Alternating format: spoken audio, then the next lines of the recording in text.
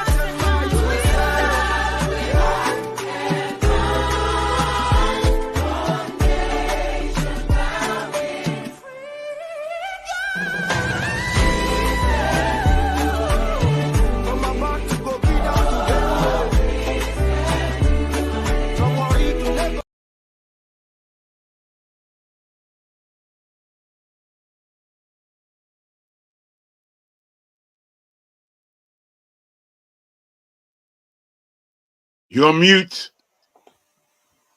You know, this thing, he always catches me out. Thank you for that, Jagun. He always catches me out. Thank you for joining us. Remember, like and share, so that people can, come and join the conversation. Because the beauty of the conversation we tend to have here, we try to keep it at quite a high level, and sometimes I can understand some people may not be interested in such conversations. I wish sometimes we can just be talking in our pidgin English language and having the conversation in that level where everybody will relate to it. Maybe we'll get good at it. The experts at pidgin English are not here. People like what's his name again? The flagship is very good, and show is good too. Everybody else is good. So, are you okay with Jefferson? Jefferson, are you okay with pidgin English? I'm very much okay. Nakam now, make me hear that. We day here. We die for here. That day where we speak here, the next day, pidgin English it start to come back for my head. You for your mouth. Yeah, a little bit. Now it's beginning to go again. I want to be speaking. I want to be. Oh God, you see how I'm so struggling now. Calm down. It will be difficult. Make I even shock you. Pidgin English dictionary day for Oxford University. You can go and confirm it. Yes. You never heard Prince Charles. You never heard Prince Charles when he not preaching English for stage in Nigeria. He comes say Nigeria no they carry last. You see all these people. You see all this enemy of progress. You see enemy of progress. I'm trying to learn. That me they tell you. Allah is I get my belly from flagship. I'm trying to praise him as the expert. What do you want me to say? You want me to say he's really bad? Take yes for an answer now, my people. I can't believe I say my people. That is really cheesy, isn't it? No, that's not pidgin English now. Yeah, let's go. The other day when they try to speak up, I in my head, I did hear myself as if I did sound like an elder, telling people, "This is how you go behave. This is how you go do it." It's so odd, man. It's really so odd. But please forgive us because we are overseas. It's easier for us to. You know what they like about pidgin English? Pidgin English, they flow. They flow for not just Nigeria, not just West Africa. They flow for Caribbean. They flow for America. Whether they chat jive, whether they chat pathwise, they flow them. It's the same. It's the connection between us that. Yeah. Jargon, now the same you now they speak this pidgin like this. Now I did Nigeria in London. Yeah, everybody, you know, they know how to speak. Most people know how to speak better than I did do, and because for long I don't speak at all. I don't speak for a long time. You like grammar too much. Maybe. You see, even when I go to Nigeria, I try to speak pidgin English. In Nigeria, it's harder. I speak more here than I was able than I feel speaking. Really? Yes. I was like, I couldn't. I tried to use them to argue for price, because I know, say, if I argue for price for items, you ended up paying more. Yes, it's a big problem. I tried to use pidgin English to argue for price. I was kicking myself. I couldn't do it. I definitely need to get it back. And anybody that knows how to speak it, should we do that? This is the thing of perception. You know, at the end of the day, this is who we are. We cannot change ourselves for anybody. We have to express ourselves the best way we can. Of course, we learned the English language from colonials, right? But at the end of the day, sometimes the advent of pidgin came as a result of trying to be more expressive in the way that's convenient for us. And it stuck, and it got stuck. I can remember growing up in those days when you have to survive in the streets. You just have to learn how the people talk. You know, sometimes when you speak it too much, they'll say, if you speak too much pidgin, it's like as if you're not intelligent. And you see that brought a stigma.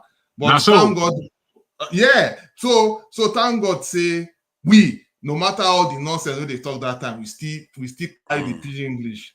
We still carry along. Now today, pidgin English dictionary they all over the world. Okay, make we speak pidgin English for the next 1 hour before we. That's long, you know. It will force us now. It will force us to speak up now for 1 hour at least. We use that to talk about US politics. I don't pick that one. You know why you go run away from this type of challenge? Because me, I'm a big challenge. Make I tell you, when I was young and I used to travel back to Nigeria, we used to stay in Ikoyi with my uncle, and obviously now they used to love us because we would speak English in a way, and we would all be speaking English properly, and Yoruba. But when I went to the village, my mom's village, now there I just talk pidgin anyhow. So when I would come back to Ikoyi now, I'll just be blowing pidgin everywhere. None of them would like it. It's why are you speaking like that? You know, they'll tell me off. So funny. Yes, no. Yeah, the reason why I say make we try because it will help me. You know, I like to help myself a lot when something I don't like. It's helping now. Me make I be lucky. My pidgin English now worry based pidgin English. So if you anything I want to say, I will give you. Exactly. I don't get that one. We now the people they speak the PH and kind of English, the grounded ones. When Wafi guy talking, they shit me before. But now it looks like I don't talk to floor member now. I can't speak anything. So that's what I want to try. I want to try to learn. You know me, I like to learn. I'm not shy of saying if I don't know. Jefferson would help you out with that because I can speak, but I can't. Jagun. No carry cigar now. You know this one. No, you don't see him again. Your IQ sharp. We see him now. You know all these people. All these viewers, the eye sharp. Excuse me, Joe, please. First say you know feeling soft for pidgin. So. Wow. So it's not unanimous. The pidgin English people, do you the chat on a one make we do them in pidgin English or we talk about the chat will just be laughing at us. So better to laugh. Better to laugh than cussing us out. They are not cussing me out like before anymore. So bros, which topic we want make we yarn? Yeah, about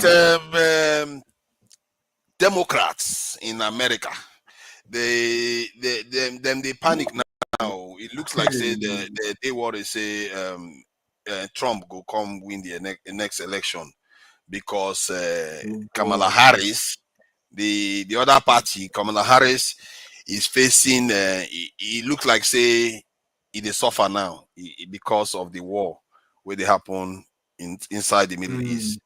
So question now is, you know, how they are going to be able to get past this one, because it looks like Trump is going to win. Oh.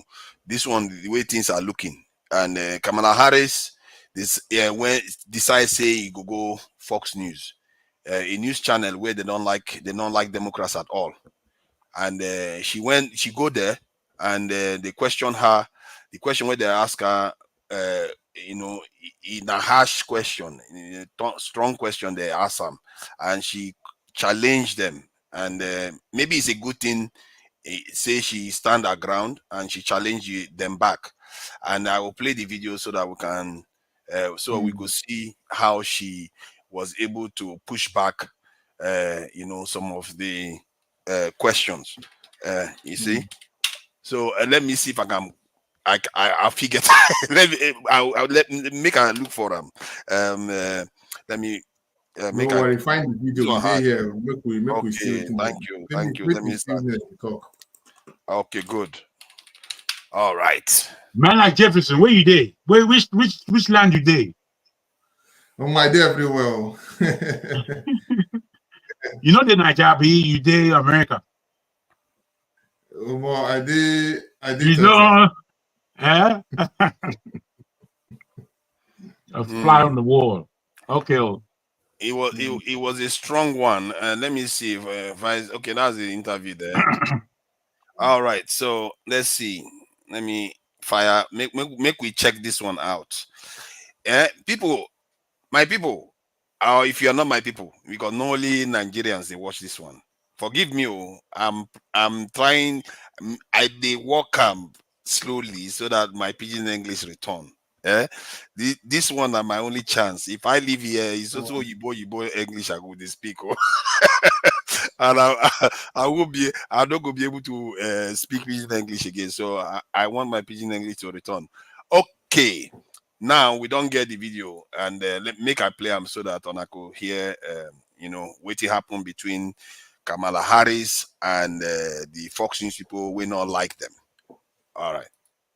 Thank you. It's good to be with you, Brett. You know, voters tell pollsters all over the country and here in Pennsylvania that immigration is one of the key issues that they're looking at this election, and specifically the influx of illegal immigrants from more than 150 countries.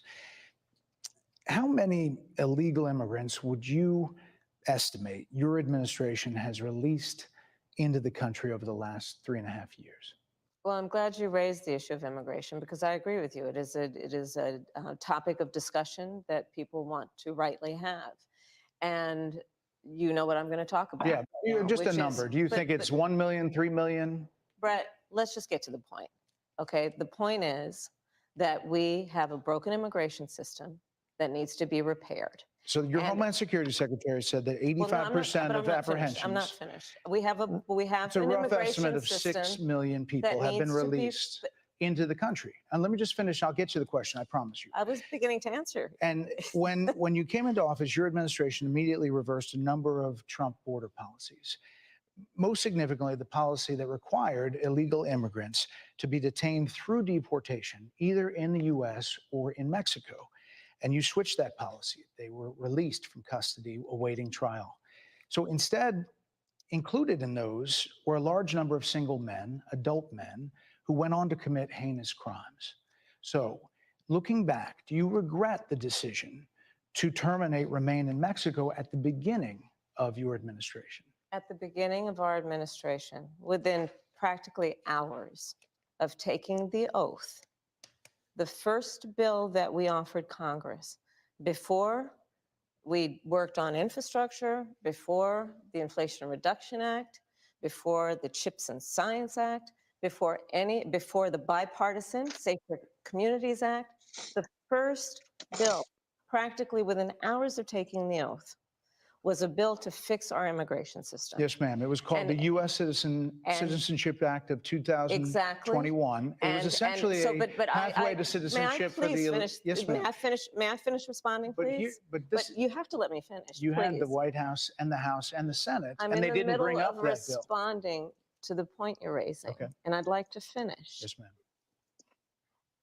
We recognized from day one that, to the point of this being your first question, it is a priority for us as a nation and for the American people. And our focus has been on fixing a problem. And from day one, then, we have done a number of things, including to address our asylum system and put more resources, getting more judges, what we needed to do to tighten up penalties and increase penalties for illegal crossings, what we needed to do to deal with points of entry between border entry points. That's the work we did, and we worked on supporting what was a bipartisan effort, including some of the most conservative members of the United States Congress, to actually strengthen the border. Okay, so we don't want to play all we don't want to play everything. So you see, say the man they ask some strong questions so that he not go try to dribble them. And now they talk about the people where they let enter the country will not be people of that country. Oh. So and Americans not like people where they come inside their country, but they not come inside the country with the right paper. So they question the woman why they allow so many people come inside the country without paper. So that is the issue where Americans want to vote about. And she is she try as you can see they try. I don't know whether they hear whether they speak or but with the hear I'm sure many of you Nigerians where do overseas they hear which they talk. So and I don't know whether I make a carry on playing it. The panelists, I hope you hear me. You should make a carry on playing the interview or stop. Okay, make a stop then. Let's see. So you want me to make a share the poll, and that's the numbers that we show the kind of support the individual candidates have. Let me just make a show and on the CM. You they see anybody they see the poll yet? We never see the poll so far. So nothing they show for your side? No, it's showing, but okay, showing okay, that's the numbers there. You they see say Trump, Hillary, Harris. Harris get 48, and Trump gets 47. And this one for national poll. For Pennsylvania, this state they important. Trump they win with 3 points. You see why the Democrats then they panic. Michigan again. There's a lot of Muslims in Michigan, and because of the war where they happen inside the Middle East, Kamala Harris, the Muslims inside Michigan not like what did they do. So Trump again is now leading. Before when they do this election, Biden win this state proper with big support, but now Democrats they suffer because of that war. Again, Wisconsin is another state where Democrats are supposed to win, and they lead by 1 point. That now problem, because when the election happens, the people who support Trump, they feel very, very passionate about Trump. So it means say they will come out more. When I say feel passionate, it means say they is strong. The feeling inside their body, they very, very strong. They very, very hot. They want to come out to come and vote. While the people who support Democrats, not they that hot. And they can decide to sleep and go and drink gogoro for that day. They don't care that much. So that is the thing. That's why when you see this number, because they will call them on the phone and ask them which one you support. They will choose, but it don't mean say they will come out to. That's the thing. So that's why this number not look good for Democrats, even if they show say they win by one number. Okay. So I don't know what any of you make of it. Forefather. Yeah, man of prestige. I know you. Hold on. You not go feel to shop. Yeah. I don't have that much time. I just come because of the nonsense you are talking about. Hold on. You don't know much. I mean, You need to go back to that interview. You are here chastising Kamala Harris. Is that the way to interview? I mean, Bed Brad didn't give the woman a chance. Keep on interrupting her. I He distribute. didn't even talk about that. That's not an interview. Man of prestige. Don't be biased. Don't be biased. Trump has faced disgusting people. When he went to the black journalist, they gave the first person that asked him a question. Look, so let us man of prestige. It's my turn to talk. Okay. Just be quiet. Dexter, just be quiet. You just came in. Man of prestige. You just jumped inside. You are just please.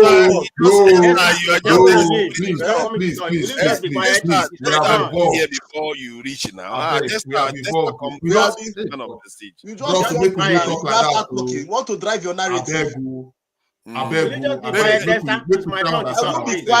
won't be quiet. Man of prestige. I know. No. Okay, let me ask all the members where they inside here. Make we let man of prestige speak because he's saying not get a lot of time, or we want to go through Jefferson, Jagun, and Dexter. Make it a talk now. You vote, make it talk. Jefferson, what do you think? Okay. Since my guy say he won't come. Hey, Jefferson, don't fall my heart again. Hey, Jefferson. Okay, Dexter. What do you think now? Make it talk. It already did 2-1 now. So okay. These other guys don't fall our hand finish. So. Jefferson, you like to agree with the wave. What did be this one? Okay, go ahead, Madam Prestige. Okay. Good evening, everybody. I was listening earlier, but I came in, because of the video you play and some narrative you are painting here. We need to call it what it is. Right now, you can't just say Democrat are panicking. This is all news. People just put whatever they want in there. I'm not going to come here as a Democrat. For that caveat, I'm a Democrat. I'm not going to come here and say we are leading, we're going to win. If you know politics, everything is tied right now. You can't just say who's going to win. It's 50-50 for everybody. All this panicking nonsense you're talking about, it doesn't work that way. It's not American election is not based on who has the most. It's based on electoral college. There are 7 battleground states, and that's where the election is gonna be won. So it's very tight right now. I can't say this Kamala Harris is gonna win, but Democrat in a better position than when Biden was there. So that's the case. So, but anyway, speaking about Trump and whatever nonsense Dexter is talking about. That interview, it has been condemned. Even the guy, Brett Bard, that made that interview. He said that he made a mistake with the way he was interrupting. He even said it. I mean, he didn't even allow the lady to speak. And one more thing, they were talking about what Trump said. And Brett Bard went and played a different video in order to deceive Kamala Harris. Brett Bard later on and apologized. I mean, that's not an interview, but that's probably the best interview Kamala Harris has because he challenged the guy. Yes. You see, now why they complain say the challenger? Because for me, my eye, I see him say she come out and she did strong and she fight for which she believe. So that one a good thing now, isn't it? I'm not saying the question. Okay, we are speaking broken. I'm not saying the question they're wrong. Not at all. Brett Bard was everybody will people respect Brett Bard as the only right person at Foxnews. You see, Foxnews, they don't allow them to hold independence. I mean, they don't allow them to hold any kind of presidential debate. Since Chris Wallace left, I don't know if you know about anybody named Chris Wallace. He used to be the only one at Foxnews that's an independent. And I'm going to tell you how it is. MSNBC is left. Foxnews is right. It's a right panda to Republican. CNN is kind of in between. They can be center left. I'm going to call it how it is. People in the CNN, they are more of center, but some of them tend to lean Democrat. So CNN is only centralized, anybody can come here if you don't really listen to news like I do. CNN is more of center left. I never say CNN is center right, which right is Republican, left is Democrat, but that's nice. So if you want to get the right news sometime, that's where you have to go. But some of them, pivot to the Democrat. You're not going to allow. But MSNBC, they are all Democrat. They are all leftists. And the Foxnews, they're even the worst. Nothing they're going to say. So, but anyway, I won't say that. That's why people don't like Foxnews to host any kind of presidential election, because they are very, very biased. Not just biased, they take it to a different level. This is the only guy somehow people respect, but he has, he already showed his credibility. It's going to be very difficult, of course, to host any kind of. Okay, waiting be the question where she asked, but you said the question when he asked not bad. So waiting be the issue now. The issue is the interruption. He didn't even listen to the whole thing. He didn't because allow the lady. But Kamala Harris like to. She doesn't answer questions. They call word Kamala salad. Harris Dodging this is word not your salad. turn, please. Can you just be patient when your turn come? The thing is, you are dragging on, man of praise. Let's start timing it so that it doesn't just stay on for the next 30 minutes. Okay, you can give me time. Go ahead, forefather. So the reason why maybe they challenge her is because the fear say she could just be talking. What did they call word salad? But that's what all politicians does. But they want to stop it because they want to truly know which she want to do. So there's it's no not problem a about good that, thing now. but the problem I have is the interruption. I mean, you didn't even watch the whole video. I mean, that lady won't be able to speak. He keep on interrupting. I'm not mad about the question. The question is not bad. It's a good question. But lady, at least the lady speak. And don't play very decisive video. There's a video people are talking about during the interview. I'm trying to remember what Trump said something. I think he said something about eating. Oh no, not that one about eating cat and dog, but he said something. So, but when Trump went to Detroit another day, Trump was apologizing for what he did. But instead of Brett Bart to show the video that Kamala Harris was talking about what Trump said, he showed the video where Trump retracted what he said. Do you understand what I'm saying? So that's what people are not. Then that's when he came out and said he was an apologize because people are bashing on him. I'm just saying you need to call what it is. I didn't come here and said Kamala Harris is going to win. It's very tight right now. People who don't know politics, the only one that's going to come here and say, if you're a Republican, you win or whatever. That's not the way election work here. That's what I just come in to say. Let not make we not come here and deceive ourselves. Say this is the way because according to your headline, wait a minute. All this is a snapshot. All this is a snapshot. It doesn't mean that much. Now snapshot for the state where the battleground state. Forget about that one. Democrat, they lead by the whole country. It doesn't mean anything. Election is won in this country in the battleground state, which we have several battleground states in this country right now. Whomever won is going to win the election, and all of them are tied. There's almost about 20 polls going on, and there's one you have to understand. There are some of these polls that lean Democrat, and some of them are lean Republican. So like this TIIPP, right? This TIIPP, hold on, the Atlas, and I know the poll. I know the poster is Republican leaning. Rasmussen, everybody know Rasmussen is a Republican leaning, and some of them are Democrat leaning. But most of the right poll are Quinnipiac poll, NBC, ABC. Most of them are New York Times and Siena poll. They are the correct one. But all this intend to favor just to gear up their people. It doesn't mean anything. Forward, I'm trying to educate you. New York just Times. Assume the election is tied right now. Forget about all this.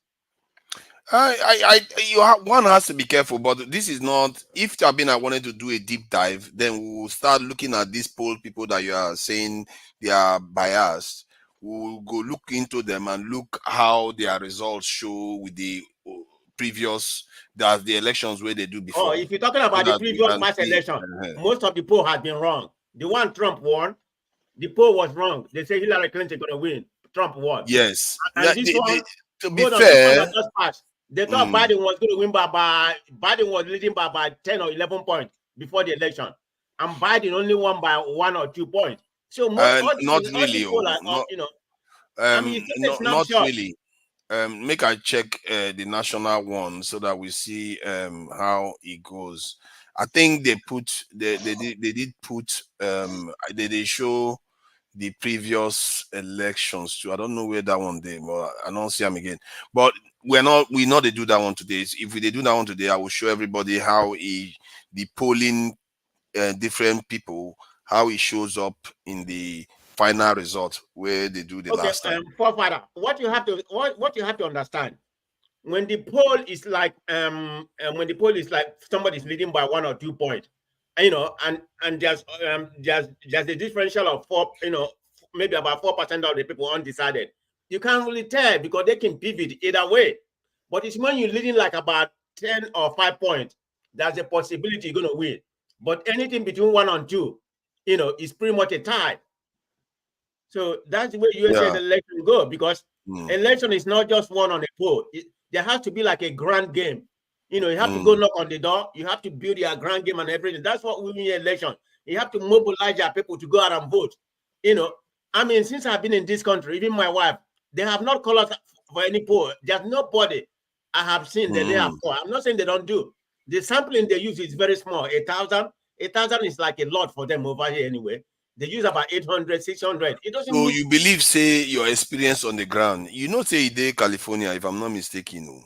Your experience on the ground. Hold on. Are they California? Are they Florida? Florida is pretty much. It used to be a purple state. It's not a red state. So I'm familiar with what's going on. Okay, so in your own experience, you think, say, the race is still close, and not that it's still close. It is close. It's not even. It's close. If you understand American politics, I can't come here and say Harris is going to win because I'm a Harris supporter. I'm not going to come here and fool myself. Okay. Trump has a lot of momentum. He, a lot of black men. He's going to get a lot of black men this time. What I mean by a lot, he may get like about 20% black men, and that's a lot. But the problem is that there's what we call male and female gender. Female is the one that vote more. I know, of course, this country has 52% of female, 48% of men. But female are the one that vote. If you look at the gender gap right now, Kamala Harris has about 15 plus for women.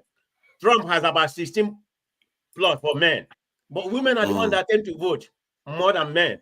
So you can't really come here, make that difference. Okay. Let another person add to this. Yeah, so, I just want to make that comment. The election will be less than 3 weeks, so we see what happens. It is what it is. Whomever wins, but you have to call it what it is. Okay. Thank you. I appreciate it. Dexter, where are you on this? I'm not supporting me. I want corner go this. I need to stay where I stay can't pay, so I not move from this pidgin English for 1 hour. I know they support Kamala Harris or what do you call it, or Trump. I'm not biased towards any of them, but I'll say the truth as what it is, because I'm not biased to any of them. One, Kamala Harris is fond of not answering questions. That is, anybody, I've listened to lots of her interviews. In fact, one of the worst interview sessions she had was with Oprah Winfrey. She barely doesn't give you any answers. She dribbles around with her words. She just starts going into a word salad and start repeating repetition upon repetition. There's really nothing. Kamala Harris, only when she's using a teleprompter, that is when maybe you see she's saying something. There was even, I think, during the hurricane crisis, she needed to have her aides to be giving her cues of what to say. So during the live session, she was telling her aides, and she forgot to turn her mic down and telling them, "Oh, it's live now. It's a live this thing," and they'll be giving her cues on what to say. I don't care. I pretty much don't care. The truth is, the questions for the American people are real, and I see many of us who are leaning towards maybe because of the immigration issues. Yes, I know many of us are migrants around the world, but it doesn't mean that we should be supporting things that will not make the country grow. The countries you have migrated to, you migrated there because those countries are doing well. If illegal migrants will bring those countries down, if people from the cartel, drug dealers going into those countries, you should be more concerned about the welfare of those countries. The truth about it is that during this Biden's administration, there has been a massive influx of criminals into America. In that same interview, it took that interviewer to go back to Kamala Harris, asking her whether she was going to apologize. He actually had to ask her that question 3 times for the people that have been killed because of their policy that brought in criminals. He asked her the first time, she dribbled around it. He asked her the second time, she dribbled around. He had to play the video of a mother that was crying and saying that it is because of the Biden-Harris policy that her daughter died. It was a simple question that she could answer, but she kept on trying to dribble around it until the evidence was visibly clear to even the blind. Then that was when she now said, and she didn't say, I apologize. So she said, I'm sorry for your loss. Do you understand? So my point here is, the countries that many of us have migrated, we should be thinking about the safety of those countries. Except maybe if you do migrate legally, you know. But if you migrated legally, you should be thinking well of the safety of the country, not of where the country will not be safe. Because if it's not safe, it will affect you also. You know, and this thing of whether these people, the truth about the Kamala Harris has had it very easy. She did not go through the democratic process of primaries. She did not. Then she's basically just coasted in. She has not been. In fact, you cannot even point to any policy. They asked Kamala Harris, tell us your policy statement. She would dribble around it. She would say, what was one of her famous quotes? I came from a middle class. Any question they ask her, I came from a middle class background. I had a middle class this. That is, she cannot say this is what I'm going to do. Let me just ask you though, to be balanced. Yeah.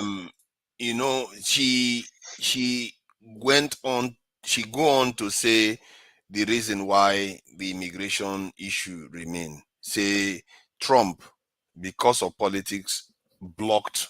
Not true. He told the people to not support it. Against that thing, forefather. The Democrats have the House. So if all the Democrats voted, the policy would have passed. It did not need the Republicans. If all the Democrats voted and supported that bill, it would have passed. 6 Democrats did not. Hold on. I didn't mean to interject, but Delta is just lying. It doesn't even have the fact. This is what the bill we are talking about. Hold on. The bill was constructed by a conservative senator from Republican. We're talking about the one that have. Oh, God, we're talking about the votes, not about the bill. Leave that one. Don't interrupt and try to change the narrative. We're talking about the vote. You know what? I'm going to leave. Because this guy doesn't know nothing. No problem. Obviously, you're biased towards Kamala Harris. I don't know what he's talking about. Okay. Make one at a time now. One at a time. Make we do one at a time. If you play that video down, you will see where that question was asked. Where she tried to say, "Oh, there was a bill that we." But Dexter, which you say, the Democrats not support the bill fully. 6 Democrats, not support. Yeah, they not support the bill. But how about Republicans? We claim say they want to stop immigration. Why they not lend the support? Forefather, this is statistics. 6 Democrats voted against that bill. If those 6 Democrats had voted for the bill, it would have passed. But you are doing what they accuse Kamala Harris of doing. I ask you say the Republicans we want to stop immigration. We feel so strongly about immigration. Yes. We be the reason say Foxnews they ask them this question. Yes. Why them no support that bill? Forefathers, there was politics in it, no problem. There was politics in it, in the whole thing. There was politics, but even the politics, which is what the interviewer pointed out to her. She was trying to say, oh, it was Trump that stopped the bill from passing. But she had 6 members of her party who, if they had voted for the bill, it would have passed. So it was not like Trump's power actually stopped it. Yes, Trump had an effect, but you had 6 Democrats in her party who were not convinced by it. But you have to know, say this one a democracy. Which bill this guy they talk about? Some Democrats may refuse, but the Republicans they have the number. They get the number to change the. Hold on. Which bill are you talking about? Father, look at the point I'm making. It's politics. You take it like APC and PDP. Yeah, but it not be politics now. They are claiming say this one are for their people. That woman, where Peking die. Not politics, not politics killing Peking. So the Republicans should be blamed too now. Yes, forefather. Yes, Republicans that should be blamed. But we are talking the person under questioning is Kamala Harris, the Democratic candidate. She's responsible for her party. That question now is when you are asking Trump the question, how come you did not support the bill that would have, in quote, brought a solution to the immigration crisis? That is a question for Trump. But when Kamala Harris is answering a question, it is the responsibility of her to make sure that all her party members are behind them.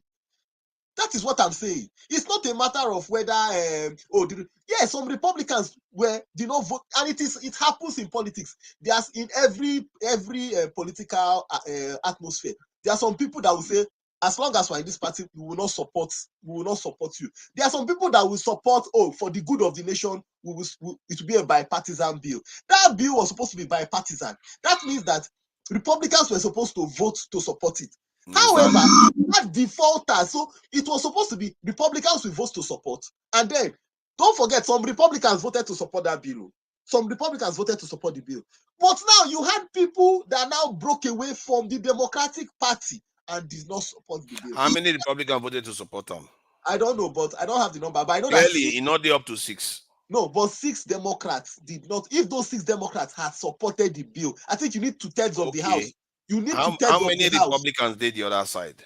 At least the number is not up to 200 Republicans. We can the number is not. The Democrats are supposed to have, I think, in the House, the Democrats actually, if they need to get anything across the line, they just need a small number of Republicans to join them for them to get anything across the line. But that 6, not just imagine you need 200 people to go across the line. You have 150. Let's say in a house of 300. You have 200 votes. You already have 200. Then the other people have 100. Then you now need 210 to go across the line. Then you find out that on the other side, 10 people have already voted to support you because they know you need 10. Then in your own team, 6 people pull out, don't support you. So you lose. Kamala. But I feel like they be a bit biased. This thing not be, if you say not be politics, this thing supposed to be, then the 100 or 200 Republicans that believe say this thing a big problem, because that's not that one of the thing that they shout everywhere now. Politics, they believe say this thing a problem. Why they not support them when the time comes? I don't doubt forefathers. I know they, like I tell you, and then make you hold them too. Say them that's why I say they cause problem and they pretend say they not create cause the problem. No, be them cross. Let us not say that they are the ones that cause the problem. Let's not say that this immigration policy. It was first Biden that opened the gate for everybody. Now Biden do the free for all. It was first of all, when they came into power, there was policy to stop this thing, which was going on. Biden came into power and opened the gate and did free for all. Allowed people, if you remember the question, he told them before, we were holding these people, they were doing proper vetting, proper background check. These people came and said, no, come inside the country first. That was the Biden Harris policy, that you will bring the people inside the country. Don't bother checking them. Before, they were supposed to hold them in Mexico or hold them at the border and check them. Proper background check. But Biden Harris now came and said, no, let everybody, let them enter inside. Allowed 1 million people to enter inside without any checks. Think about it. We are struggling. Let me ask a question. We are struggling with Boko Haram in Nigeria. And many people believe that the reason why we have Boko Haram in Nigeria is because there is poor immigration policy in Nigeria, especially from the northern borders. Then imagine that somebody now decides that, okay, let us now have proper borders. Let us do something to stop, to be checking people properly. And it is working. Then all of a sudden, that person comes inside and says, no. My point is, if the America was your own country, like if it was Nigeria, put Nigeria in that situation. Do you understand? Would you actually want what the things that Kamala Harris is saying? Is that actually what we want? I don't care who wins, but I see Kamala Harris more as a Buhari. That is the truth. She really has not said anything. They keep on saying, oh, she's this, she's that, but she really has not said. I mean, look at even Hillary Clinton had more substance than Kamala Harris. That That is the truth. And it is so bad. Recently, Obama was campaigning for Kamala Harris, and what he could say to black people was he bantered towards, he now started going to medieval tactics of, you are black, you have to vote for Kamala Harris, which is very sad. It was not now based on, when Obama was seeking for votes, it was because he was an intellectual person. He was telling you what he was going to do. He would tell you, this is what I'm going to do. He was factual about it. Unfortunately, this Kamala Harris we see, she's not nothing. She talked fracking. She has gone back and forth on things. The same woman that will put people in jail for a certain thing is the same woman that will confess later on that she has taken marijuana before. You know, the truth about it, that this woman is not, she has not come out and said, this is what I stand for. This is what no, she hasn't. So, and I know that many of us will look at it, oh, she's a black woman. If we do politics because she's a black woman, she's maybe she's from, and the truth about it, this black that she's claiming, it is only of recent that she started claiming it. That is the reality of it. It is when it became politics, when she needed the number of the black women, that's when she now started. And the truth that unfortunately, it's generally the world, we're always short-sighted about all these things. We don't really look deep into all these things. So, but I don't care, because America is not going to affect my life. I know maybe people feel it to affect the world, but it will not affect my life. You understand? Thank you. Yeah. Thank you. I appreciate them. And you know, thank you. Jagun. I did the background though. I want to do something. Okay, that's fine. Jagun, thank you for joining also. So what do you think about what you done here so far? You know, I'm not so particular about the American elections.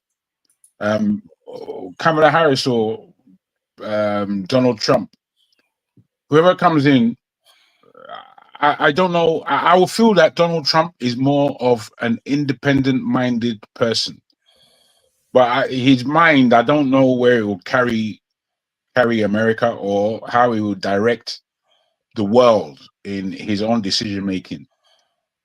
Kamala Harris, she's just much of a muchness, very similar to Biden and the Democrats in general. I don't think they have much to offer. But you know, I can't say that. I mean, when is that? It's in November, I believe. That's when the election is? Is that right? Yeah. So we're talking about next month in a few days or so, a few weeks. Yeah. I think I would want to say it's better that Trump wins, but I think Trump winning comes with its own difficulties for the American citizens, one, and for the citizens of the world.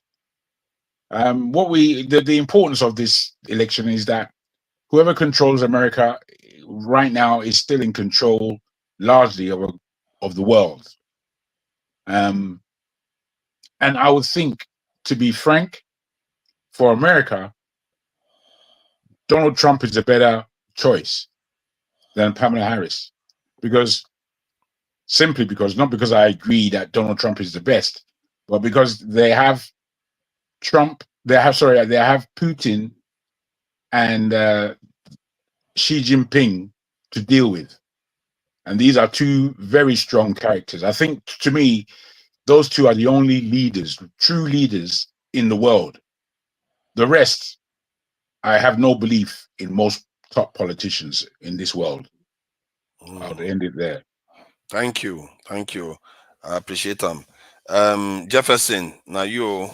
So what do you think? Say is happening? You think say Democrats will win this one? Wow, this is kind of a very sensitive topic, because basically, to me, you know, initially, most of us who didn't know who Trump was from the onset, you know, and let us look at it this way. I stand to be corrected. You know, the internet wasn't so popular at the time, from, let's say, 1998, 99, 2000. I know exactly what I'm talking about. So by then, we didn't have much info about what was going on the global sphere, except those who were probably in America, right? But because most of us came to America of recent, I'll put it that way. But to me, initially, Trump has been demonized as a racist. That's the way I want. Let me start from there first. He has been demonized first as a racist. But again, when you now look back, you find that this same Trump was hanging out with black people, hanging out with the Democrats, and he was equally helping in terms of when they had issues. So my question is, what really went wrong? That's a very big question mark that the American people need to ask themselves and be sincere about. So initially when he came in, he was a businessman. He was doing what he knew best. He was perceived as whatever. Of course, when he came into power, so many things, there was a big divide. But during that time, he was doing what he knew best. I will not lie to you. America did not go to any war during his presidency.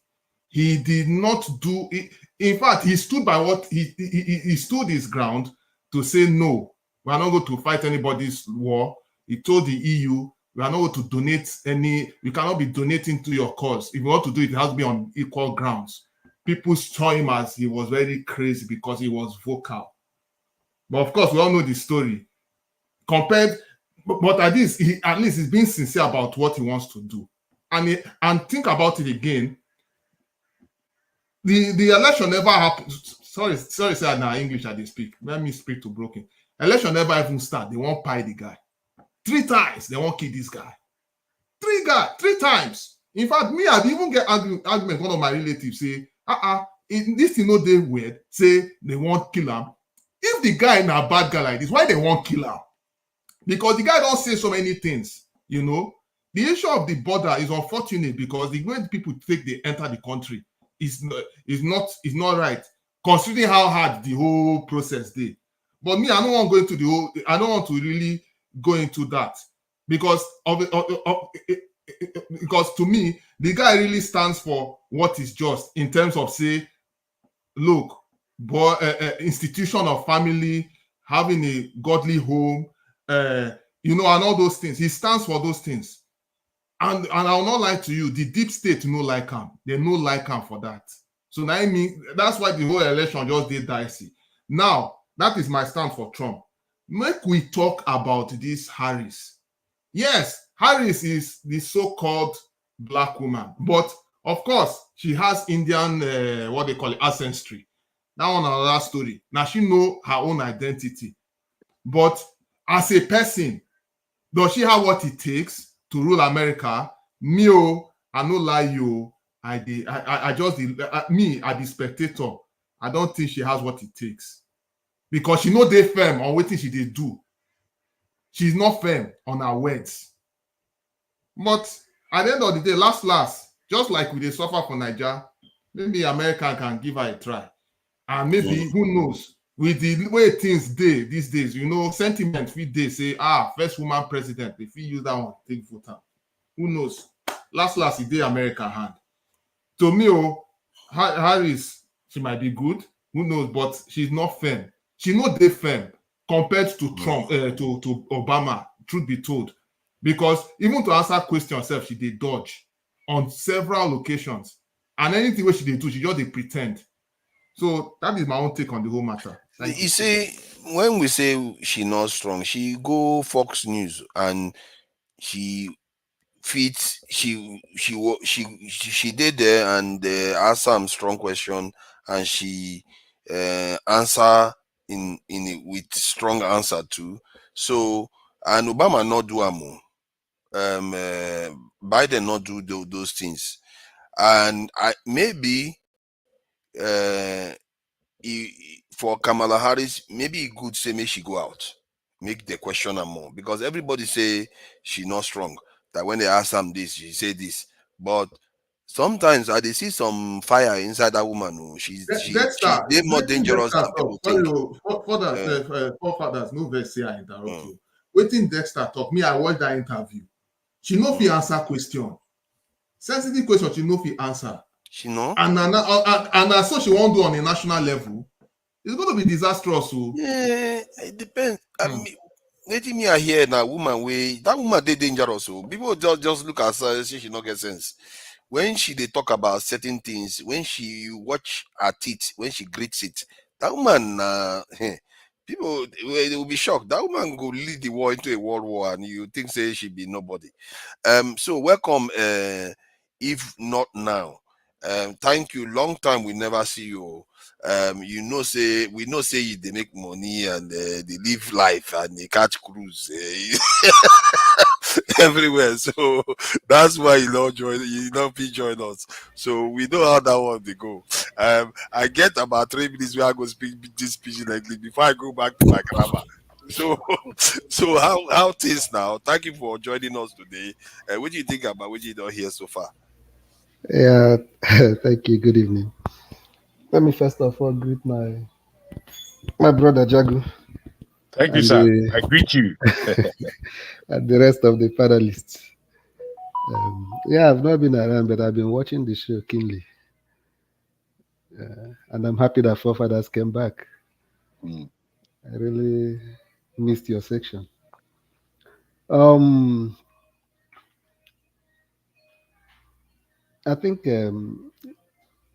it's neither here nor there. At the end of the day, it still boils down that is only 7 states that will decide the outcome of the election. You know, um, I know so many people. Uh, let's say everybody have their own biases. You understand? Um, I am not a Democrat. Uh, I'm a Republican-leaning independent, but unfortunately, in this particular election, I'm not going to be voting for Donald Trump, even if no matter who would have, maybe if it was him against Biden, I wouldn't even have voted at all. But him against Kamala Harris, I'll vote for Kamala Harris. I don't believe that Donald Trump, that I've known, should be given another opportunity to rule this country. Watch that movie, the part one of the movie, and somebody like me can only imagine what the part two is going to look like, especially after all that happened within the past 4 years. His presidency is not going to be healthy for the people of this country, except for people that live outside America that enjoy drama. It's going to be a very good entertainment for them. But that is not what I wish. He's not. Somebody have talked here and said Trump is, he like him because he promotes Christianity and moral values. Are you kidding me? Are you serious? If that is what Christianity is all, if Trump is a good representation of Christianity, I will be a pagan. Unapologetically. What an embarrassment to say that Trump is a good, he promotes Christianity and morals. Which morals? A sexual assault? Rapist? Maybe they talk say they say those things because they appoint Supreme Court justice we believe in those things. Listen. Donald Trump, whatever he did, even those 3 Supreme Court judges that justices that he appointed that overruled Roe versus Wade, he did it just for his own political gain, not that he believed in it. Trump is not anti-abortion. Trump is just anti-abortion because of his own selfish political gain. Trump is for anything that will help him clinch to power. He has no values. He has no morals. Everything he's doing with evangelicals is just as an avenue to clinch power. That man, I don't know if any of you have listened to Trump's interview before he became president, very long ago. That time he was still romancing with both Democrats and Republicans. They were asking him a question. He said that they were asking him because each year they will rumor it's like he's going to contest for presidency. He will say no. So they will interview him that day. Then he said, they asked him, if you want to run for presidency, which party are you going to run under? He said, just the way he talks, Democrats, Republicans. I would rather run as a Republican. Because you know that they don't have a mind of their own. You can easily convince them, and whatever you tell them, they believe. And that is exactly who he is. That is exactly what I've been playing out since he jumped into the political scene. He's just playing them, using their brains. So, now I'm back to my pidgin English ways. I've done 1 hour of grammar. You done well, bro. Make you return to us all. Yeah. So, but now I'm stuck with pidgin English in my head, though. But I will transition now. So, but the question is, does it matter whether he believes it? Like in Nigeria now, if we have a president that doesn't believe in development of Nigeria, but actually develops Nigeria, No, do we complain? No. We're coming. That one is a different thing. We are talking about politics for now. We're not talking about politics. We're talking about politics. Yeah, but we talked about policy now because he appoints Supreme Court justice. I'm coming. We're saying that a man who can do anything for the sake of power, you cannot come and present him to me as a different person. Present him to me as who he is. It's easier for me to buy it like that. Okay. You understand? Present it to me like that, the way you said it now, but we can also gain something out of it. But this man is not really who people think he is, even though he can do good. Would okay say yes, that's politics. You understand? So coming to the other side, I know that Kamala Harris appears to be a very weak person, and so many people see her in different lights. But anybody who is telling you that a prosecutor is not qualified to be president, or is going to be a weak president, I think the person is not really well informed. That woman, see that woman? If she eventually wins, her will, the kind of willpower she's going to exhibit, I don't think that Trump can ever equate to that in the next how many years. That woman is stubborn.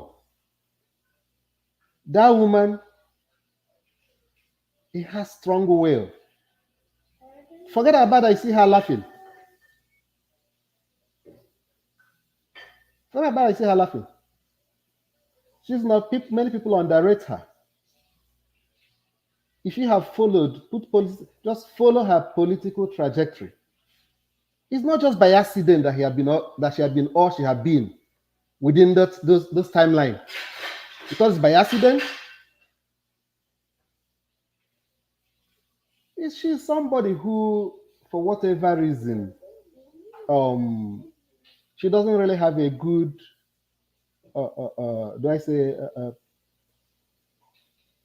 the political opinion about her in the public domain really is far from who she truly is.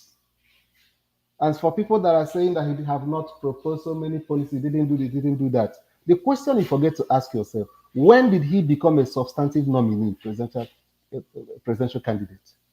When?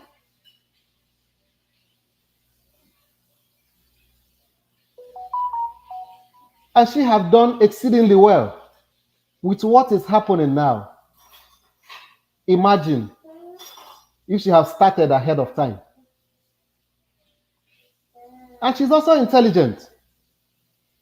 Most of the things that people think that she don't know what she's doing, she's calculated. She's well calculated. She's doing all those things. She's playing her cards real well. And she's the kind of person who knows that you have to trade carefully so that you don't make mistakes that you cannot recover fully from. And that is why he started by testing the waters. And if you see, initially she doesn't even engage the press at all. You understand? Until she was able, when she's ready, she started doing that. And somebody who, you watch the Fox interview, and you are telling me that she didn't answer any question. They asked her a question, she didn't answer no question. Did you just watch the clips or did you watch the full interview? If you watch the full interview, you will know that for any question that she was allowed to answer, she answered. It was like somebody who stepped into a territory where ordinarily I didn't even know he will have the heart and the mindset to step into that territory. If you watch from the beginning, for almost the first 5-10 minutes, whatever question the man asked her, if she want to answer, the man will jump on top of her and begin to speak over her, asking more questions. She will be asking the man, won't you allow me to answer the question? I will allow you. She'll ask another question on top of it. Like moderators on Dr. Damage's show. That's what they do. It was the first time she now break even was when they asked her about the Trump, when she talked about the Trump's enemy within statement. So the man started keep on jumping on top of her because she now insists and started speaking on top of the man's voice. And that was when the man now after a while backtracked and the law had to start talking. And you just gloss over it and just say she didn't answer no question. You know that everybody cannot behave like Trump. If she is Trump, she will insult that man. Trump does it all the time. She will insult the man and give him a name.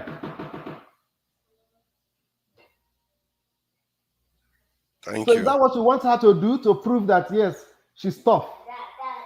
No. People have their own way of showing strength. It's not everybody that want to insult everybody that comes around him to prove that you're a strong person. And you are saying that Trump is the only one that can engage. Yeah, Trump can engage world leaders like Xi Jinping and Putin because he loves flattery. And those people know that Trump loves flattery. Have you heard so many times where Putin tell him that you're a very smart man? I say, yeah, Putin said I'm smart. Putin said I'm smart. It's because I must say, let me add, I must say that's quite a national security risk. Exactly. When the president can just fall for somebody praising him, that is a problem. It's a problem. And that's the reason why during the heart of COVID, when we are struggling for test kits here, he is busy sending shipments secretly to Putin because Putin has flattered him on several occasions. So he sees him as my own party, even if my countrymen are dying. Let me share with this my friend. Let him have something for himself. Maybe Palestinians should praise him a little bit more. You know, when he comes into office, hey, Trump is my man. You tell me that somebody like me will forget that I was looking for kits, COVID kits, and Trump. Revelation has shown that Trump was busy shipping those things to Putin. I should reward him with my vote. I can do that. Yeah, but if not now, Democrats are very diabolical to Africa. Trump doesn't care about Africa. What do you think? Yeah, he doesn't care because he doesn't care. He doesn't care because Dexter is poisoning the DNA of his country. No, he doesn't care. He doesn't care, but he called y'all a shithole. Yeah, Dexter. He said that Dexter and the rest of people that look like Dexter that is in this country are poisoning the DNA of America. Yes, but and it's not a racist statement. Let me ask you, it's is that a racist statement or not? It's a racist statement. And somebody told me that is, people said that he's a racist. I didn't know why people say he's a racist. Hear my point, please. Try to understand where I'm coming from. Let's say Trump is racist, is all those things, but he also doesn't care about Africa to try to micromanage us the way Democrats micromanage us to make sure we don't progress. Trump will ignore Africa and to give us space to operate. Yeah, let me tell you, he may not, but that does not mean that his administration will not. When there are some issues that has to do with some level of U.S. policy, U.S. foreign policies. It doesn't matter the president that is in power. There are people that handle those things. Example is and they will execute it to the core. No, example is the Tucano jet. Democrats were in office. Obama, Nigerian government wants to buy Tucano jet. They refused. Trump came into office, signed it through. Yeah, okay, what have you done? What have you done with that Tucano jet since that time? No, my point is that there is a difference between two of them. One side doesn't care what we have, but the other side wants to control. No, don't say one side. It does not necessarily mean one side. We're talking about Trump now, doesn't right? care. If you are not attacking Then white you can't really predict. No, one thing about Trump is that you can't really predict his behavior.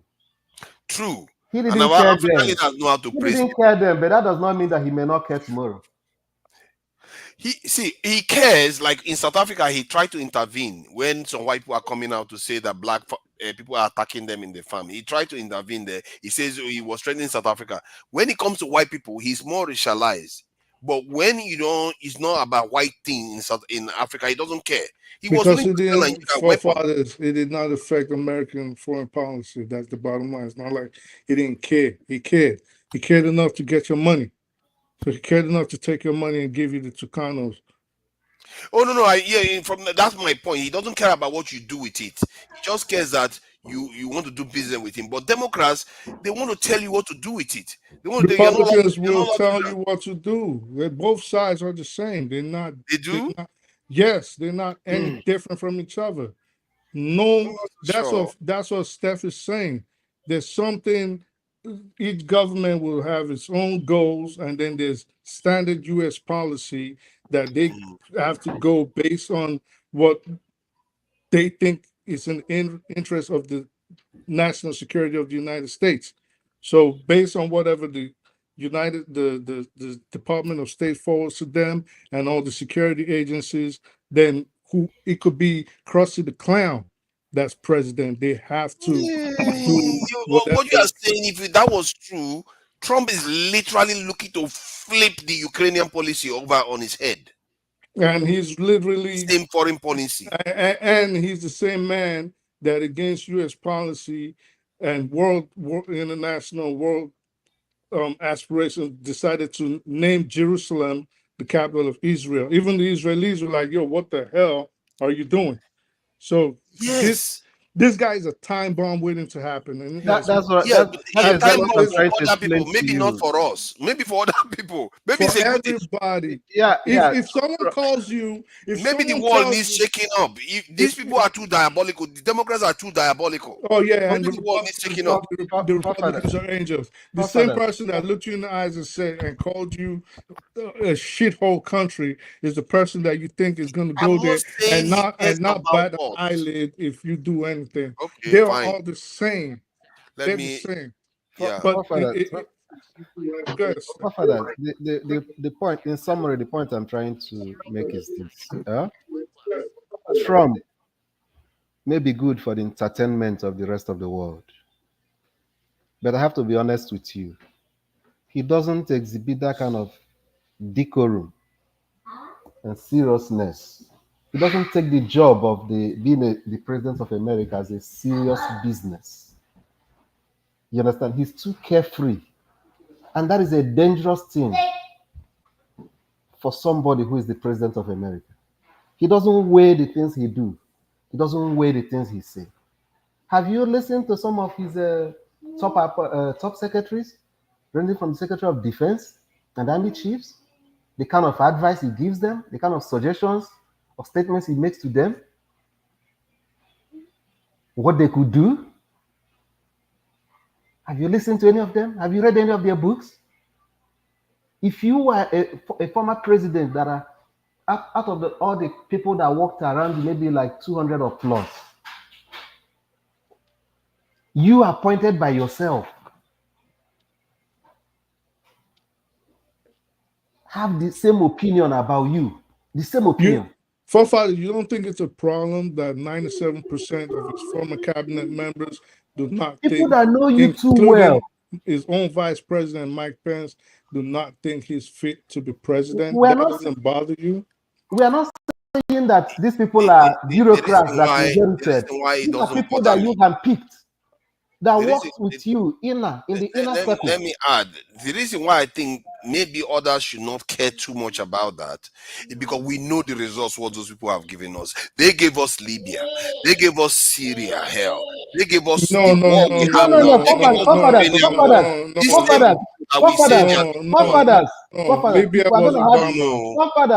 to have this conversation, let's not have this conversation. I'm not.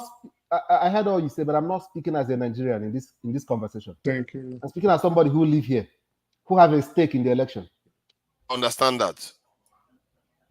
But I'm looking at the opinion of those people matters most to me as somebody who lives here. Fofa, you need to even start. You need even to, when he talks, you need to listen to him and understand that sometimes a lot of people speak and they don't even understand what they're saying. Because we talking now and he's talking about Libya.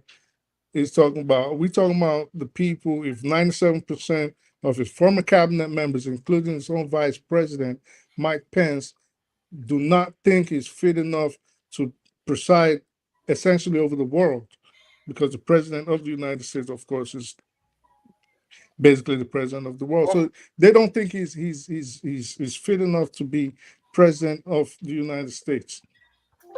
97%. And when they brought this to his attention, if you watch it, he lied and said it was the other way around.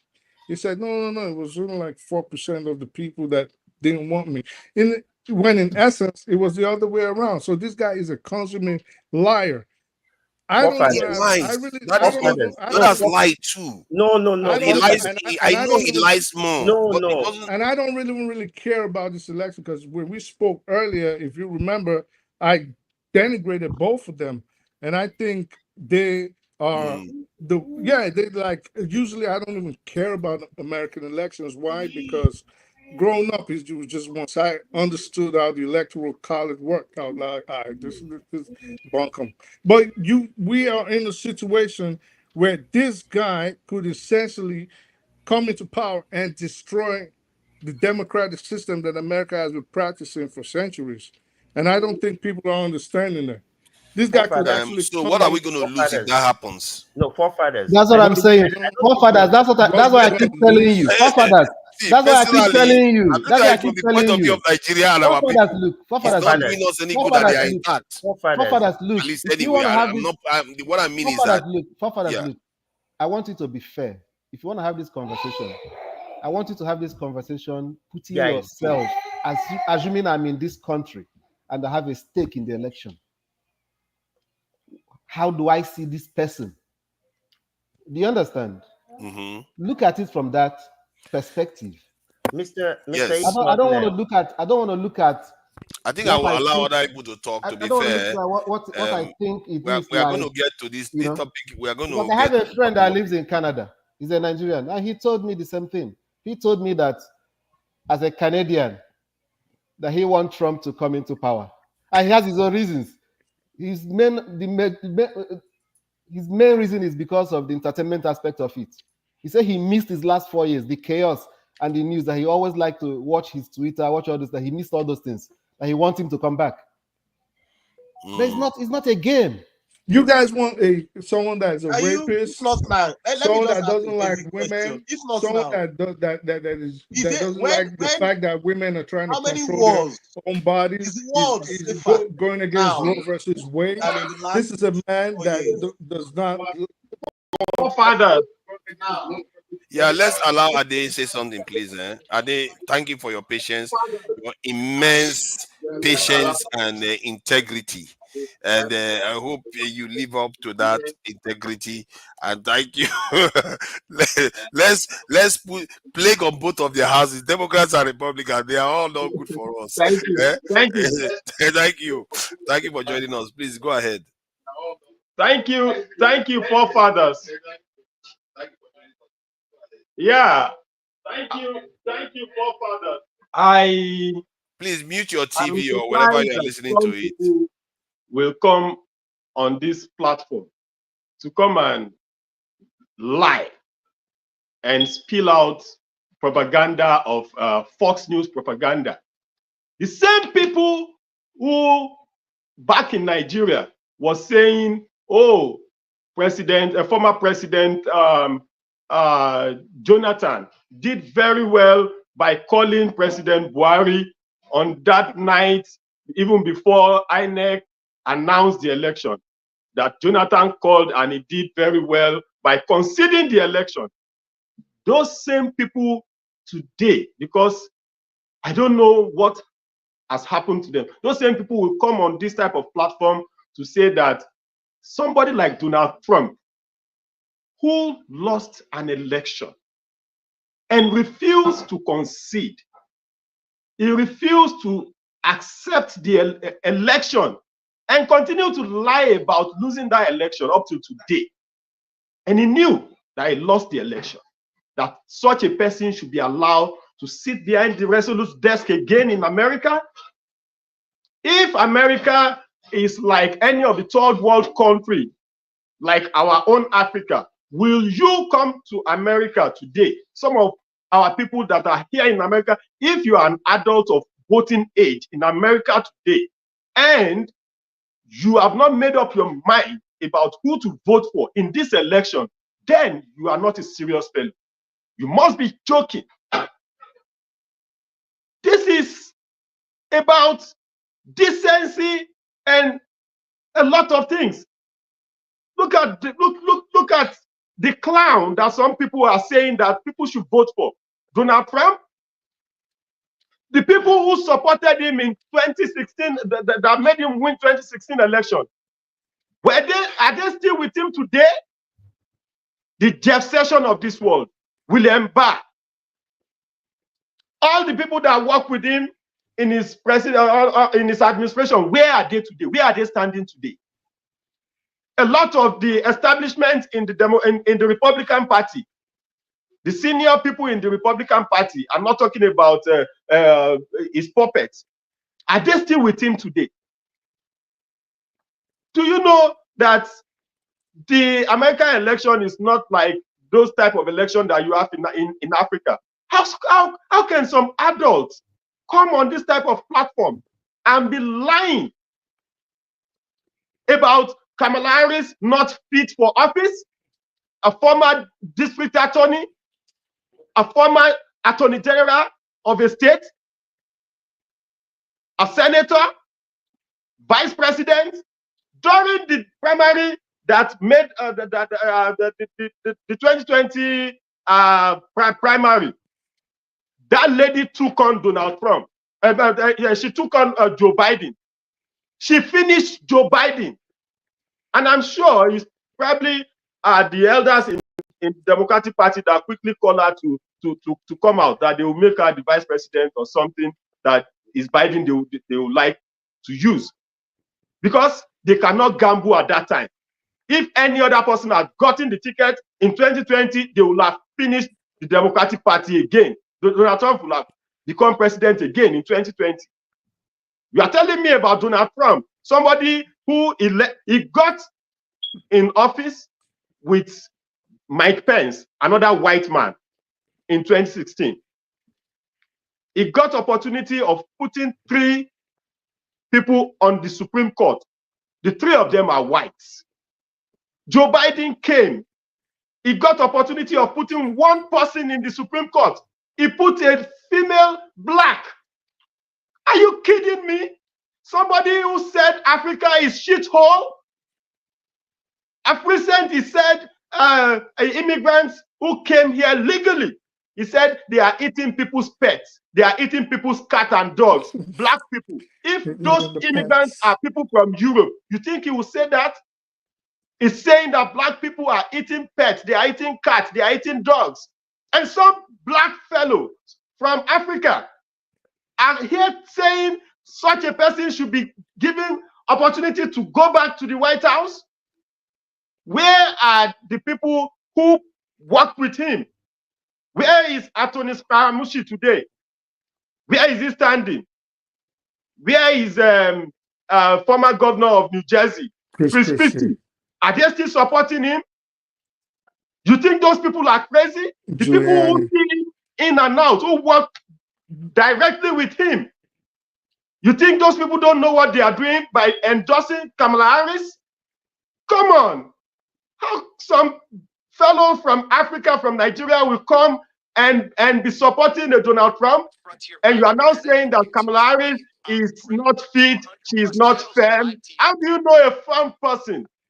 What is the definition of a firm person? Some people who don't read, you don't just come on platform like this. What type of books do you read? You sit on Fox News and listen to live. Have you read this book? Have you seen this book? Have you read it?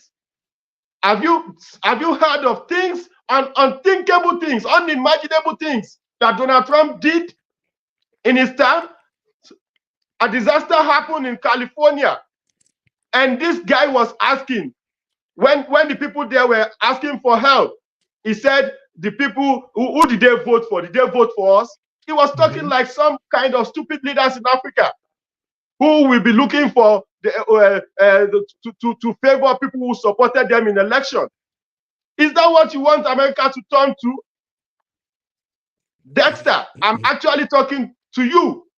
For you said people who came in through the border, that some of them are criminals. What do you mean? You call people criminals without evidence? What evidence do you have that those people that came in from the border, through the border, that all of them are criminals? You are bantering towards emotions here. Just be factual about No. This is not about emotions.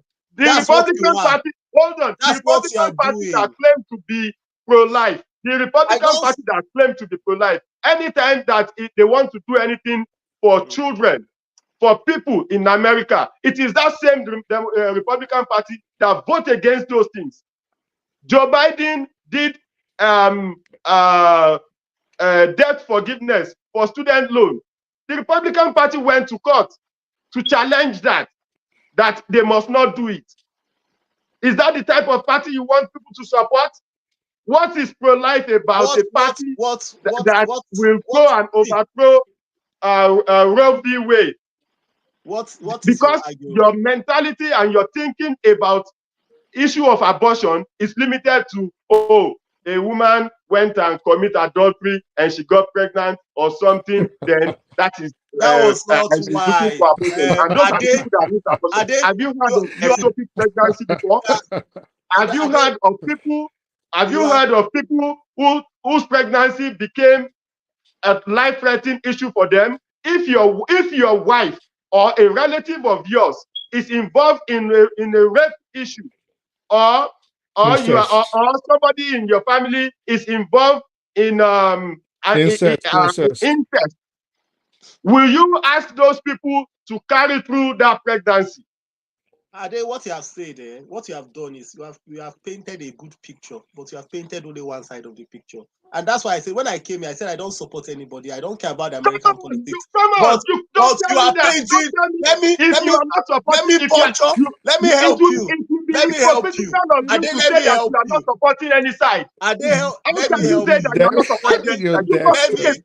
Let me help you. Let me ask you a question. He already chose a side. Let me ask you a question. The way you have painted. I ask children in this country. Hold on. I ask children in this country, and I want them to see a Kamala Harris become president of America, and through that they will see themselves as somebody who can aspire to that office. There are children in Ukraine. There are children in Ukraine today. How does that concern? It doesn't concern you. Good. I don't live in Ukraine. I don't live in Ukraine. Good. Very I am talking about America. Are they very good that it doesn't concern you? Second point, you have talked about the abortion thing. You didn't paint the other side of the story, where people will be pregnant up to 8 months, and the woman, nothing, it's not life-threatening. Are you freaking serious right now? They will just come on. That is a lie. There's no evidence for that. You don't even have any evidence. How many 8 months pregnant women have you seen? Do you know what it means to be a woman who will carry a pregnancy for 9 months or 8 months? Then they want to terminate at that point. Let's allow them to hatch out. It's true because Trump said so. It's not about Thank you. It's not about thank you. It's true because Trump said so. Thank you. What you guys are doing, let me tell you what you're doing. Do you know what it means to be a woman pregnant for 8 months, 9 months? Then for them to now say that they don't want that pregnancy again. Are you kidding me? Do you know what it means to be pregnant? You kind of sounded like a virgin there, though. Let me tell you what people have said. It's very what is happening here and what's happening in Nigeria. I'm going to like this drama. Everything you have said, everything you guys have because said, every country deserves what they get at the end of the day. That's how I see this whole thing. So good luck. At the end of the day, you see everything you guys have said. The truth about it that you are leaning towards one side. Like I said, put the facts out there without bias. Already, you guys are biased towards them. Like I asked Ade, the children in Ukraine today. What Donald Trump is Wait, now Ade, let me talk. Do you wish that somebody like Donald Trump to become a president in Nigeria? You want some of you who doesn't want Bola Tinubu, who said that Bola Tinubu has never been convicted of any crime anywhere in Nigeria or abroad. You don't want him a president in Nigeria, but you want a Donald Trump to become the president in America. Let me give Dexter one fact. Let me give you one fact. Let me give you one fact. Let me give you one fact. In 2015, who did you support to become the president of Nigeria? When? Be honest. In 2015, who did you support to become the president of Nigeria? Be honest with us. I supported Buhari against Jonathan in 2015. It's enough. It's enough. You don't click it out. Thank you very much. That's enough. How is that a problem? He believes in Buhari now. No. That's not an issue. But Dexter, let me give you the fact. The fact that you asked her day. Her name is Amber Thurman. She's a Georgian mother that died because she was pregnant and she desperately needed an abortion. Yeah. Because her pregnancy. I'm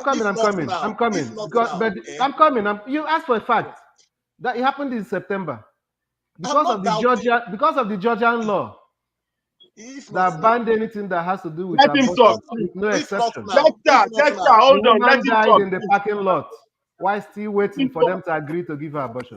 It was a death that was preventable. My father, I came in because of Dexter. You need more facts? Dexter is still illiterate, you know. He doesn't even know what he's talking about. Man of prestige now. Let's not do that now. Man of prestige. Man of prestige. I don't want to go below the belt, but I can go below the belt. I'm gonna go below the belt because I can go below the belt. I need to change the tag on this thing. You don't even live in America. Man of prestige. I don't need nonsense. I don't need this global war. Listen.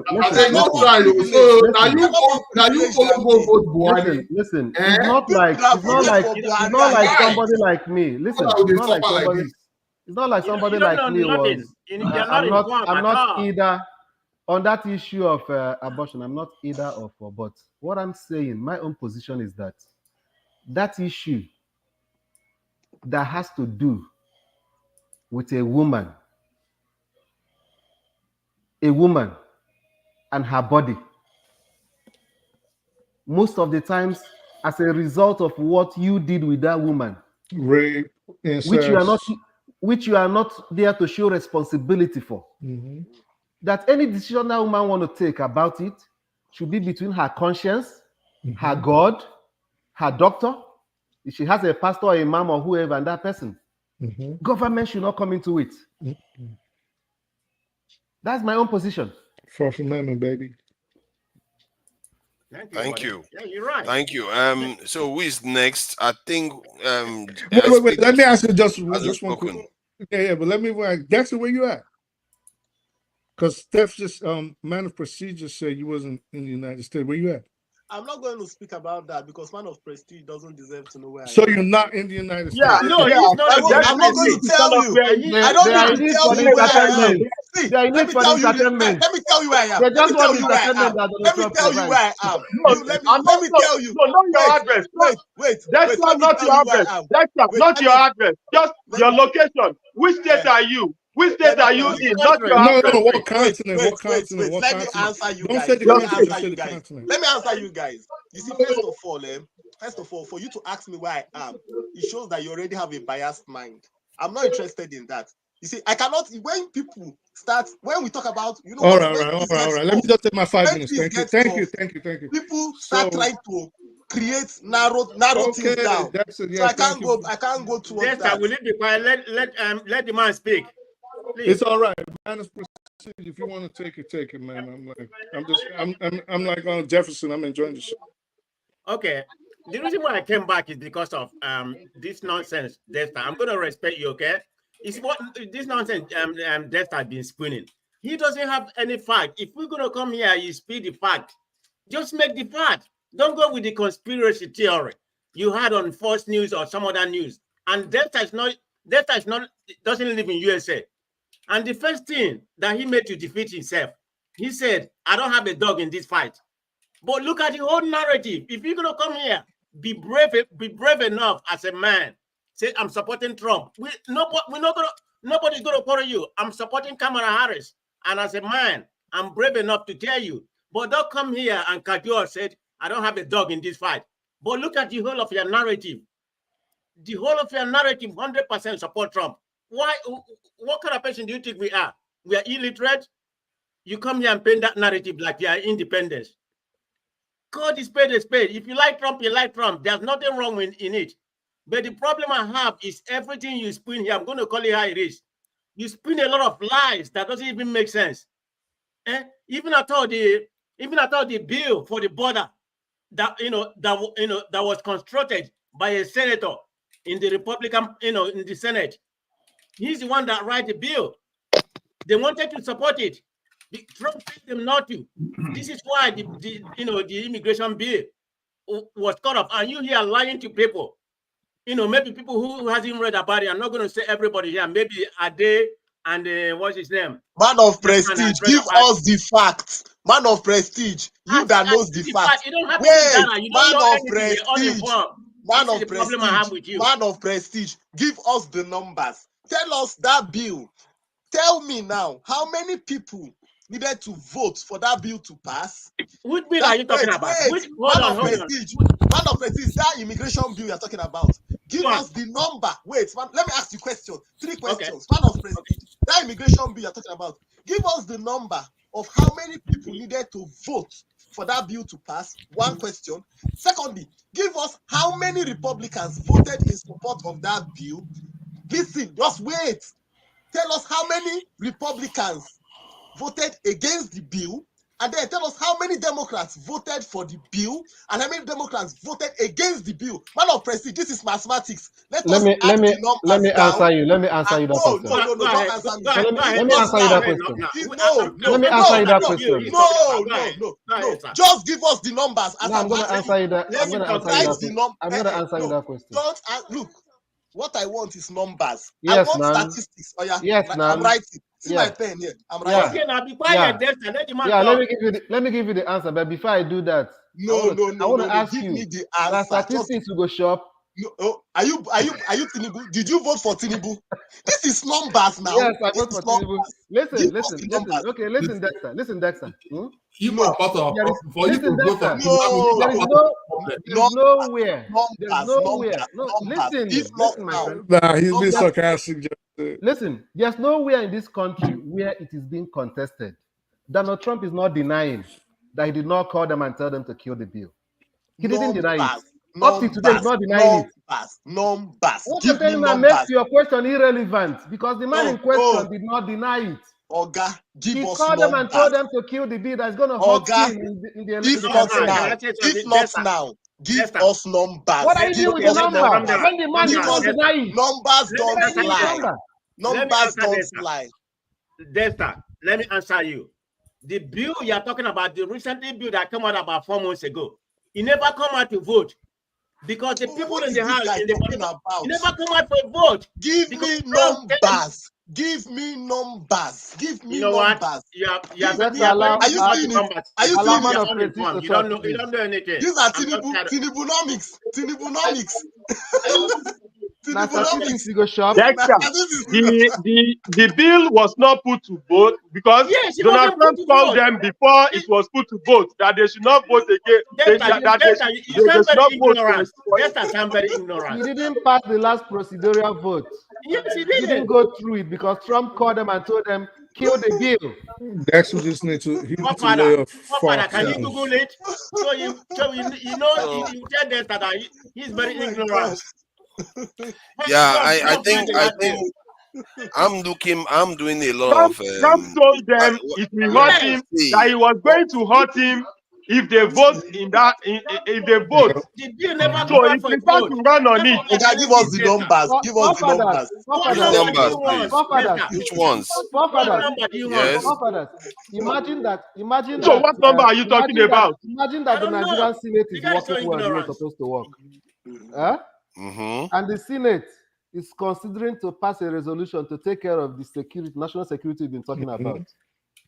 and Atiku Abubakar wanted to contest for presidency in 2027, and called the senators from the north and told them, PDP people told them, PDP. please kill that security bill. I don't want the country to be secured because it's going to hurt my electoral chance in 2027. What is going to be your, how will you see Atiku Abubakar? Are you ever going to forgive him? He's playing politics with people's lives. Why would I? No. Thank you. This is exactly what Trump did. That's what he did. And I did ask. Forefathers, do you know what they have said? Do you know what these people have done? You see, this is one thing about. You see, what people are doing. You are playing the narrative. You are creating the narrative. If Atiku tells them kill the bill, how do they kill the bill? By not voting in support. That's how they kill the bill. That's why I've asked this, my friends here. Give us numbers. Atiku cannot say. What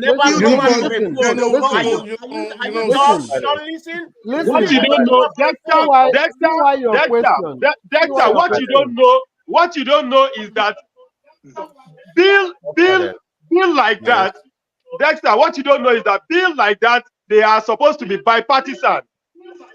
Oh God, give me number. Give me number. Like I think two of you should settle now. I think you've had your just one party that is voting. They take it easy. They take it easy. Let's allow others to come in.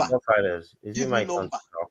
Oh yeah, I think we are not seeing you. They don't squash you there. We can't see your face. That's why it looks like just a patch. Sorry about that. Yeah, put your camera on, man. I don't know. Is it possible to go out and come back in again? So I don't know what you are doing in the midnight there.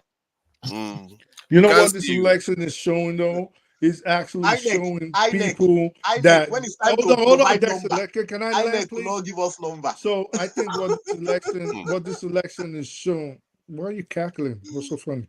So I think what this election is showing to me is really showing people that do not like women, that are scared of women empowering themselves and taking control, not only of their body, but also of their destiny. Because if you look at it, why are you scared that someone wants to have an abortion, especially if her health is at risk? Why are you scared of that? Well, how does that even affect you in any way? You guys are coming out with the lamest excuse. Kamala is not black. Is Donald Trump black? Kamala is not black. Okay, cool. Let's say she's not black. Donald Trump, is he black? But you see a lot of black men going towards Donald Trump for the flimsiest of excuses. You say, tell us some of Donald Trump's policies. They can't tell you nothing. They start bringing up, and I'm not a fan of Kamala, especially after what she did in California as Attorney General, as the prosecutor for the state. I'm not a fan of her, but you compare her to the disaster or the potential, not even potential disaster, for the absolute disaster that is Donald Trump, not what he's going to be, what he already is. I think you really have to have. Please, let me just give me 1 minute. I'm not going to take more than 1 minute. If I take more, stop me, please. I think based on data, and I think I like to follow data and information, Democrats have been quite disastrous to this world. They oversaw the First World War, Second World War, Korean War, Vietnam War, Libyan War, Ukrainian War, Syrian War. It's just, if you compare the data sheet, hold on, stop. This is quite important. No, let me have my say, please. You have 1 minute. It's not even 1 minute. No, I will stop. 1 minute. I will stop. And that's 1 minute too much because you do not understand. 1 minute is too much. I just want to talk for 1 minute. Because you don't even understand what you're talking about. Fathers, these guys cannot listen. That's when you have 1 minute. Fact. Are you saying that America started the First World War? Hold on. Are you saying America started the Second World War? Who was in the office when it happened? Yes. But this is what I always tell you. When you always bring that trope up, I always say, let me land. So when you bring that up, who was in office when First World War and Second World War started? How does that affect America? Are you seeing? Are you seeing the hypocrisy? Are you seeing the hypocrisy? Ukrainian war, Gaza war, and they don't care. They want war with Iran now. if you start from Roosevelt or you start from Eisenhower, this is what I always tell you. Most of you are not knowledgeable about the topics that you decide to pick, because in the United States, what we have as the Democrats today were formerly Republicans, and there was a shift at some point, especially in the early 40s. So you cannot blame them for example, you start to say the Democrats were in charge, they were in charge of slavery, they were carrying out America, there was always a shift at points in the United States. So what we have, the Democrats today used to be Republicans. But there has not been a shift for a while. I'm talking about the current Democratic Party. Forefathers. There have not been a shift in this current Democratic Party. It's been a while ago when they did that shift. Obama. Syria today. In the end, destroyed. This is the end. Look at this. This is the end. Like Steph rightly said earlier. Regardless of who's in the White House, there are. Let me finish. There are certain policies that America will follow for its own national interest, for the interest of the security of the United States. There are certain policies. That policy did There not are apply. Oh yes, it did. Oh yes, it did. War did not start anywhere. Yes, it did. Yes, it did. Yes, it did. Because which war? Can I finish? What are you always cackling about? What's so funny? Because let me to do my 1 minute too. Oh yeah, you did 1 minute and 3 seconds. That was too much. Only 1 minute. Now they ask for you. Not let me talk.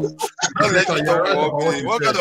What kind of dictatorship is this one? When there was World War. I just talk for 15 seconds. You're like, oh, this is too much. 15 seconds is too much. I can't take it. It's too much. I'm not trying to blow your mind. I'm just giving you the data that you have to. You really need to look into this because you hold beliefs. Your beliefs should be grounded on actual data, shouldn't it? I don't know why we say we in this present disposition. Who? Let me finish. You don't even know the question, so you can't answer. In this yeah. Oh, go ahead. Answer the phantom. No, I'm not answering. I was saying I wanted it to finish. I was just shaking my head. Go ahead. Wow. In this present disposition, who pushed for war? The escalation that is currently happening in the Middle East. It was the Democrats. Oh, the Democrats pushed for it. Yeah, they oversaw this expansion of the conflict, and they are looking to go after Iran now. And the Republicans call for peace. No, they didn't call for peace. You can't hold them accountable when the Democrats are the ones in office. That is very true because both sides want war, so it doesn't matter who's there. Then why is it that when the Republicans are in the office, they are going to less wars? What do you mean the Republicans are going to less wars? Who went to freaking Panama? Who went to Nicaragua? They did, but they go to less, and what the ones they go wars? to. Let me explain now. You're not explaining anything. I just asked you who went. Are you seeing how you don't want to? You don't want me to. You don't even allow. You don't even want to allow him. You don't want to hear. Because he's not saying anything. He's just. He's not saying anything. Just like you. He's not saying anything. He said less wars. Who went to Ukraine? Who caused the Ukraine? We're talking about Panama. Just stay out of this one for now. It's Panama. See, the numbers I'm giving to you are based on facts. If you go to data online, you will see the same thing.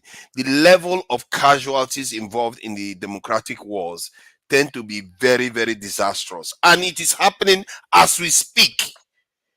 Trump was in office for 4 years.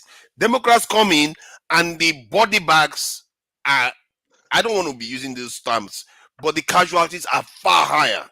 They cause, and the problem we are facing in Nigeria now, that extremism that we're facing, Obama was in office when he oversaw the fall of Gaddafi. And because it's U.S. national policy. Why is it that he's in office when it's happening? Are you seeing the hypocrisy? When you ask the question, and the more reason why Trump was better for him to be president at the time than Hillary Clinton, because Hillary Clinton was president, it would be more disastrous for us in the Southeast. Why is it always this party that is in office when because I knew the kind of politicking that was going on with forgotten that senator that came to Nigeria during the time when they were campaigning for the 2016 American presidential election.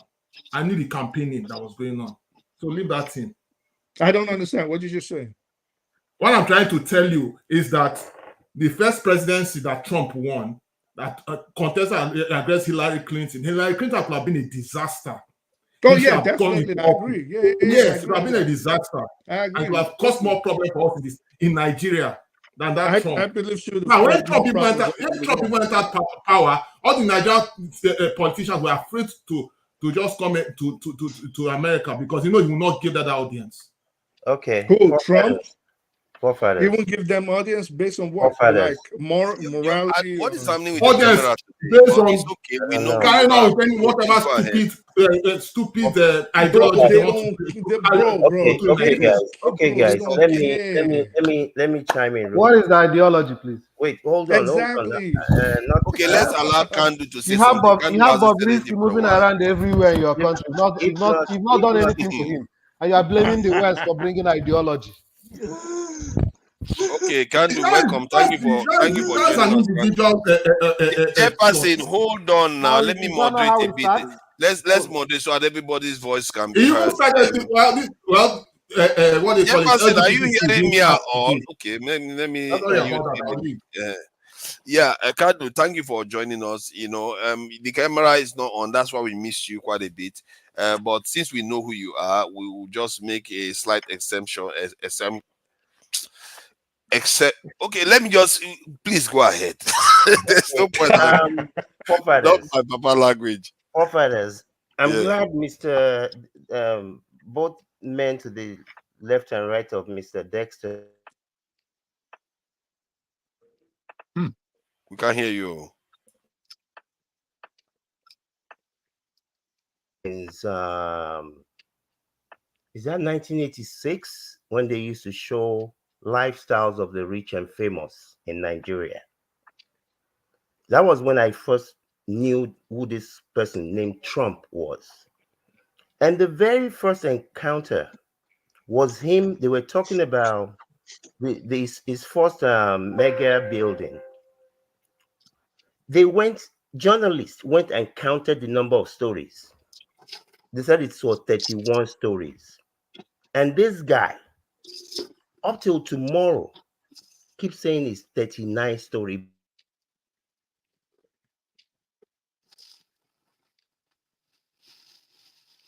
You're breaking up bad, bro. Yeah, we can't hear you. I can't hear you. That if I can do. Yeah, you know, whether it's using that, they call it Obama phone. Maybe they are using Obama phone. I don't know. It's not fair, but it is what it is. I shouldn't be doing this. I'm supposed to be a responsible moderator here. I should stop this. Anyway, forefathers, let me ask a question. I think I as much as we've all talked about these things, what do you call it? Kamala Harris, what do you call it? Kamala Harris, Donald Trump. I mean, they're living their best lives. I think we can find other things that we talk about rather than, or if we want to talk about. How do you know? How do you know they're living their best lives? Let me finish because I mean, Kamala Harris is vying to become the president of America. It's not to my pocket. Whether if you like it or not, they are living their best lives. They are living their best lives. Donald Trump is vying to become the. I don't know what they are doing in America, but it's not adding to my pockets. So they are living their best lives. What I'm saying is whatever the talk we are supposed to talk here, even if it's about the elections, it should be based on policies and how it affects our country. Look, that's why I say I don't care because I'm not going to. No, you do care. Stop saying you don't care. You do care. With you on how the policy will affect your country. Wait. Let me finish speaking. I mean, if you guys feel that talking about Trump and casting aspersions on him is the most important thing for you at this point in time, or propping up Kamala Harris and praising her with all the glory is the most important thing for you, there's no problem. I don't have a problem with that. You can continue doing that. But forefathers, what I'm saying here is this. I think what would be more beneficial to us as a people and as a country is one, what is the policy direction of these two candidates? Let us remove this personality attack and all that. What is the policy direction of these two candidates? And how does it affect the African nations? How does it affect Nigeria? How does it affect the people of Dexter. committee. Let me finish talking, please. Dexter, no, I just want to ask a quick question. How So does it wait? Let me finish. I will lose my train of thought. I will lose my train of thought. Please, I will lose my train of thought. Please, I will lose my train of thought. Please, I will lose my train of thought. He's not willing to give I will lose my train of thought, please. I will lose my train of thought. I speak the truth. He's not willing to give way. Allow him. Please. I don't care. I will lose my train of thought. Allow It's very simple. now. It's only fair. What policy? I speak the Everything he's at all this minutes. I will lose my train of thought. When he finishes, you can question him. then, Like, why don't tag him? Let him keep talking over it. Like, who cares? Okay, so 1 minute, Dexter. Yes. So what I'm saying, for father, is this. I think that is what will be more beneficial to us as a people, because whatever we're discussing here, it must be about impact. And the truth about it is that whichever candidate comes in, what we should be looking at is what are the policies of those people and how can we tap into it? How can we make benefits from it? I think that is where this conversation should be going towards.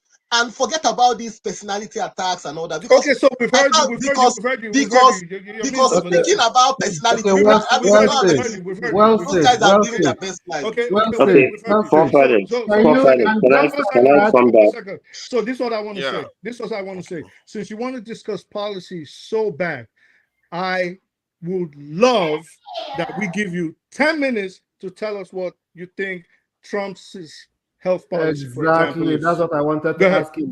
Tell us.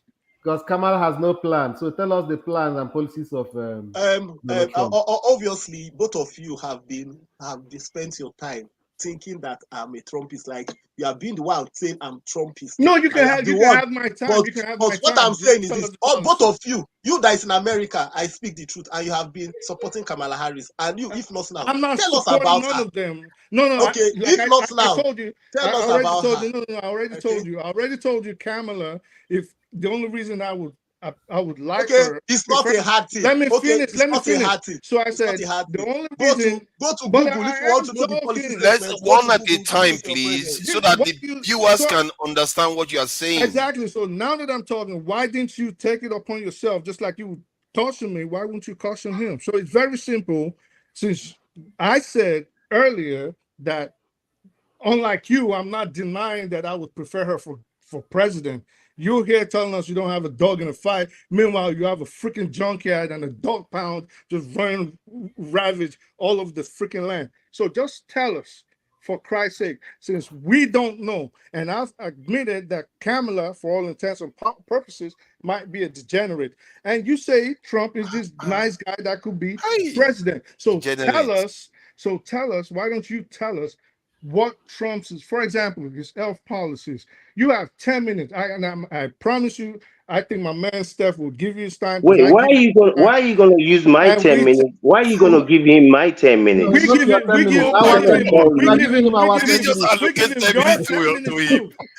your 10 minutes too. So we take forefathers doesn't have any time. So you can take my time, take Steph's time, take Kandu's time, and just tell us Trump's policies. Wow. The man he told you to go and read Google. He said you should go and talk to Google. He doesn't have nothing to tell you. Forefathers, like I was saying earlier, I have known about this man since like 1986. Yeah, he was supporting both the Democrats and the Republicans. A man that is talking to a journalist friend who said, these women, all you have to do is grab them by the poo. A man that's been known to be with at least 2 known Ashawo that we know of when he was married. A man that has no morals. I have said it on here before. If he was my father, I would disown him with every billion that he has. Every single penny. I would disown him because I don't like people with no character. This is a man that is classless. Without the money is nothing. Even with the money is nothing. This man has been sued. Yeah, in America, people sue. You can sue a sandwich in America. This man has been sued by 3,600 contractors that have worked for him. Nobody else has ever had such a record in the history of America. Because what he will do, what he will do is he will employ people to do a job. After they do the job, he will say the job is not good. Not only you, Waka come, not only you, the America. This is a man like people were trying to explain earlier. The people that what's that guy's name? Steve Mary something, not Mariucci or something like that. These are people that said, you know what? He has said he's a Republican. Let's go in and work with him. Chief of Defense Staff, Chief of Army Staff, Attorney General. So Vice President.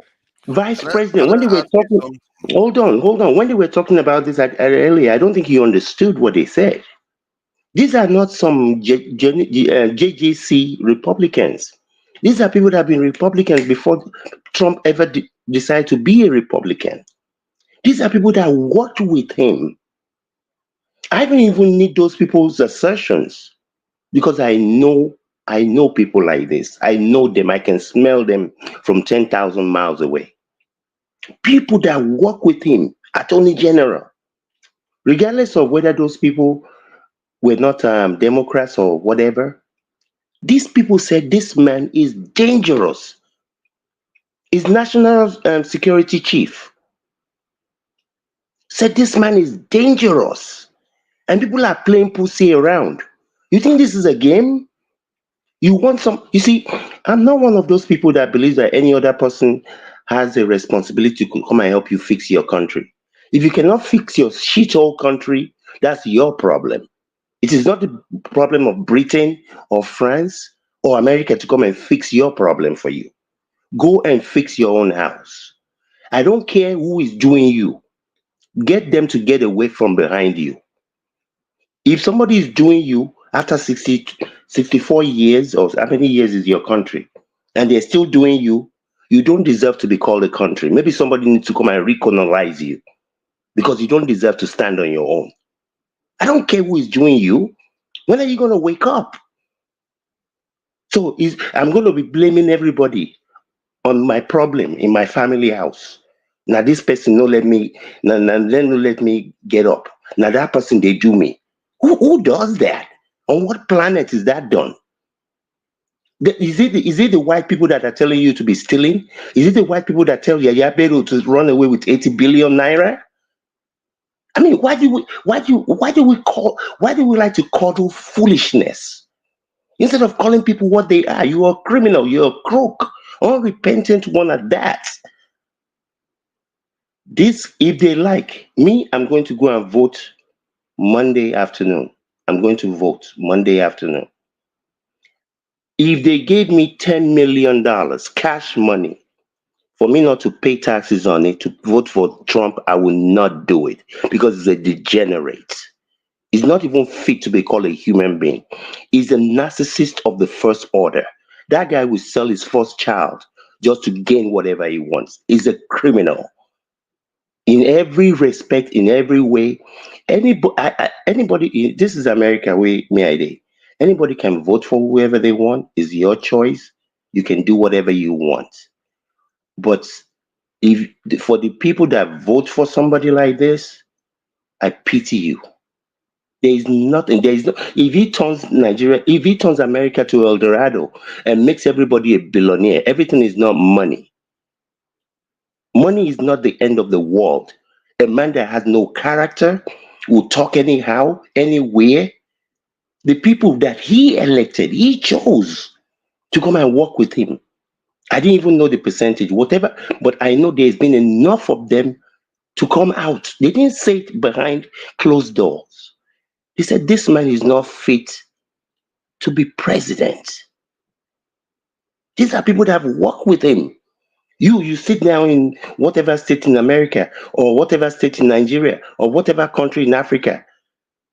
You're talking about Donald Trump becoming president. If they like, my life is not going to be affected.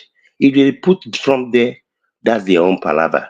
If they put Doug there, it doesn't affect my life personally. But I would never. I would die before I vote for such a character. Thank you. Let me ask you though. Yes, sir. You see, there is a mystery to the Democratic supporters because I hear the a kind of indignation in the questions you ask. What is this a joke and stuff like that? There is that stuff that comes across from Democrats, like they don't understand, they can't get their head around why people support Trump. Let me try to explain. There are quite a lot of different hierarchy of needs for people. One is survival, and there is a demographic shift that is going on in America, that they fear that they are going to lose their power, and the Democrats are not looking to address it because they appear to be more lenient when it comes to immigration, while Trump is the opposite. Trump is more willing to support white people to take public office, while Democrats believe in multiculturalism. Trump is willing to support this in a ban on abortion, while Democrats are more willing to support it. So basically, racism. No, hold on. Now, Trump is, call it whatever name you like. This is if you say this one only likes white people and this one likes multiculturalism, yes, that is what it is. Basically, Forefathers, while I'm going to answer the question, I think I know where you're going. You can Google this for us, for everybody. How many people did Obama deport? You are asking me a question. I want to ask you a question. Now, let me get my question through, then you can ask your own now, please. So the idea is that if you don't understand where they are coming from, you're going to think that they are crazy. I actually think it's logical what they are doing, and the Democrats are not addressing it. They are busy trying to pretend as if it's about transgender and all the rest of it, and they are racist.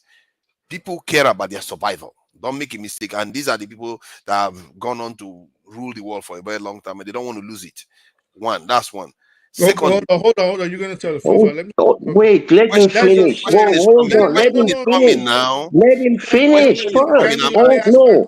It's not going to be 30 seconds. It's not going to be 30 seconds. Not even close. The question now is coming that, is it better to follow just because a flawed character, somebody has a flawed character, versus what they hold on. Is it me that is loud or the oh shit?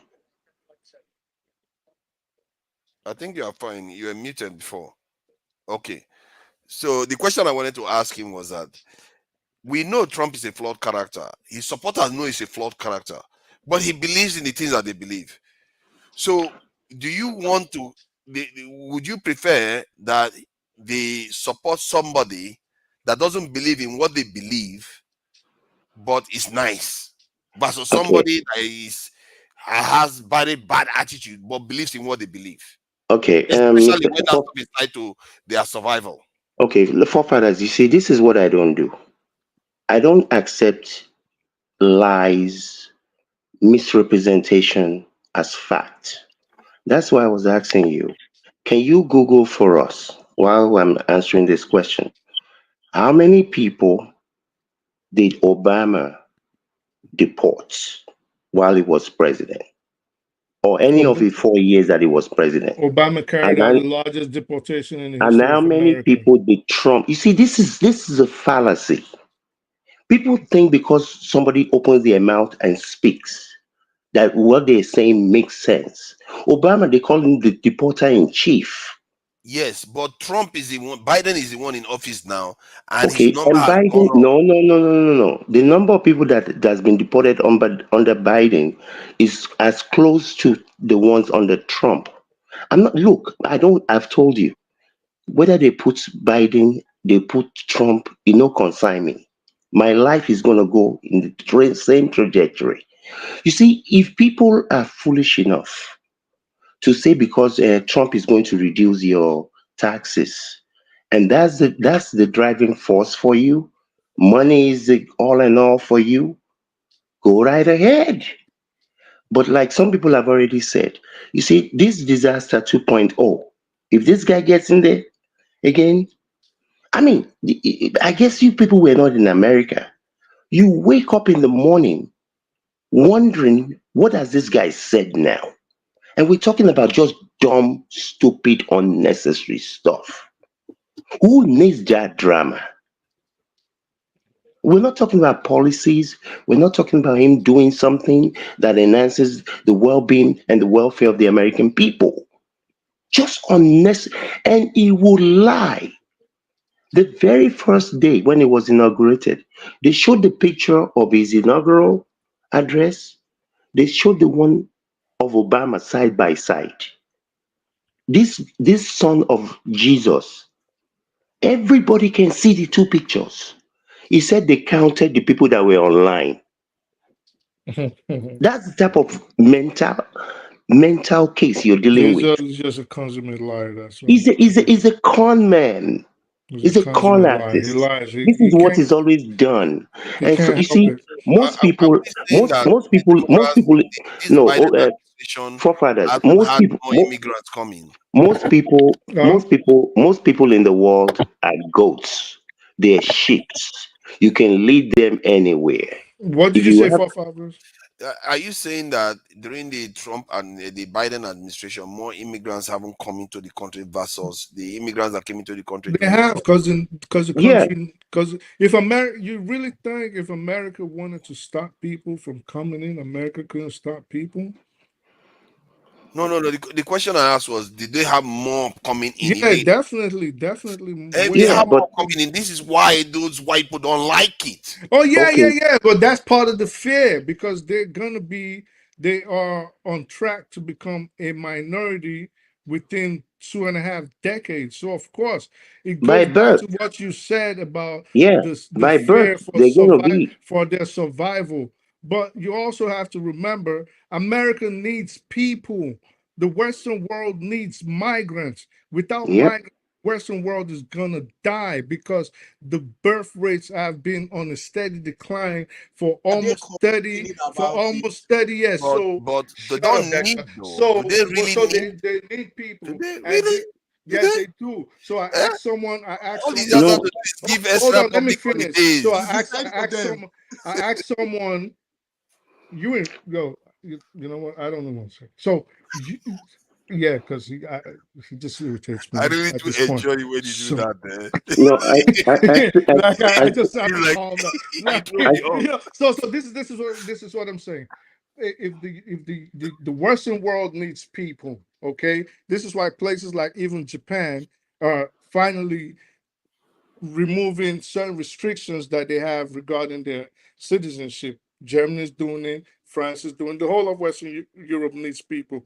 Someone in the comment section actually did say, "Oh well, maybe they should only bring in people that have brains, basically graduates and tech people, professionals." And I asked a simple question: so who's going to do the farm work? Who's going to work in the pig farms?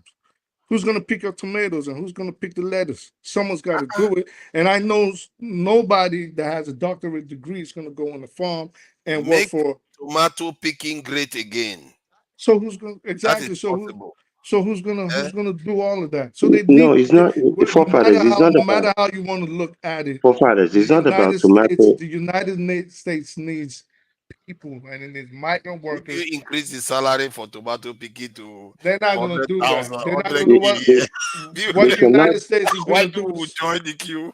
They're not going to do what the United States is going to do. You won't be able the to United afford States the has food. always done. What the United States has always done forever is they will legalize the people that have been here forever, and then these ones are going to be in the queue doing all the menial jobs, low pay, low paying jobs, and that's how it's just a cycle. It's just basically reconstruct a slave. America's a system, and people are not. Let me add something to what you are saying, though. America existed for a long time. They do have periods of increased immigration into the country, but they also have periods of very low immigration into the country, and the country was fine. And the thing is, the argument people make that the economy has to keep growing, they need people. It's not necessarily true that they strictly do. They could decide that, okay, fine, we will not grow as fast as other people, but we could just train our own people, then we manufacture everything we need inside the country, and the economy will circulate. You see what I mean? So it's not strictly true that you're gonna tell an American to go pick up tomatoes. Like, what brand of weed are you smoking? They will if it's well paid. No, they won't, even if it's $1,000 an hour. No, it's not. Forefathers, you don't understand the American. You don't understand. There's a certain psyche they have. They just won't do it. You think they don't have the jobs that are well paying in Kentucky, in Missouri, on the farm communities in Montana and Idaho? They got all these things. They're just not going to do it. They'll be like, what? That job is for the Mexicans. Let them do it. Let me add this too. The people that will not want them to increase that pay are the Republican Party. Yes, because the They are rich the want ones. to make more money from the migrants. Exactly. So you see, this if you understand the way the American economy works, what you're suggesting to increase those wages is not going to happen. If market forces, like wages have gone up in America in the last 3 years significantly, not because the government said it, but the market drove it. So this is a market economy. The market will drive it, and it will happen. Mr. Ade, thank you very, very much for helping these people understand what the facts are. I mean, But you haven't answered my question. No. Which was what?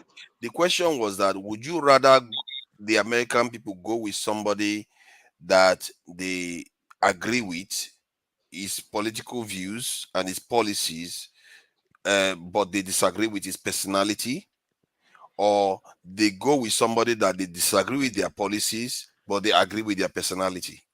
Well, the premise of what you're saying doesn't even hold. Number one, other than Trump as a Republican will reduce people's taxes, and he wants to go and fight with short man devil in North Korea and call everybody names and have meetings with Putin where no staff member is allowed to be in.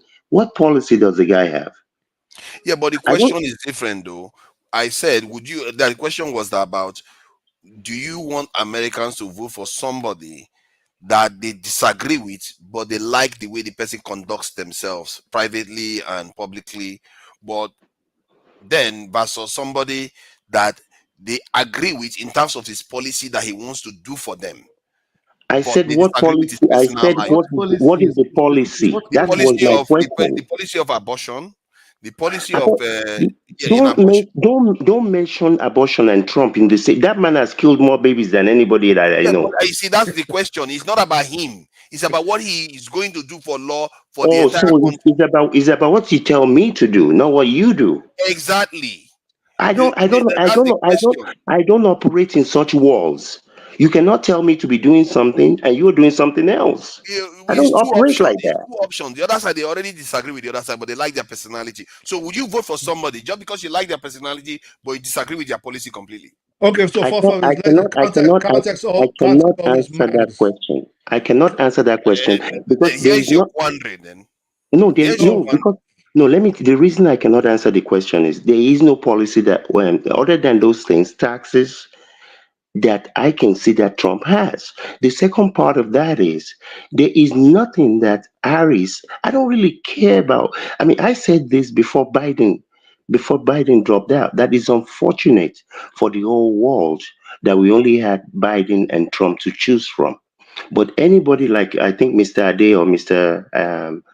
Somebody said earlier, if you've ever seen Kamala Harris interrogate people, you will know that you're not dealing with no soft ball eggs. Even when she was in Congress, interrogating people that were coming to be appointed in office, she's a tough cookie. I think we have to make our peace with what we are facing here. I think this question that I asked you, that you are kind of trying to Because shuffle it's a around, loaded question. That's why I said because if you have to confront it, that is at the core of forefathers. what Okay, you are so in facing. this instance, And you are if pulling a your man hair out with frustration if a because you can't understand it. in this context, 1 second, sir, please. I apologize. So in this context, who is the nice person, and who is the person that has decorum? The one that has the quorum is the Democrats, but the So Republicans disagree. basically Kamala. Yes. So Kamala is this, and then you're saying Yes, basically. she has a better lifestyle. She's probably even better at most of the things the Republicans actually value, like decency, integrity, and all those things. But she's not advocating it in terms of in her policy compared to what Trump is doing. So what's Trump's policy, like Steph asked you? Trump's policy is immigration control, pull out of unnecessary wars. You're biting your tongue too hard. No. I'm listening. I'm listening them now. Abortion issue, birth control, and granting the people, the Europeans, more authority within the country. Like his first time, he appointed a lot of judges into this. All of them are Europeans. He appointed into those judges. Those are the things they want. If you are not giving it to them, what do you want them to do? Vote for you? So basically, he's a racist. Who cares? They don't care. No, but that's what I'm asking, because initially this is why I got thrown off when black people were racist for voting for Obama. Was when black people cannot be racist. So they cannot be. No, they can't be. So this is where Kandu interrupted and I got thrown off. So I was gonna ask you, I said, if you're saying Trump put a bunch of white judges in there, but then you say he's not racist, but you're saying the other side puts multicultural people. How does that even make sense?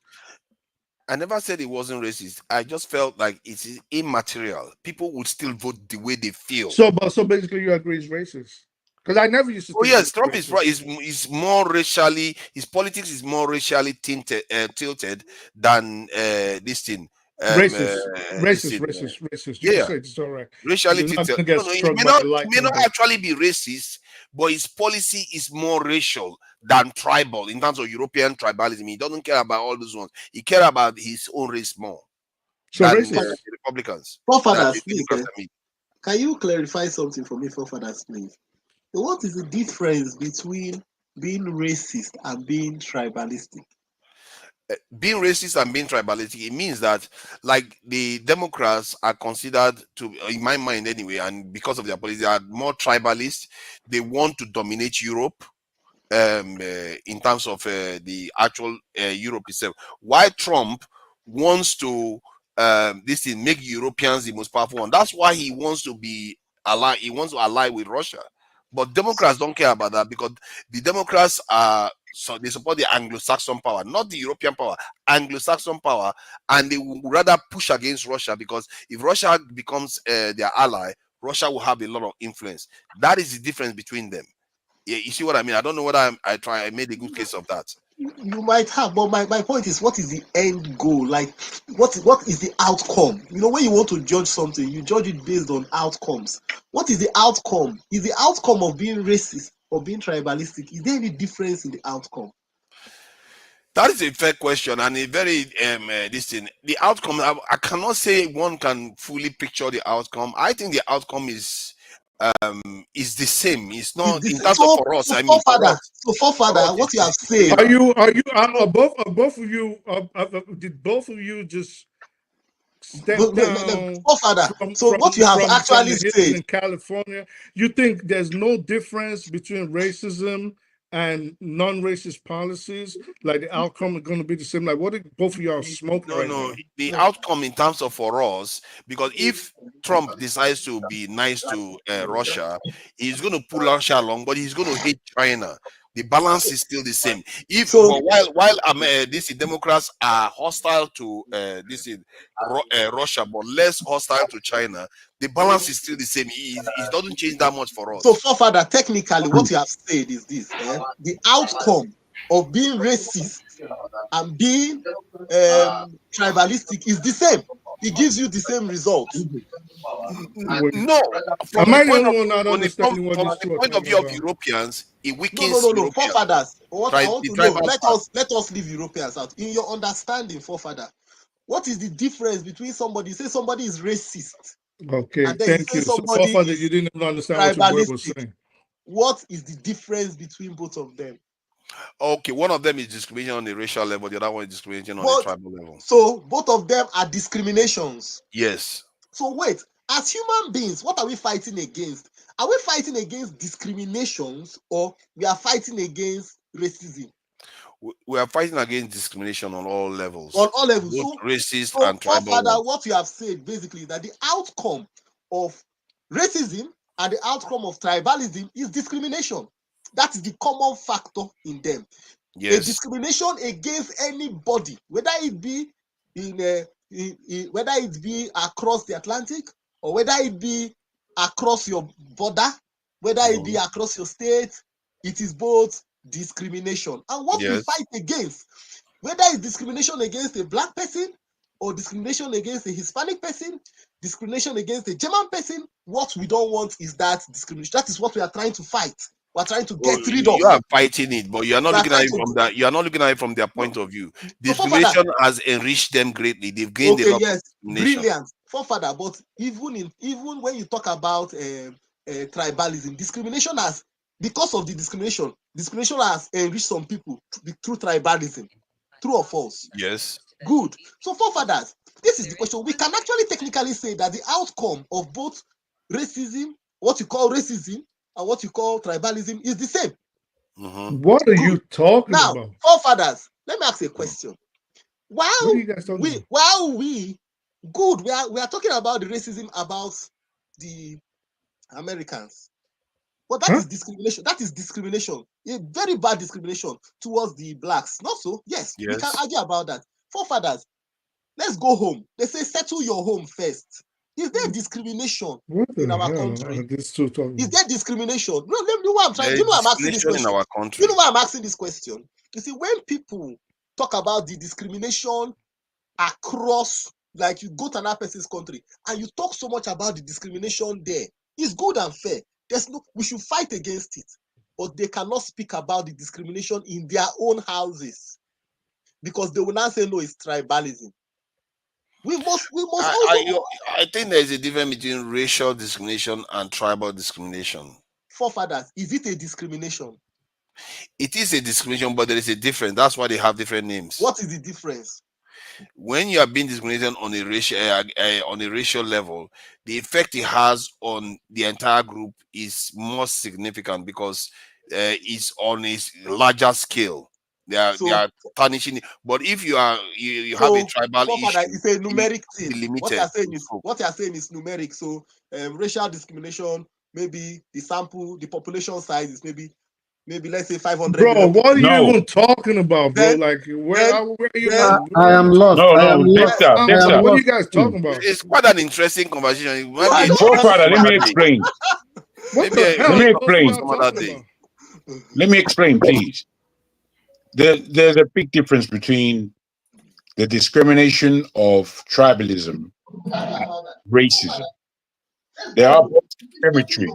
However, the control that racism has, economically and so on, Dexter, you like to hear yourself. And this is where you like to hear yourself speak. My brother, be quiet, please. Not unfair now. This is where the control or the power of racism is far more than simple discrimination that people have amongst themselves. You know, racism is factored, is organized. It's an approach to a polity to keep certain people out. And we've seen it. We mustn't confuse things. We mustn't confuse things as though we're not part of this planet. Racism has done a lot of evil in this world. Tribalism is just children messing around and not being serious, basically. It's a childish game compared to racism. Jago, I beg to differ. Jago, you know why I beg to differ? What you have done is that you have played the undercard there. No. You see, discrimination at all levels must be spoken against. I understand your point. For you to say that tribalism has not had an impact, on people. Look, Jago. I didn't say it hasn't had an impact. No, I'm asking, wait. I'm asking you to be clear, and I think I don't know where you are. I think you're in America. But what if you understand racism in the States and what happened between what is a slave and what is an indentured servant? There's a big difference. Then, you know, the slaves and indentured servants were at a point in America the same thing, more or less. But then whiteism came out with an approach to make a difference between black and white. So those indentured servants back in the day who were from Ireland, Scotland, or wherever they were from, they now picked themselves up and saw themselves above the black people. They were able to enslave them. They were able to make sure that they were the ones making more money than the slaves. These are serious political differences, which is why Speak the Truth has underlined that it's impossible for a black person to be racist, because we don't have that power. We don't have that power to proportion our politics or influence upon another. You don't want to misqualify things, and that's what you're about to do. In a nutshell, every issue of racism is rooted in tribalism, but not every issue of what we call tribalism, which is not really a word, by the way, is rooted in racism. So every racial issue is based as a result of being tribal to someone of a different color, but not every issue of tribalism has racial in it. I don't even know how we got here anyway. Good point. We don't know how we got here, but basically, what is the November election is part of it. Is because at the end of the day, racism is going to play a major factor. Trump and currently what we're facing in Nigeria, there's no more difference between the two. There's no more difference. It's just different. And when Democrats, sorry, Jefferson, when Democrats go and award a transgender woman of the year, you know, according to Bill Maher, somebody that has not had one period, you give her the woman of the year. You can see how you insult people that were born female, and these are the kind of that was Democratic doing. Yes, because it's associated with the woke culture. Nice. And so that is something that people don't like. What if someone tells you that same Caitlyn Jenner, or whatever he calls him or she calls herself, is a registered Republican?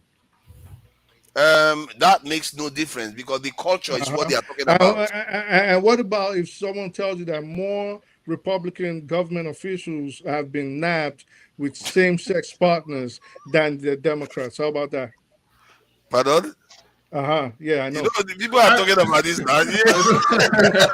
I should watch my tone here. See, Jago, the question that you see, you made I like the discussion we're having, but this is my point. Discrimination. What are we fighting against? Are we fighting against discrimination, or are we fighting against words?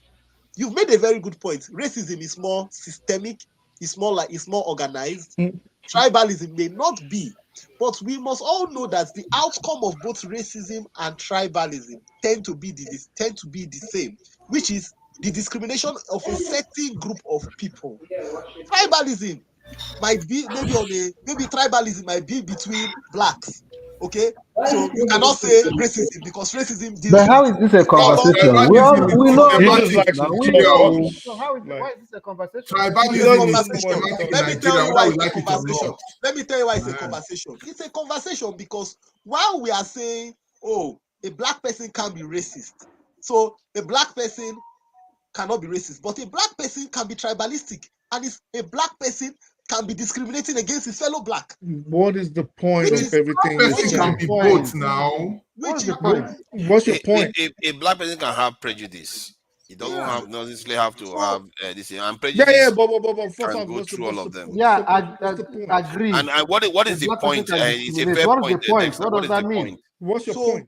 No, the point I'm trying to make here is this. What the fight against racism is not about the word, it's not about the word, it's about discrimination.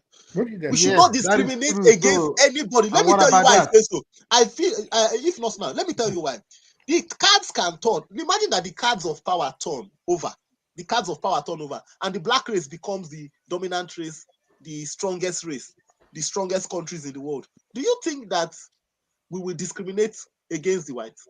What is whataboutism? We'll probably do that. But let me put the question in another way. Let me ask if not now. You just succeeded in just taking us away from the issue. If not now, yeah, because this is about Trump supporters. To be fair, it's about Trump supporters. That's why I'm trying to ask the question further.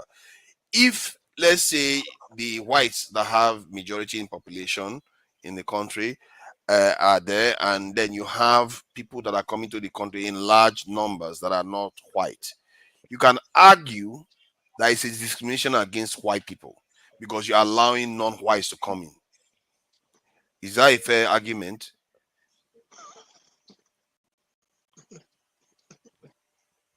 You're muted. I personally don't know what Dexter is bringing us into.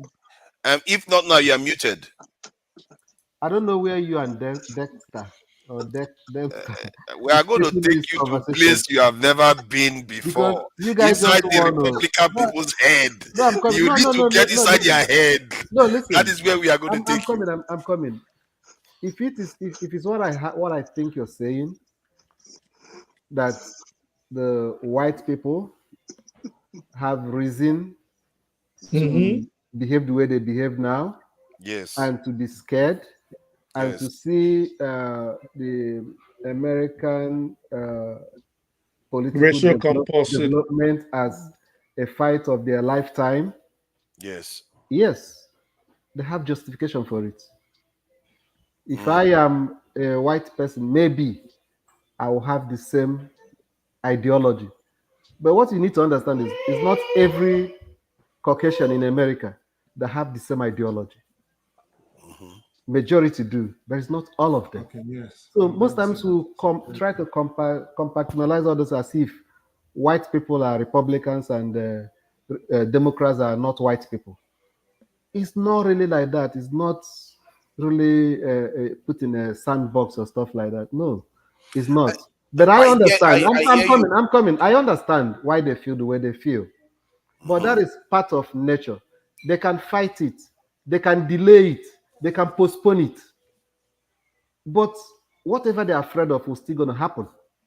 It may be in the next 100 years, maybe in the next 200 years. It's still going to happen. Can I ask you a question then? How many countries have you known historically, anywhere, where a minority population displaces over time a majority population peacefully?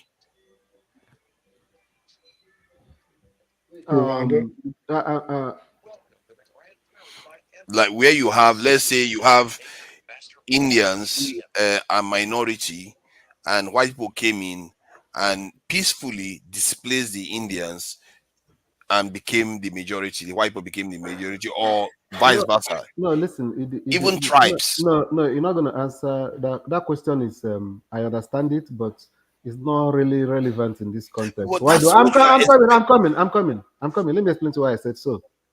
Time in history matters a lot in answering that question. The political dispensation also has to do with the way you answer that question. America, for instance, when America as a country started being, there were indigenous people that lived here. And those indigenous people are still part of this country. You understand? America killed so many, the people, the immigrants that came in, killed most of them. You understand? And took over. But over time, so many things have happened in America. And America have chosen their own system of government, which is democracy. As imperfect as it may be, it have not always given a particular people what they want at all times.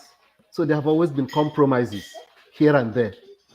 And that is what I Speak the Truth was trying to explain to you before. The composition of both Republican and Democratic Party have changed over the years. So this thing you think is a big deal, like I said, it's going to be a gradual process. The displacement is going to happen gradually. And over time, some people that don't want to buy into it today will buy into it tomorrow. You understand? It's not going to be the way you think that it's going to be okay. It's going to be a violent change or stuff like that, and the other people will be displaced. No, it doesn't happen that way. It will not happen that way here. But even if it has never happened in history that you can pinpoint, Israel is going through the hell of what that meant. It's not going to happen here. That's what I'm trying to explain to you. Okay, we will believe it now when we see it. They are already reacting, and some of them are trying to break up the country. Listen, a time will come when the table may be turned. It may be Republicans that will begin to embrace multiculturalism more than Democrats. So America's system is different. Listen, forefather, let me explain something to you. After November 5th, whatever you thought about the Republican Party, you better chuck it in the garbage disposal and shred it. because it's going to change. Whether Trump wins or loses, the Republican Party is going to be changed forever. Forever, completely. He has come, he has knocked down a lot of things, he has destroyed their ideals, he has destroyed They will their rebuild the ideologies. party. They will have to rebuild, or in fact, if he wins, this is my supposition now, I'm not saying anybody else. I think the Republican Party, he will go full on effect and totally destroy the Republican Party. It might still be Republican in name, but in the way it carries out issues and the way they view issues, it's not going to be the Republican Party of Reagan, Nixon, and all those other It's not guys, even or now. George Bush. It's A not lot going of things already. it's going to I change. fear that some of our people are not reading the rooms. Years ago, I've been warning about this, that I've tried to find countries where this has happened peacefully. Israel-Palestinian conflict because of this problem. And in the context of what is going on in America right now, the tension is emerging. They are even saying it. They come out on Foxnews and say that the demographic change is a problem for them. And politicians are not addressing it. I've never even seen a Democrat even bother to talk to them. Say, this is what the plan is. This is how we are going to do it so that it doesn't get so bad. They pretend as if it's not happening. What is And so it drives bad? What do you mean Republicans so crazy. bad? What do you mean so It's bad? so bad. The reason why I say so bad, I was in a chat with Americans, and when they heard that Trump, the second this assassination attempt happened, you need to hear what they were saying. You were in a chat room with a bunch of neo-Nazi racists. No, not those ones. Yes. If they got violent, yes, that's who they are. Let me tell you the person the people that was saying this. I was with Black Americans, and some Black Americans that support Trump were threatening to go and start killing people. Black Americans, listen to how ludicrous this sounds. A bunch of a bunch of Black Americans, you could see their faces, you could see their movement, you could see they were on camera, right? No. So you just magically knew that the person's picture that you were looking at based on his chat had to be a Black American that was so mad that Trump almost got whatever, and he decided he was going to start taking people's lives on behalf of Donald Trump. The room was mostly of Black Americans. How did you know that? You said you were on the chat. You were on the chat room. Accent was like that of Black American. I don't know what you want me to say. Is telling you something. I'm telling you a lived experience. I've watched even white supremacists talk about how they want to break up the country because of the. You keep thinking it's a joke. These people are not joking. They already tried it on Black people in this country. They're not playing around. Black people in this keep country taking it as a joke now. Decided that they were so upset that Donald Trump was going to get knocked off, and white people might become a minority, and they decided to take it upon themselves to ensure that Big Daddy white man continues as the majority in this country. This is what you're telling us. That is exactly what any people would do. That is what why wait. Anybody Black would people, do that. Black people, listen again to what you're saying. Black people are willing to pick up arms to ensure that white people why it doesn't become minority in this country. You don't know that some MAGA people are so brainwashed that they see his struggle as their own because they don't believe. You know, a lot of Black people believe that the immigrants are a problem to them too. They see it the same way. You know what? Why do you think a lot of Black men are supporting Trump? Most of them believe that the immigrants are also a problem to the Black community because they are outnumbering Black people and they are taking Black people's jobs. Yeah. They believe that. It's a fact. You know that. It's not a pretense. And you have to face the this. Black men you are talking about that are supporting Donald Trump, those are the ones that doesn't have probably proper educations, those ones that only listen to music, they don't get good information, they don't listen to good news. People who stay on Fox News and conspiracy theories websites. They are awful. The same way you are very much informed that you voted for Buhari 2015 that's breaking Nigerian cities chaos. I think the ones that kept to call him black. Amber Rose is not informed. The black people that support Trump, they tend to be actually quite educated, quite. They tend to be businessmen. They generally are people that want is not cheap informed. taxes and stuff like that. So they are businessmen. All the ones I know online, they tend to be people that have already made money. Forefathers, I'm still trying to wrap my. I don't really understand where you're going. Yeah, I'm still trying to wrap my head around I'm trying to say that many of the people that support Democrats, they like to think that Democrats are some kind of great moral party that they mean well. But it's not as clear cut as you are making it sound. If I was allowed to read some of the stuff I was going to read, it's quite devastating. Some of the stuff they have done. And it's real. These things, people that their eyes have opened, you wonder why they feel so strongly about Trump. Even if he says all those horrible things, none of them will tell you that they like all those things that he said. Black they're willing to vote for him anyway. Black people in America was willing to. What does that tell you about Democrats that they are willing to vote for Trump? Forefathers, I don't know why you are making this conversation about. I've been trying to run away from it about Democrats and Republicans. Yeah, Republicans. I'm not a Democrat. Neither. And I'm not a Republican. Then why are you just supporting Democrats? That you've been arguing on behalf of so Democrats. many Republicans are supporting Kamala Harris. No, we're not talking about individuals. We're talking about the parties now. Listen, more than 90% of Trump appointees that work with him in his first term, they're all Republicans. They're supporting Kamala Harris. The former vice president under George Bush, Jess Cheney, is supporting Kamala Harris. That I'm supporting Kamala Harris does not make me. Is also supporting Democrats. Democrats supporting doesn't make me a Democrat. How many Democrats are supporting Donald Trump? How many? I'm coming. No. There are so many. I'm coming. Hello. There are also Democrats supporting Trump. Yeah. How many? That's why.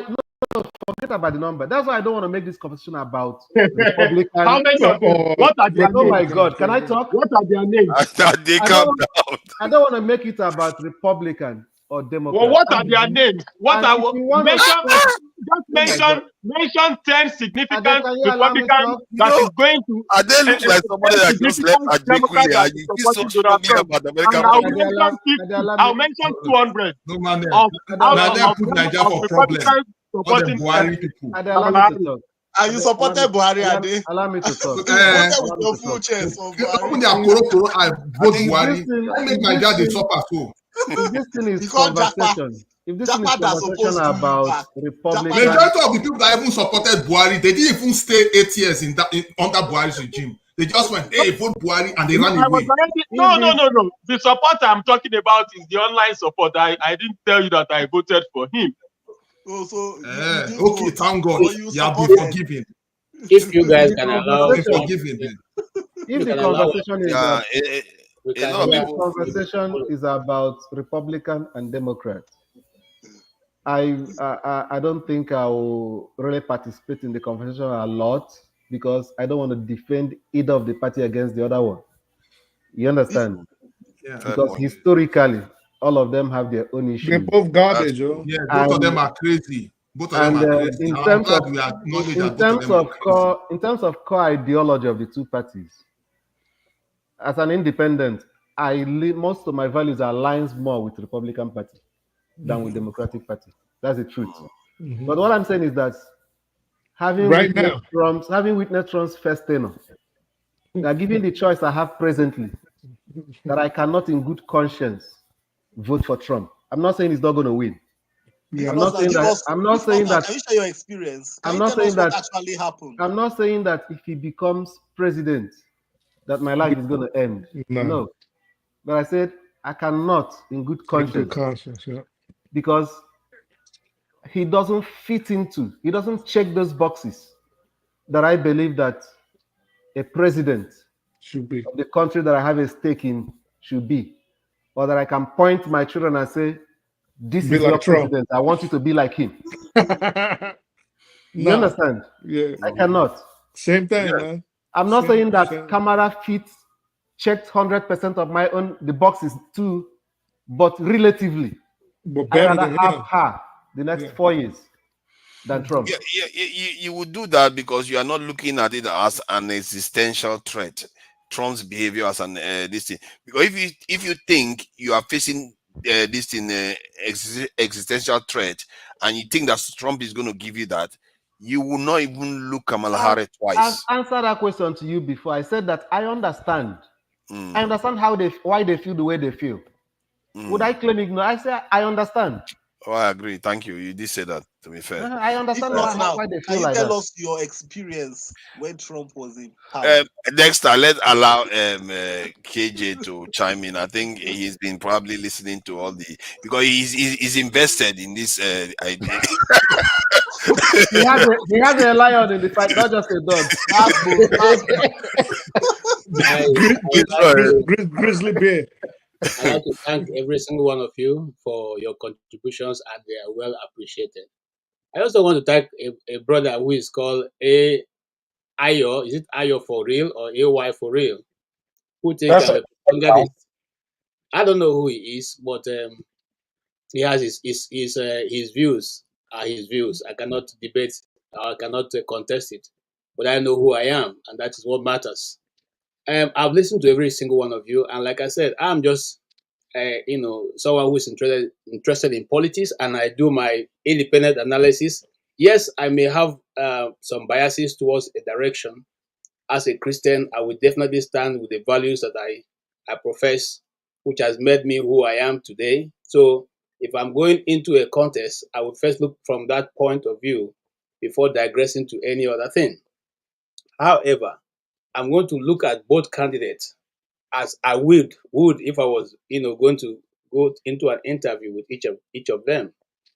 You see, they sometimes were a bit too emotional, because the presidency of a country is not a yardstick for measuring who you should point your children to take manners from. I don't know who we want to say, I want Tudor of Canada to be my child's role model. Of what? How does it come? How does that mean? I mean, because if you look at their political antecedents, you find something that you don't want to identify with. I don't know who will say in Nigeria you want all our past presidents. This is Babangida. Who are you going to say you want him to be the role model of your child? Then to talk about the United States, where even the person that we think was going to make Africa better and make the world safer didn't do that. So what am I trying to say in essence? I'm saying that just like I'm wondering. Sorry? I was wondering what you're trying to say, sir. What I'm trying to say in essence is that some of us are looking at it from the point that we are going to elect a pope as the president of America. No, they have never been one. Even the best of the American presidents have not been without a lot of scandals. And so looking at it and saying, oh, Trump is not going to be. What about the other? You see, one of the things I found out in this election is that the Republicans have deliberately kept away from private records of Madame. Because if they've gone to the private record of Madame, who will say they are misogynists. Okay? But they've left it alone. Let the media people or those who are interested in research and find out a record for themselves. As for Donald Trump has always been a showman. It's not like me who have worked in the media, and then you come and put me before camera and you think you are going to make the camera be afraid of the camera. No, it's a forte that I already have. I've developed that ability to be able to stand before the camera and think on my feet. Now, if at the beginning of this race we had those advisors of Madame didn't think it was better for them to hide her, I have taken her to train her on how to confront journalists and be able to think on her feet, okay, who have less challenges facing the press. But they took a rather, a system that think worked before and probably work again, which is hide her until the last moment and bring her out. Okay? That didn't work because even the media, the friendly media they were hoping we hold them back and not ask for her to come forward, lost it somewhere because the time was too long. So they had to bring her to play. And when they bring her to play, it became a problem, meeting with the media houses that are not on the side of the Democrats. The other man, on the other hand, is a vast man before the camera, and he's able to handle the questions that you put to him. Whether you like his answers or not, he's able to answer them the way he wants to answer them. So it makes it a bit difficult when you want to defend her and say, oh, but this person is, is better than this other person. And I would even say that because if I was to be interviewing people for an appointment in my company and the two of them come forward, I'd rather, choose the man because I can see what I've been able to do with his company. And so he can replicate that in my own company. But Wow. if we are saying that you present the two resumes and you say that for argument purpose that you want to choose the lady, let us go back to California and look at what she left behind. Have you seen any video of black people talking about her record there? If any of you, if we're being fair, let's be fair to the point of, looking at those records. And if you look at those records and are still satisfied that she has done great for the black community, then we can go ahead with it. She was a prosecutor, not a governor. Sorry, sir? She was a prosecutor. Of course, people praise her actions. Yeah, prosecutors, don't they have a role? They have a role. Yeah, Did but she people did discharge her praise her. oath of office or not? That's the question. That should be the question. You see, that's the problem. We have taken this guy's record. You see, listen, this is my biggest challenge analyzing American politics. You can accept the fault of the other person or cover the other person's up, but you cannot accept this person's own. When it's the Republican, is evil. Is this? But what you're saying, KJ, is exactly because you started off by saying they didn't touch Kamala's records because they didn't want to be labeled misogynist. And what I wanted to ask you was, are you sure it was because they did not want to be labeled misogynist, or they knew that poking into their personal lives would be a hornet's nest they didn't want to disturb, and Trump would get swallowed, and I don't want to use the word, in the booby trap that they would have set for themselves? I speak the truth. I like your name because 2 days ago I read in the Bible and I saw Paul talking about it, and the first thing that Paul said was, "I speak the truth," and I remembered you. I said, "Oh wow, maybe this is why this guy took this name from." Well, I speak the truth. The truth of the matter is this, okay? One side has all the media power, the other side don't.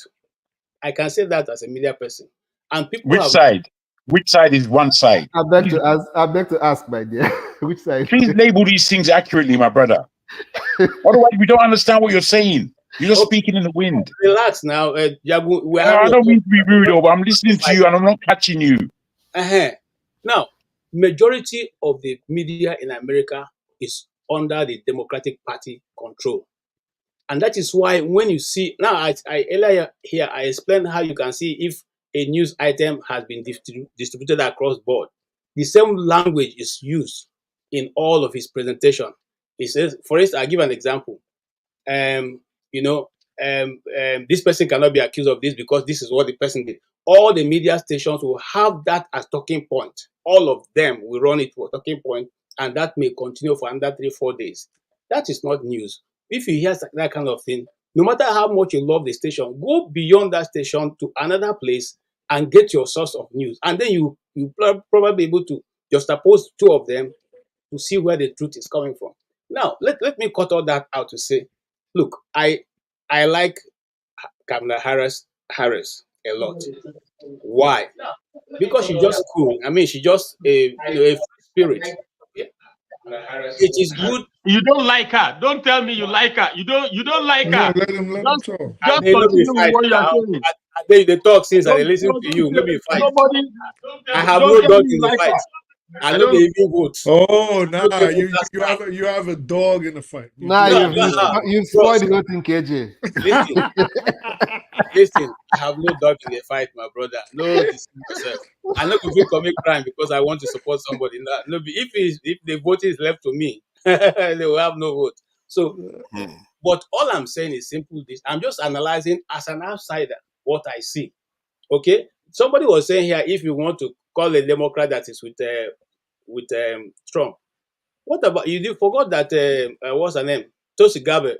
Tulsi Gabbard is there. She's a colonel in the army. She's with Trump. Okay, you forget the Lieberman. Lieberman is a House member in Pennsylvania. Even the senator in Pennsylvania this evening had a news saying this is what are messing up, and Trump is going to win Pennsylvania. It's on the news.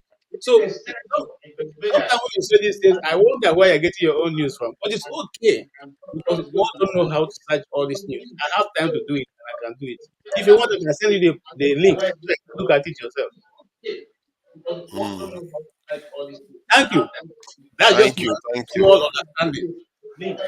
Yeah, this topic, I think we've had a lot of discussion about this, and it has gone in various directions. So I think we can move on from this to something different. We have options of discussions to go with. I did suggest a few earlier on, so let's go through them again. I think somebody did vote the UN discussion, whether the UN is useless now, given everything that is going on in the world. They keep passing resolutions, and nobody seems to care. They keep indicting people, nobody seems to care. They keep issuing arrest warrant, nobody seems to care. And so, is it irrelevant?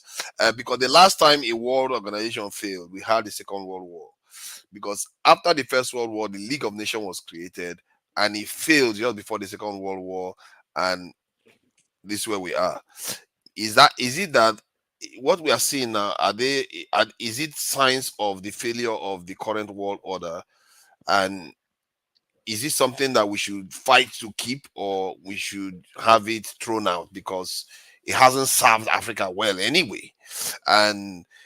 But the question is, if we throw it out, are we ready to go through the trouble that it would take to reestablish a new world order? Because often it is very, very dramatic, and it can be quite catastrophic. So, what do you mean? African countries should pull out of the United Nations? they wouldn't have a choice because they are not the short callers on this one. If the West, No, I'm saying, is that your question? Whether they should pull out, no, whether they should support the failure of the United Nations, or whether they should want to preserve it. Because if you want to preserve it, it means that you are kind of hedging your bets that its survival still means an element of order in the world. But if you take away the element of order in the world, then any war that is going on, What do you mean by whether they should work towards its failure? Sustaining it. In terms of, like, so that it doesn't fail, they should be kind of supporting the survival of the UN and fight for it to survive. Or they should say, you know what, I don't care, let it fail and let the new world order come. We'll survive it and will probably be better for us. Then if they are creating a new form of Security Council, or maybe they don't even have it, the new order will come. But before it comes, the powers will have to realign themselves, and there will probably be conflict. I don't understand. Is there anything going on presently? Is there like any movement calling for the dissolution of the United Nations? The US, this Israel doesn't care for the United Nations. They don't like it at all. No, I understand, but is anybody like this? I think there have been a few neocons that have called that the United Nations is irrelevant. They don't need it. So no group of countries are actively calling for it to be disintegrated? Not particularly. The question is, they don't have to call for it to be disintegrated like the League of Nations. No one said it should be disintegrated. They just made it irrelevant. And then the whole world order failed, and they had to replace it. The UN that you have now is a remnant of the League of Nations.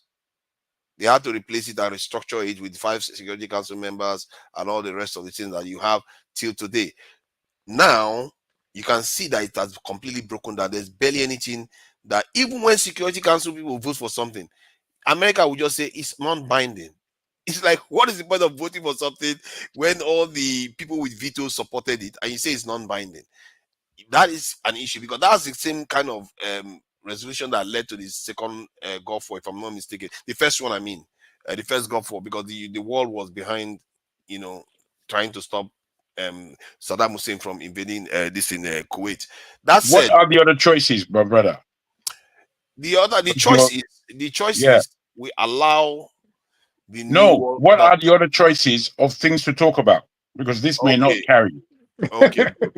Because the question is all over the place. Yeah, man. Yeah. It may be too much. Okay, good. So let me put the other one. The other one is do our culture, does our culture allow us to plan for the future in terms of recognizing that we are basically passengers. We are going to come, we're going to go, and we have to lay solid foundation so that the next generation will come on to do better than we have done. And in other words, if I put it more in a more harsh way, I would say, does our culture avoid the aspect of debt in planning for the future?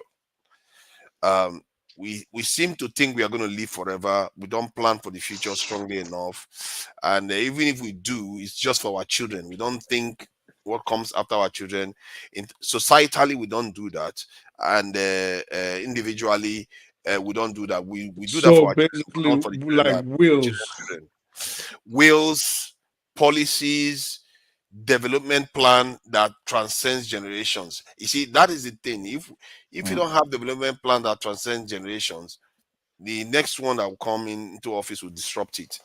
There has to be some consensus that transcends a generation or two, and you don't seem to get that within our culture. So it's something that we could explore. Is it something that we are interested in discussing? Another topic is how do you convince Nigerians to act and demand security and sovereignty from their leaders?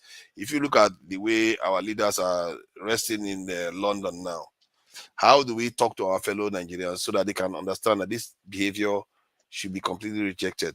That is dangerous for us. Shetima is not in Nigeria. Tinubu was not in Nigeria, and the two other presidents were all in practically one city in the UK. Who And obeys rules in Nigeria? Who obeys rules in Nigeria? Maybe that's the topic of the conversation too. So then there is also the being does. I don't necessarily like this kind of conversation. And this kind of conversation is kind of stuff that Nigerians love. Let me put it this way. He said, does being part of a majority group in Nigeria affect our way of thinking about thinking strategically? That does it blind us to understanding that there are bigger things in the world? Because what I have found is when we're having some conversations about Nigeria, what you tend to find is that people that are from the other groups tend to be more likely to engage in issues that affect the world. But while the ones that are from the majority group want to table it for, let's fight amongst ourselves. Let's, with this competition, it's not going to end, you see. So does it affect us in our ability to project and think about the bigger picture, because we are busy trying to compete amongst ourselves? So that is a conversation that I think we could have. It's not my favorite because it tends to highlight, we start talking about, Before further, can I just take a swing because I want to go and sleep. And okay. I want to take a swing at the last one. For someone like me who has lived in the North almost all my life, and or rather for many years, I think that it is not really true, or rather we don't look at issues and reduce it to just within us. Because if you see the worldview of Nigerians, majority of the tribes in Nigeria, we see the world as our playground. We don't necessarily look at England or the Americas or Europe or even Asia as anything not within our reach. If, as a matter of fact, we always want to go to see the South Pole to be sure that it is really the South Pole, as they said, whether it got to a place where the heaven touched the earth. So because of that worldview, it is difficult to say that Nigerians reduce issues to just local issues. Rather, the system that we have found ourselves most of the time limits our understanding, because the Nigerian naturally is not afraid to mix. It's not afraid to impact, or rather to come into a collusion, or now in this collusion in the sense that go into a locality and take over, or even assert himself, or even make an impact. That's what I mean. So that is why when you go to most countries in the world, you find a Nigerian there, and sometimes it is a place that you wouldn't have ever wondered there'll be someone from your country there, but they are there. So if that be the case, it means that our limitation as Nigerians is only because we have not been given that governmental authority, backing from our own country that seem to be putting us down all the time. I give you a very clear example. The people who are trapped in Libya, who have been crying out for help, they will not cry out for help as, okay, this is na Igbo group, this is na Yoruba group, this is na Hausa group. All of them were saying in one location and crying that Nigeria should come to their aid because the country had reduced them to slaves. And so you find out that again they have been put to a position where they cannot do anything. But you find an American who broke the law, crossed over to Russia, okay, and is being caught.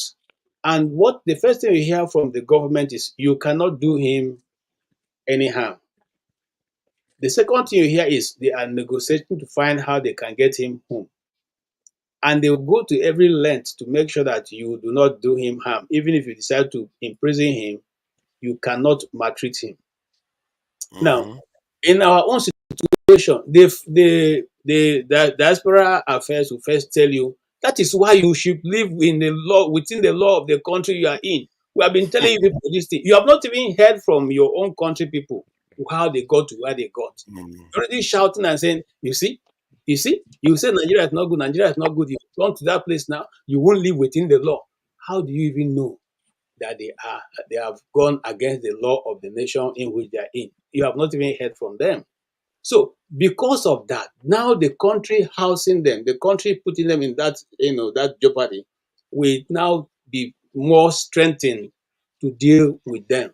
And because they're not out of it, nothing will come out of it. But you cannot get an American or a British citizen and but the question was about, is the major groups in Nigeria? That's what I'm saying. Are they the problem causing answer that question rightly. The majority group in Nigeria is not the problem.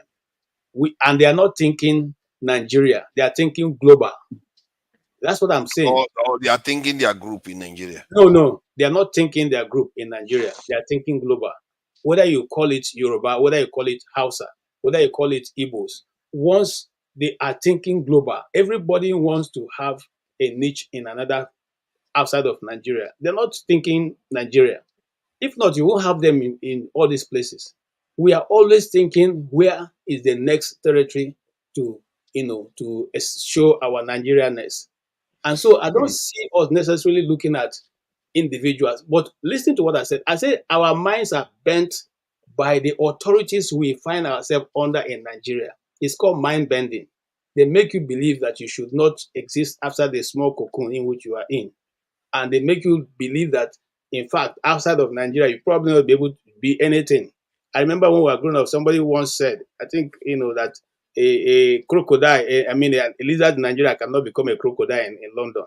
Those are the things they try to put in your head. And so you see that when you go out, you are thinking to yourself, oh, since I'm a lizard in Nigeria, why am I becoming crocodile in London? So if we have a country where the people understand the energy and the ability of his people, what you say is go and conquer.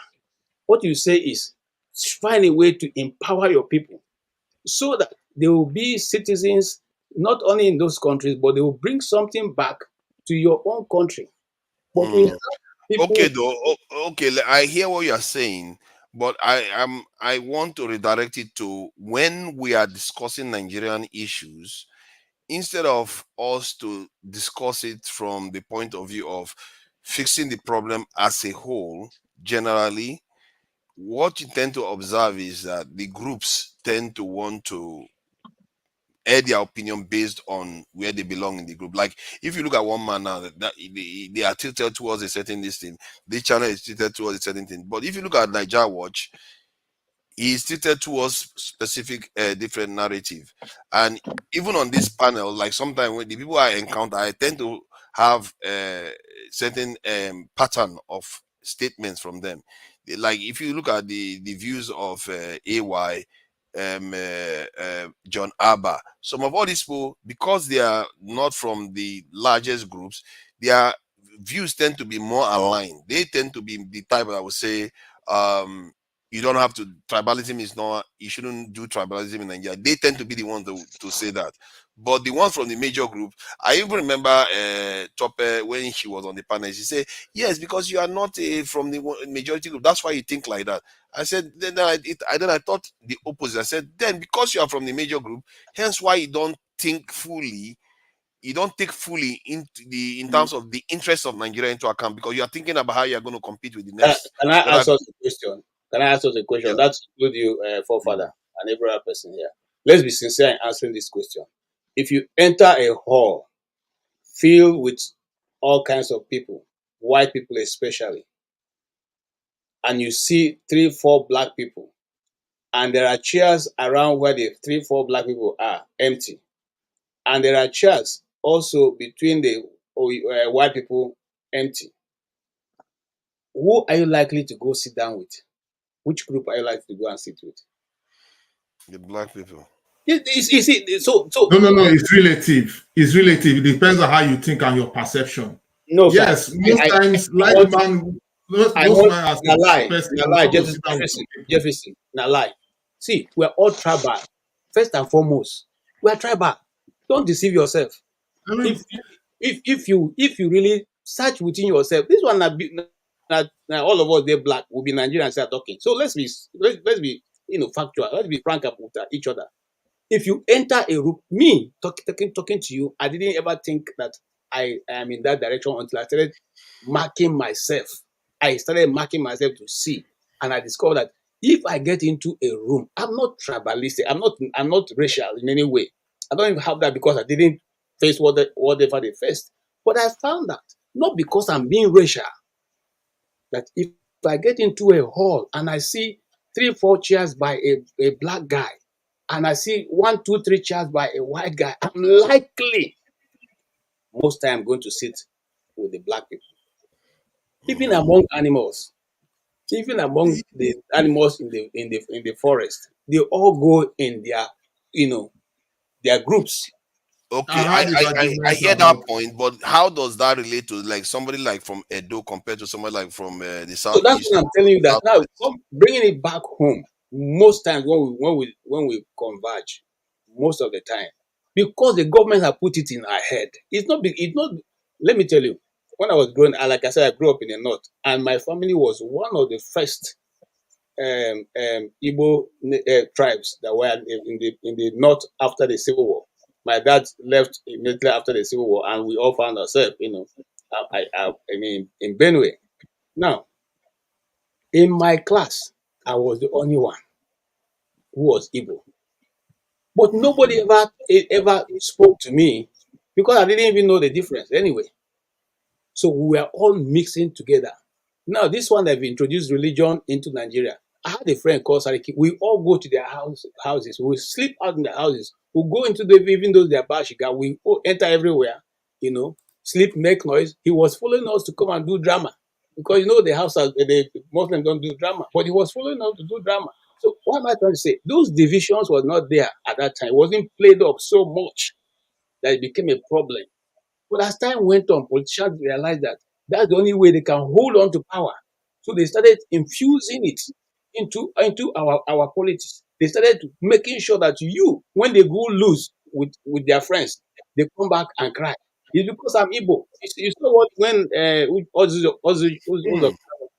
played that card in the National Assembly when he was crying. The only reason why they didn't give me this is because and the Igbos told him to go to hell. Go to hell. Yeah, but if I have the opportunity, okay, if I have the opportunity, I will tell him to go to hell because he's not. Look, all of them might be stealing, right? Edo man But if you loses the other guy why that is don't there, they that say black the guy. similar stuff? At least we don't. Do we not hear the Edo people or the Rivers people and the Kanuri people when they lose election? Do we hear from them too? Because it's almost as if the major groups are the ones that complain about these things. But No, while we the other hear from everybody. Forefather, except to know we follow Nigerian politics. All of them play the racial card, the tribal card. All of them play it to the last person. They all play it. Okay. but then why is it that when we are on this panel, like everywhere you go, you tend to see a pattern where the ones from the major groups when you're talking about Nigerian issues, or even talking about things that are a little bit out of Nigeria, whatever view they have is tied to their their tribe, more than looking at Nigeria as a whole. This is why sometimes even I don't think you're being accurate, bro. Because if you're going to say that, wait, please. If you're going to say that, you're going to have to mention names. Because when I listen to everybody, I don't think they're necessarily coming from an ethnic point of view. There are one or two that are explicitly ethnic. But largely, I don't see what you're seeing. Okay, I really don't. Let me give an example. How many people have come here and say we want a donation? How many people have come here and say we want Bielsa Nation or Kanuri Nation? How many people on here, apart from the only person on this platform who speaks about the Yoruba Nation, is that guy, the pharmacist? I forgot his name. Olumide. He's the only one. The only one. There was one other no, person. Man, there's no one else. The only person who speaks on a tribal basis from the east, largely, is Pansat. He's the only one. Emilogun does. Dele Ogun does. Dele Ogun? Yeah, Dr. Dele Ogun that came here. He's not on the panel, bro.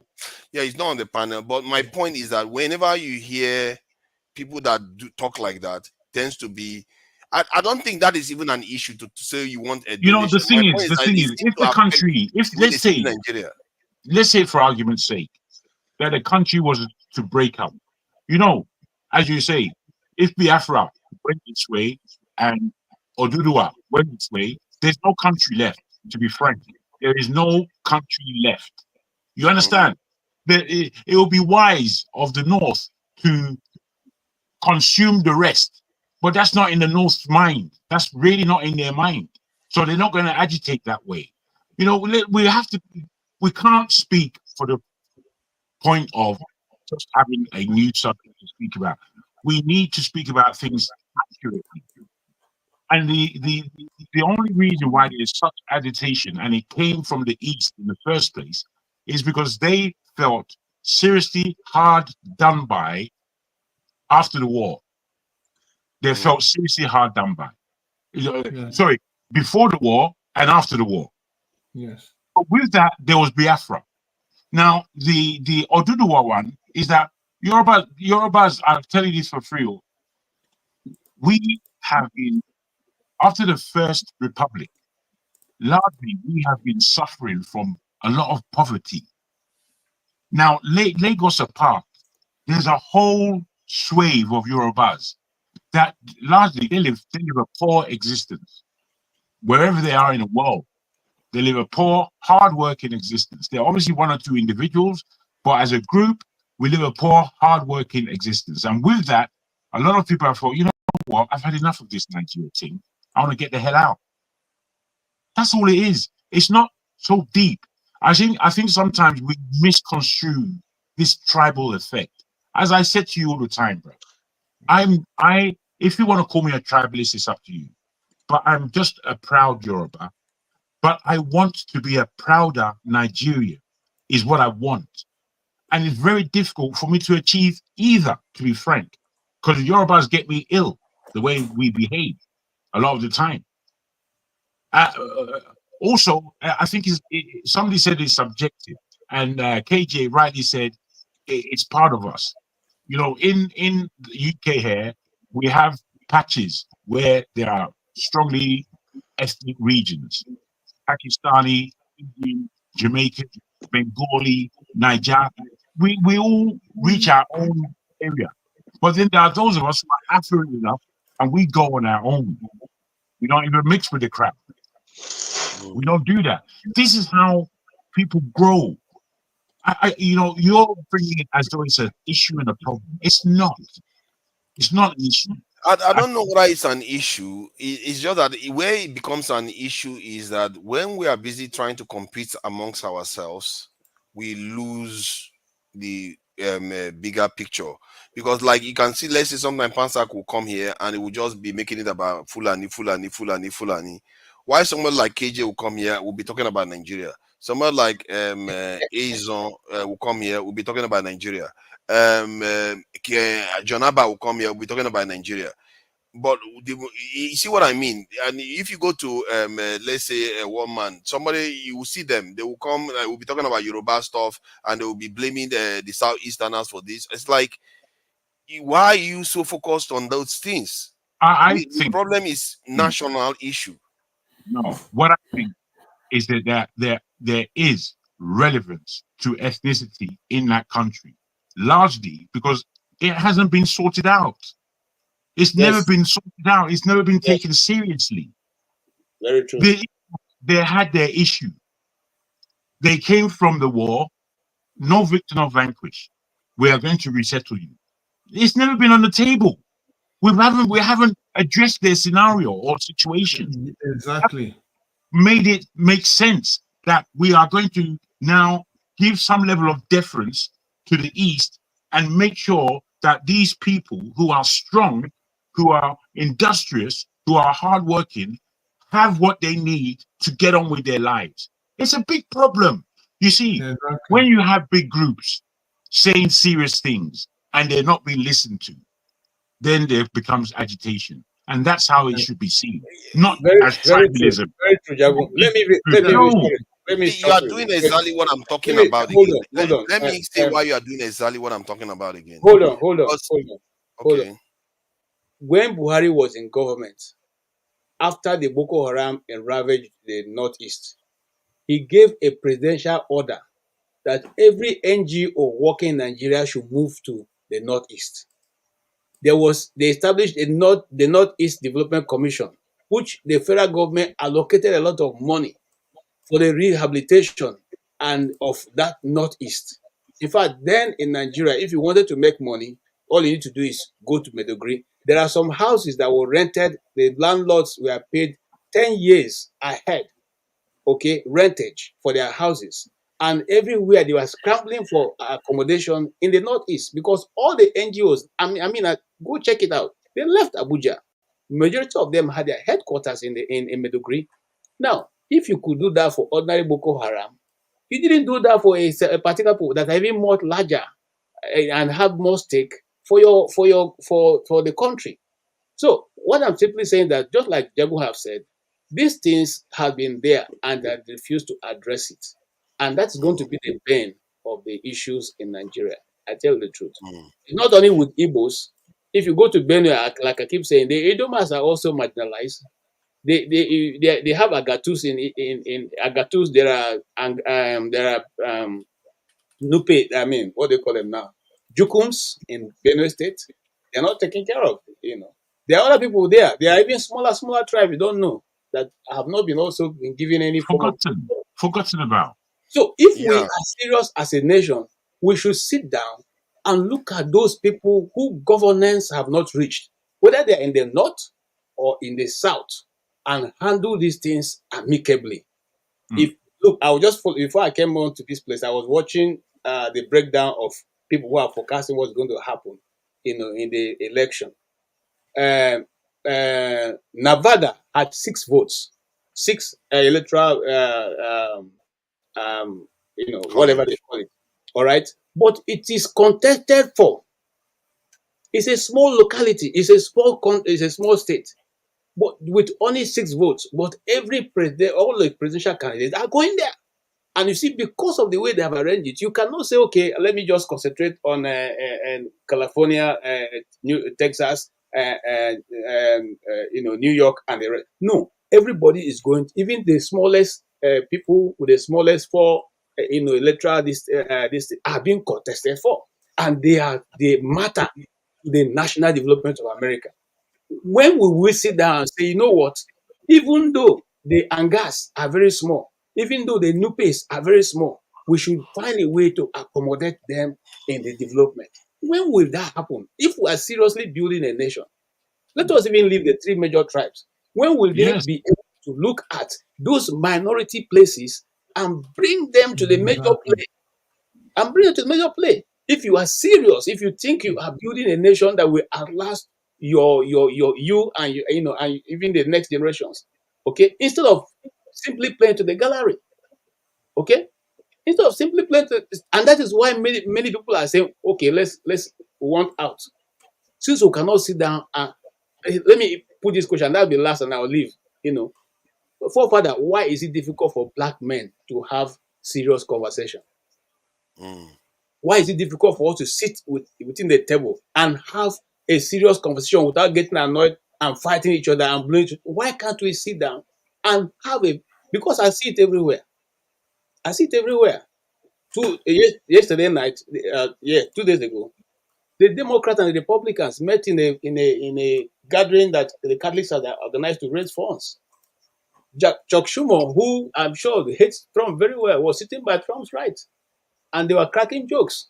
They played jokes on the Republicans. They played joke on the Democrats. Everybody laughed. They all ate and left. Why can't we do that? Why is our own always boozer? Why? Apart from that, forefather, tell me. We give ourselves, at the end of the day, the elite will just sit down by the side and they'll just laugh it off. Have to say we are being played again. So that's why I always have to go beyond. Tell me what was wrong with what I said, or forefather, why you said that. Yeah, what I said was that based on the area of conversation, thank you for coming in, KJ. Based on the area of conversation where we're saying that the majority groups tend to make things about themselves somehow, and the others seem to be like, you know, if you put the others together, they probably make a majority. They are the largest group in the country. What you did then was to go on to make another point about another big group again. But in reality, the South. No, I only made that as an example. KJ broke it down further. You know, but that's my point. That's the point I'm making. We don't tend to talk about Nigeria as a whole, but we talk about one group or the other. Like that is all Nigeria is. If that was KAY that was saying his nuances would be different. His nuances would be like for Nigeria, it would be like saying Nigeria has issues. We may need to. Do you think that this could be about confidence of numbers or confidence in itself? I think it's more about it's almost like feeling you are superior, you are the people that matter in the nation. I think there's an element of that. And I think you're listening to Pansat too much.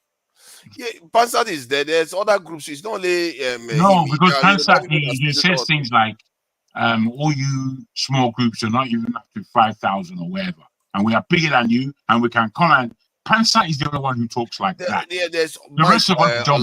There's Mike Olawole that comes here everywhere. I call him a Yoruba supremacist because he doesn't deny it. That's what he is. That Mike brother is an idiot. I know who you're talking about. Yes. So he too is like that. There are quite a lot of them. You see that, and when you are discussing, these people can be very intelligent, but at first they will not get off. They will refuse to get off that tribal DC to actually address the national issues. And this is the thing. And when you say we should have a conversation, I see the people that have been having conversations since 1960 are not Nigerians. Let me put this to you, brother.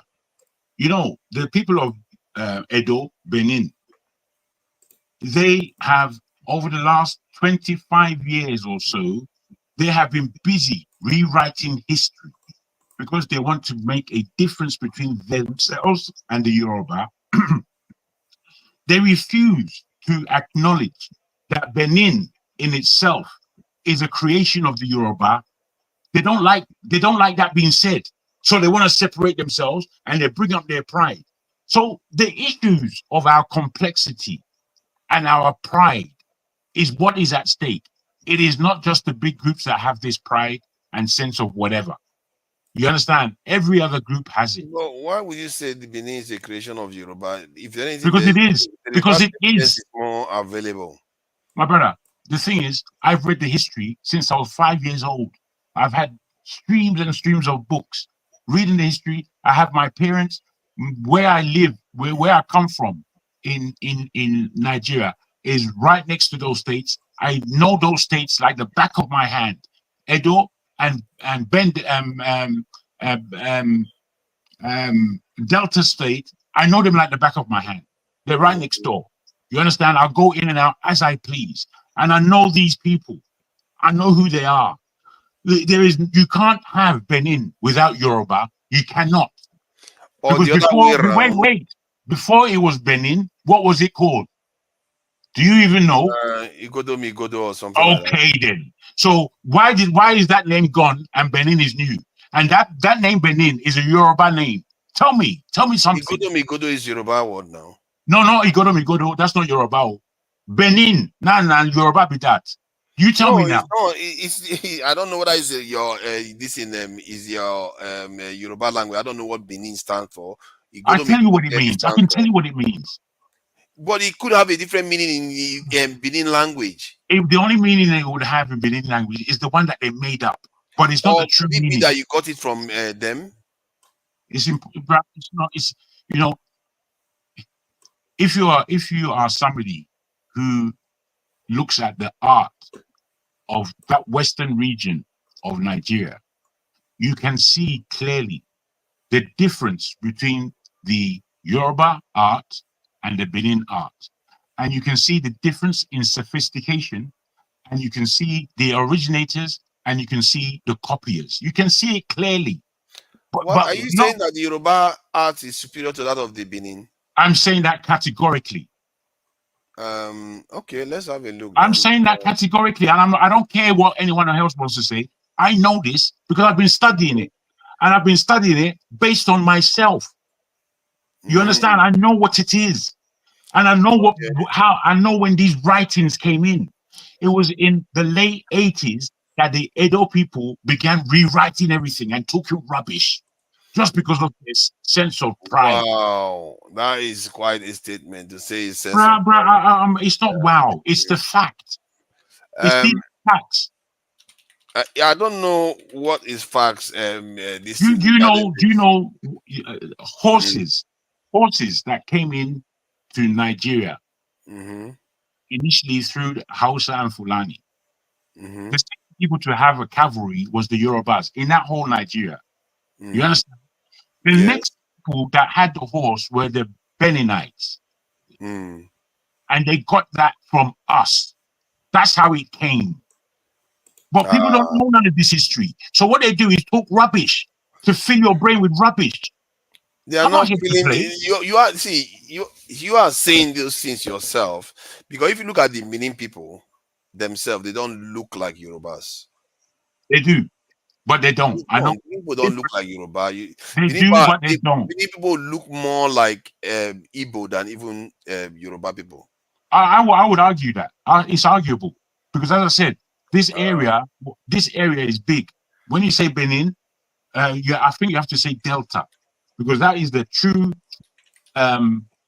old Benin Empire. In terms of the strength of Benin Empire was within that Bendel arena. And when you look at the Bendel people as a whole, they take on many different looks. Some will look more Eastern, some will look more Western in their approach. You can't strictly say, oh, they look like this. No, you can't. You know, even in their language. Observing, looking at them, they are Benin people. They tend to have very fair people. You can have very fair people. There's a lot of fair people in Yoruba land. Not the same, not at the same rate. All this. That's not in Nigeria. I'm talking about from being in Nigeria. So if somebody is fair and if somebody is dark, they can still look alike. It doesn't mean that because you're fair, I can't lok like you. Yeah, my brothers and sisters, there are some of them that are fair and some of them that are dark. What are we gonna do? It just feel for me from observing them, they tend to look okay. Let me see. I'm trying to see what I can just get this. Next minute, you're going to tell me that the people that wear two skirts. No, I'm not. Those people are. That is rubbish. I'm not into that kind of pseudo stuff. Now you know me. I not did that one. So let me see if I can find correlations in these things so that we can try to make sense of it. So now let me just share this so you see the kind of stuff I'm talking about here. So these are Yorubas in terms of how they show up on Google. It's not scientific, so nobody come for me. There's no reference here. This is not these are Yorubas. And now these are the Edos. and they don't generally tend to have markings. They tend to be generally lighter, and you notice the level of. I don't follow that. I don't think they're generally lighter. I don't. Okay. Yorubas have you can see them now. You can see how they appear. Well, all it is, bro, is that we are more. There are more of us than they. So you take on some level of, but you know, because there are so many of us, we will probably have more fairer-skinned people than they do. And they tend to use beads quite often. Beads so do are we. specific. Yeah, you use beads, but it's not. We are the original bead and glass creators, Yorubas. Beads, you see, the thing is, I tell you what it is. You know, I feel a lot of discrimination. I beg, let me speak to you without all these pictures. No, I'm trying to use evidence because I don't want. Yeah. But I already know this. I don't need it. I don't need it. No, honestly. sorry. Let me share the people to the people first, so that they see the Igbo people and see the similarity between them and the this thing. Look at the Igbo people, and generally, you know, see, I'm not the only one here. There is Jeff is here. We can see them now. They're Igbos now. They will have their own thing to say. Yeah, of course they are going to add to it. I'm just trying to share it so that they will get all the three evidence, and then they can decide which it's one. Not evidence for me. Okay, it's unscientific evidence. Let's put it that way. You tend to see more fair people, lighter skin, children, and stuff like that. Let me go to the Yoruba again, and so that we can see whether it is real what I'm saying here. Let's see what I'm saying, whether it is true. These are young people here. You can see, oh, these are not that young actually, but they tend to generally be of darker shades, and they tend not to use as much beads as the other groups. You see what we are talking about here? Not as much. This is one of the highest I've seen. You can see. But I'm not on saying the that Igbo side is heavy, and on my brother, my brother. I'm not saying that there aren't differences between us. You understand? I'm not saying that. I'm saying in terms of influence, the influence of that Midwestern region, where the Benin Empire has come from, that influence is largely Yoruba. The first king of Benin, the first one, it was a Yoruba man. They want to rewrite that and say no, he came from our area.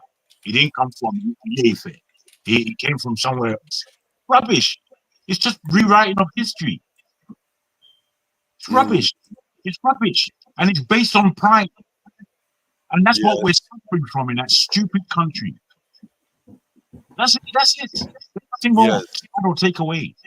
I think that there is you could argue that given how far back from what it is said that the Yoruba kingdom went versus how the Benin kingdom went, you can argue that maybe there is evidence to that the Benin kingdom was a kind of seeded by the Yoruba kingdom, but the similarities is quite sparse, and they argue. Because you have to allow people. How is it?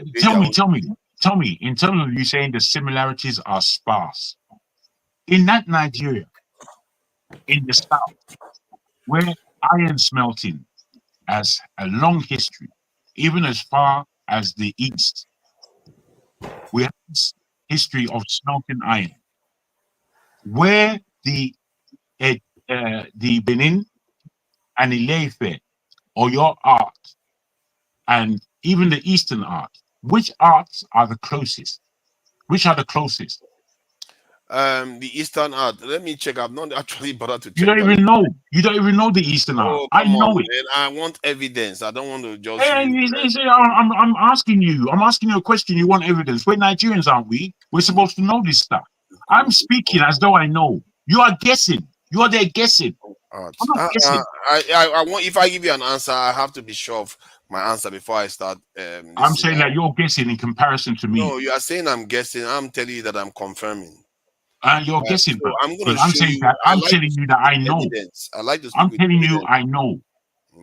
I like to speak with evidence. That's my own. I speak with evidence, but I know. I've already got my evidence a good 50 years ago. Good. Yoruba art. Most, from what I gather in Nigeria, the Nok culture were one of the first major cultures we had in Nigeria, and somewhere along the line, the Wokuchu, they call. Okay, let me find out what the Uku this thing art is when it started. Yeah, look at the Ikenga. Look at the first smelting of Eastern art. Beautiful. Let's see. But it's quite different from the Edo and the Yoruba. Quite different. The Edo and the Yoruba are the closest in terms of art, and the Benin got it from the Yoruba. Full stop. Wow, that is quite a statement to make. It's not, bro. It's only a statement for those who don't know. But for those who know, understand. I'm just trying to get. I want to ask a controversial question. So, the Yoruba culture, how did it start?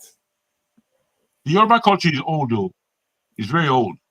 You know, where did it start from? It didn't. I don't believe that it began in Nigeria. I mean, there are all kinds of fables, and there are some people that say that we have a lot of trans-Sahara nomadic movements as Yoruba people. My belief is that we came from Egypt, Middle East, and traveled down in various waves. Sometimes through Egypt to Sudan and across region. Sometimes across the region through from Yemen. Many of us traveled into Spain with the Moors and came down through there. Many of us stayed in Mali and Songhai Empire before coming to Yoruba land in terms of the waves that took us into that area. Does that help? Well, we have so many lines of thought, but well, I think just leave it at that. No, but, Brian, if you want to be controversial, I'm here for you, bro. I'm here for you. But you know that I will bury you if you come too silly. No, it's not about burying me. Your own Oni of Ife agreed that. No, I'm your brother. I don't mean it rudely. I'm just saying. I understand. Mm-hmm. But again, the other day, I think the Oni of Ife actually mentioned that the Yoruba culture started from the Igbo culture. Actually, yeah, it did. That's rubbish. And I don't even believe he said that. And if he did say that, he said that only to placate. No, he didn't just say that because he wanted. Anyway, I know that in Lagos. You see this now. You see what you're showing now. Yeah. You see what you're showing now. This is strict Igbo, where they're smelting. All of this. Yes. I know all these figures. I've seen them live.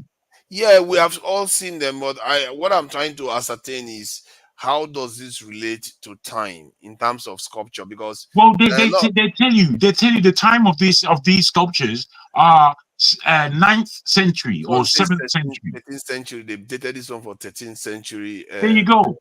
After Christ, and let's see what else. Okay, 13th century after Christ.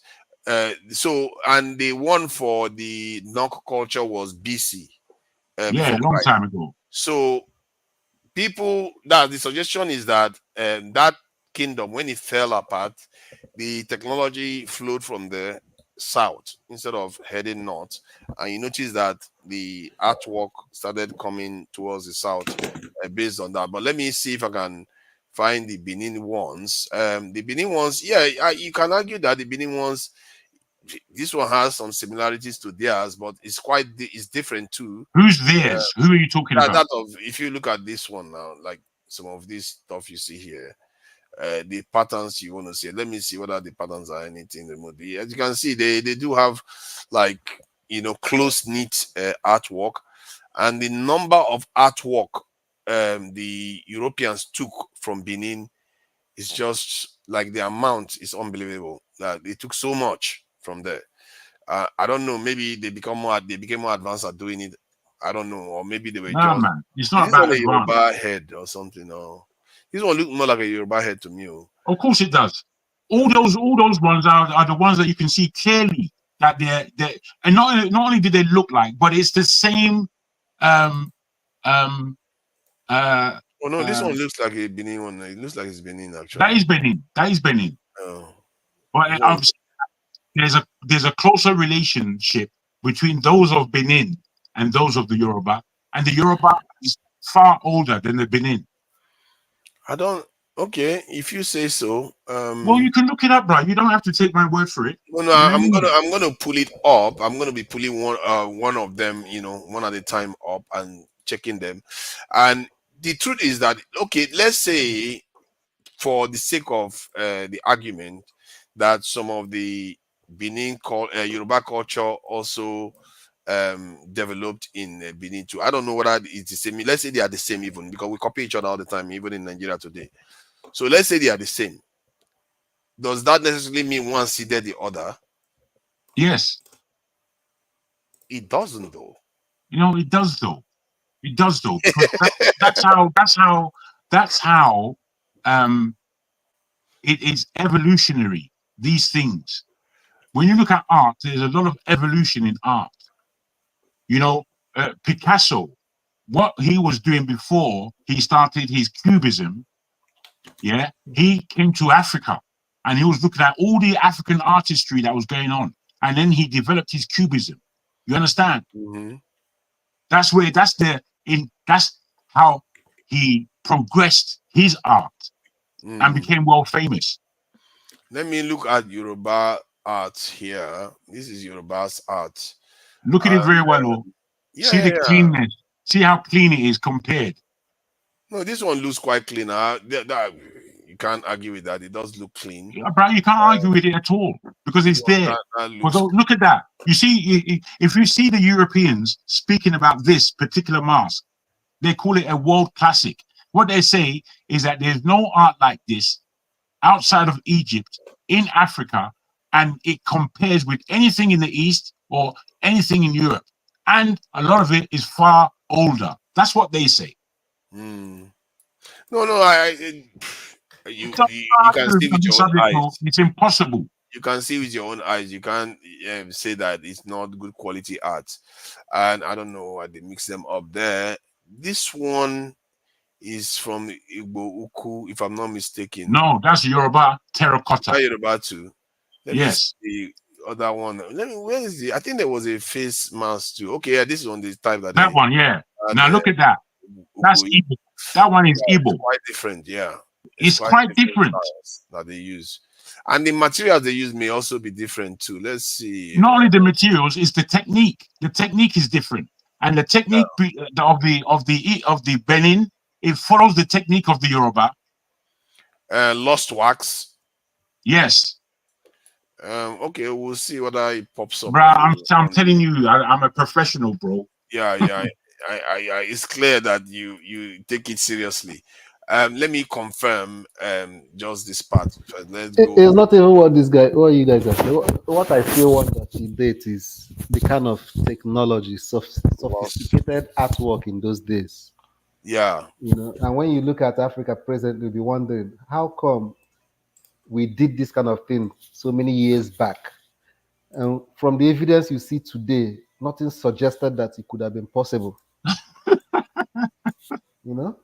That's, my brother, Steph, that's the shame of education. It's the shame of the education. You see, all these things that I know about, I don't know about them from inside Nigeria. I know about them from my father's house in England. My father had a whole heap of books that he shared amongst us, full of these things. I know them. When I went back to Nigeria, they don't even know what I know about what's in the land right next to them. They don't know. It's the education that leads us to say what you just said. What do you mean? No, I'm saying the lack of the way we educate ourselves in our country. We don't educate ourselves to the pride of the nation. The dates we are looking at here, and I believe there are so many. Apart from this artwork, the dates we are here seems to be similar to that of the Benin too. This artwork we're able to see 18th century or so. But Jagu, do you think that 7th century and 9th century? No, that is the kingdom. This thing, the people that are there, archaic. And then sorry. If not now, we're just trying to clear this thing so that we know about the arts part, because the arts. Pick up that one. You see that one underneath? Just have a look at it. Yeah, have a look at that one. Yeah. See that? That's complete beauty, bruv. You can't compare. What do you mean compare? It's not You about. cannot compare the technique in this art than the ones in Benin. This one is far superior. This one is 14th century. It's in That, art. that one is 14th or 15th century. That's what they put it. 14th or 15th century. So I can check the Benin one too now and see maybe whether they date them on their own, because sometimes these things they don't always date them properly. That's right. They don't date them properly. Let's see whether they will date them. But you see this one that you're looking now. Bring that on. Which one? That is a queen from Benin, and that is the closest thing to the Yoruba level. This to me is their most sophisticated height within that art. You understand? When you look at the other ones, you can see how they cut the shapes of the face differently.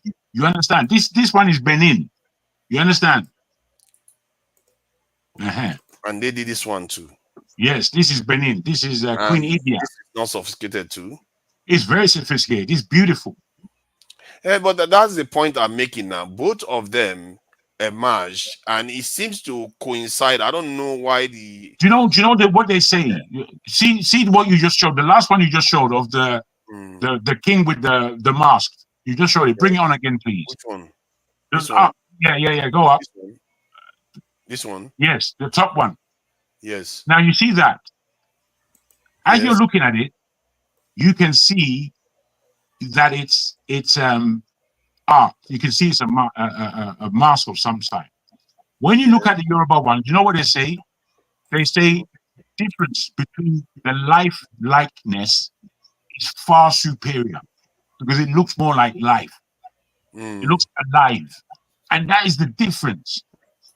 So a lot of people don't know what they're looking at when they're looking at art. Yeah, but it's like the Egyptians. Some of the Egyptian art, in terms of drawing, is not very lifelike. But in terms of sculpture, it looks more lifelike. Which is where the Yorubas. Which is where I believe the Yorubas. You see, there's no genetic link there. Let's not go there. Why let's not go there? I'm going there. What are we talking about? The point I'm making. The art in Egypt. Let me finish the point, please. Wait, I'm just putting this to you, bro. Or putting this to the audience. A few seconds remaining. The point is that, from what I gather from archaeologists, that some societies use what they call artistic license. They do things in a certain way, even if it's not representative of the real thing. So it's not. It might just be their style. Please go ahead. Yeah. No problem. No problem with that at all. However, what they really say, this is the Europeans, or they don't put the this thing is in the Queen's house. They don't put the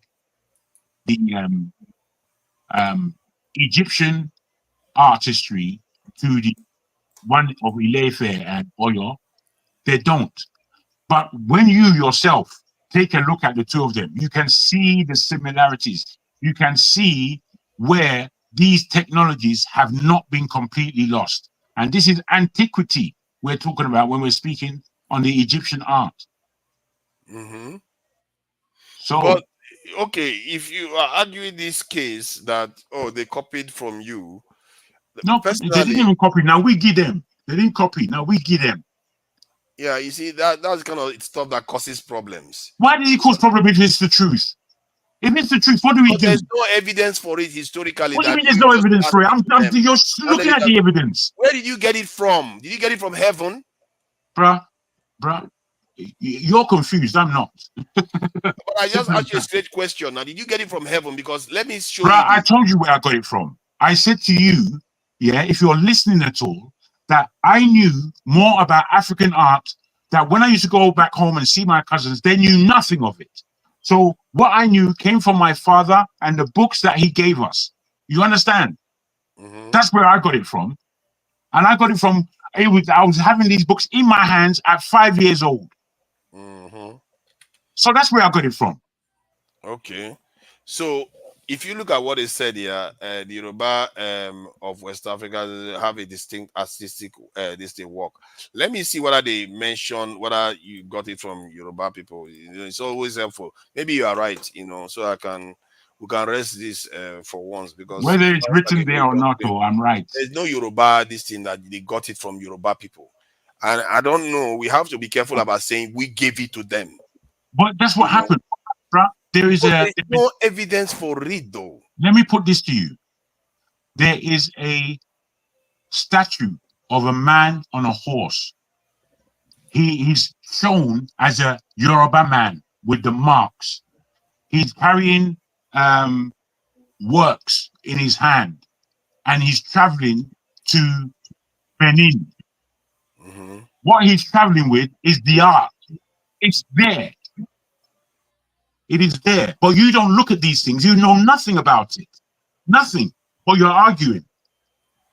You keep saying I don't know anything about it, but you are the one making a categorical statement without categorical evidence.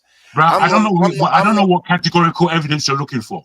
You know, I told you where I got. I'm sorry. That's what I'm saying. I'm sorry. I'm saying to you that you don't know, and you cannot pronounce things the way I'm pronouncing it because you don't know. Simple. Wow. See, the Benin was flourishing even in 12th, 13th century. They were just as early as the Yoruba, this in Ife kingdom, but I don't know. They call their first ruler Ogiso before their story. You say they invented that, so that seems to be, you know, something you have one to be sentence, please. You started 4 sentences there. Can I have one sentence so I understand what you're saying? Please go ahead. No, you. I want you to make your sentence clear. I said that they have their own story of their first king, Ogiso, who they consider as a god king, and he went on to have a child. That one of the children went to Ife, and he was the one that came back again later on after their first king to rule. So they never said that Ogiso was from Ife ever. The Ogiso is considered the god king. Listen to me, brother. What you just underlined is what was rewritten. It's that's the new writing. Because the original writing, my brother, goes like this. Oduduwa, who is the progenitor of Ile-Ife, had sons. The last son was sent to Benin. That son, he went by the name of Oramiyo. Pure Yoruba name. Pure Yoruba name. That name does not come from Benin. You know that when you go back in time, Wait, but let me finish the sentence. Let me finish my sentence so you hear me clearly. Oramiyo, the son of Oduduwa, went to Benin under request from the Ogiso because his kingdom was fucked. So he went to bring the kingdom anew with organization. Now, when he did that, he left calling these people Owombenoju, which is where they got the name Benin from, which is to say these people are almost ungovernable. That's where he had a child there. That child was mixed between Yoruba and Edo, and he fucked off out of there. That's what happened. But they write rubbish for people like you to go and glean and start arguing with people about what they don't know. I'm not taking. I take evidence. I go. But if you show me evidence of what you're saying, go and look for your own evidence. I'm saying it because I know it already. If I find the evidence here, I will argue with you. I won't argue with you.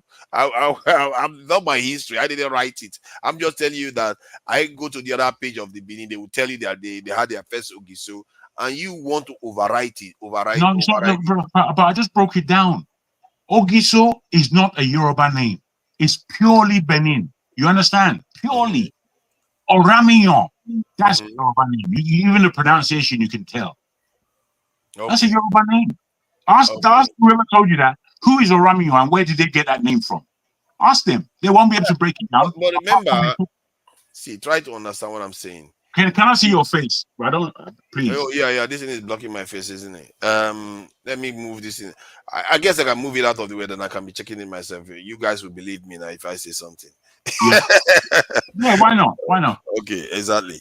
So yes, their story clearly says Ogiso, and given the power of the Benin Kingdom, given how far back they go, standing on its own that long individually without aligning with themselves with the Yoruba in any way, should tell No, you no, something. wrong, bruv. That's wrong. You know, bruv, It's wrong please. again. I'm gonna take myself. I'm gonna take my time. Mm-hmm. The first kings of the Yorubas who came from Oromia, those were the kings. So therefore, they even used to speak Yoruba in their court. They spoke Yoruba in their court because that was the lineage of the new king under the Benin Empire, which was named. The name before that was Ogidimo, or whatever they call it. And that was a failed kingdom. It didn't last. They were squabbling amongst themselves. Yes? So when Benin came, they founded an empire. That's how it went. Don't get it twisted. Mm-hmm. That's Yeah, how it no, went. they founded the empire, and he went there and founded the empire. Okay, they don't just believe that that is their story, and it is quite a dramatic thing to say a people will rewrite their own history. Historically, it's very hard to happen. They No, tend it's to. not. Oh, anyway, let me So let give you me say an what you. example where anybody has ever rewritten their history just to avoid being subservient to other groups. I've never really seen that history. They don't deny it. Igbo didn't deny that they are from Africans. Okay, wait 1 minute. Have you heard what I'm saying? Have you heard it before from a Yoruba person? Do you know the story of Benin? Do you know the story of Ileife? Do you know Yes, I how know the old? story of Ilefe. Okay, the story of Ileife in terms of the age compared to Benin, not what was before. Compared to Benin, which one was first? The Ilefe one is fantastical. They are talking about No, Oduduwa no. coming Which from one heaven was first? Which one was first? The story of Ileife, I think it's about the same time. That's what is No, confusing it's me. not. Okay, No, let it's me see if I can find the dates now that they put so that you can what actually. you should say, bruh, is I don't know. That's what you're supposed So to say. I used the artworks to judge at first, and they were about the same time. No, but no. Ileife is not the artwork that you see. A lot of that artwork is found. A lot of the artwork that you see is found between Ekiti, Ondo, Oshun, and Oyo. These are where these kingdoms largely were. Yes, and there is time. The oldest of these is Ileife. There's another older one which is in Ogun State, near where the uh, Ijebu, where the Ijebu are. It's called Eredu. I've shown you it before. You've looked at it. That Eredu is a walled city, the same as Benin walled city. But the Eredu is far older than Benin City. Far older. Yes. Eredu. Okay, I'll check it out again. I know about the wall there, but I don't know whether it's older than Benin. Far older. City was surpassed by, or what you are accusing the the Yorubas, the Benin of doing. They can accuse you of doing the same thing. But what I'm saying That's is why in their it's just rewriting, they have. But because I've been reading this But since it's I was not fair 5 to say years. they rewrote it. Europeans were also arbiters, and other parts Let of me the world say, can check it too. I was reading this since I was 5. It was when I was 30 that I started seeing the reading that you are doing. That's why I know that there is a rewriting of history. Or It took a could it be long that time. you just didn't like the original Nah, topic man. that I raised? You just didn't care No, about man. their I was history. vociferous, bro. I was vociferous at researching these things as a young man. You knew about the North culture during that time as a young man and how they Of all course I did. downstairs. I knew all of it. All of it. So during that time, what you knew was that the Ogiso was part of the Oyo kingdom. No, I've said it again. Ogiso is Bendel or Benin. It is not Yoruba. Ogiso is a pure Bendel So their Benin. first king was Benin. No, the first king of Benin was Oramio. He created that state. In their story, Ogiso comes first. Well, that's their story, but it's not the truth. Not when it comes to Benin. It may have happened before. I don't know any group that will ever do that, though. It's not about that. That's not evidence, is it? What you're saying? That's not evidence of anything. No, You're just talking. I agree with you, but since you are not presenting me concrete evidence, all we can go is what concrete evidence do you want? Of other kingdoms, Bruh. how they relate to each other. Like now, like the Agbo, they will tell you that the Benin people were the one that seeded their kingdom. This is something that is known. They seed other people's. They replace. I think on Ichawan is similar too, even. And even Eko, the Benin are known to seed kingdoms. And I don't know whether that's only because you know the Benin. You don't know Ile-Ife. You don't know Oyo. You don't know none of it. You don't know it. I'm not when saying you say, listen to this. Listen to this. One that seeded them. Listen to this as reasoning. When the Benin Empire discovered Lagos and they gave it the name Eko, there were already Yorubas there in that land. Are you with me? Yes. It wasn't empty land, and they, as you know, for them to even get to Lagos, they have to cross Ondo State, as it is known today, which is strictly Yoruba, largely. Even though there are other races there, largely it's Yoruba. So they're crossing that terrain in order to get to Lagos. When they got to Lagos, the old Oyo Empire that was beginning to break down, a lot of those people, Abiekuta, for an example, a lot of those people entered into what we now call Lagos. So we were there a long time before them. And I'll add this, because it's Benin that say that they ceded Lagos, as it were. Those people were Yorubas. The kings of those people were Yorubas. Simple. You don't want to accept it when it's true. I don't know why you are just speaking. This is what we do in Nigeria, and that is no. Don't accuse me of anything. Take what I said. Saying the people that are telling you their own history, the Oba, they are all liars.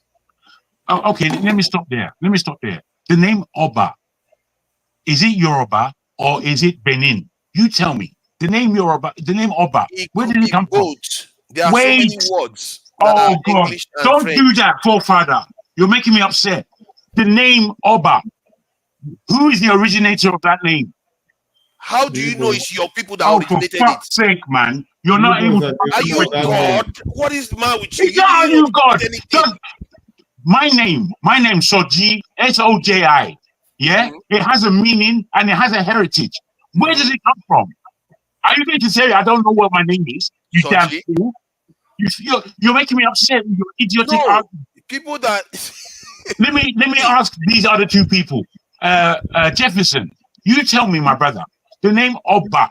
Where in your mentality, knowing Nigeria, who owns the word Oba? You want me to shock you? It's an Igbo word. Wow, that's poor. No, you see that? You see the no, that's what he's read. All right, because so are there any Obas in Yoruba land? Bro, the kingship of Oba of Yoruba land is distinct and heavy. We know how to pronounce kings. We are the people of kings. No, I mean, you call wait. Oba. That's what wait. You ask me a question, I'm going to answer it. Can you shut up and let me answer it?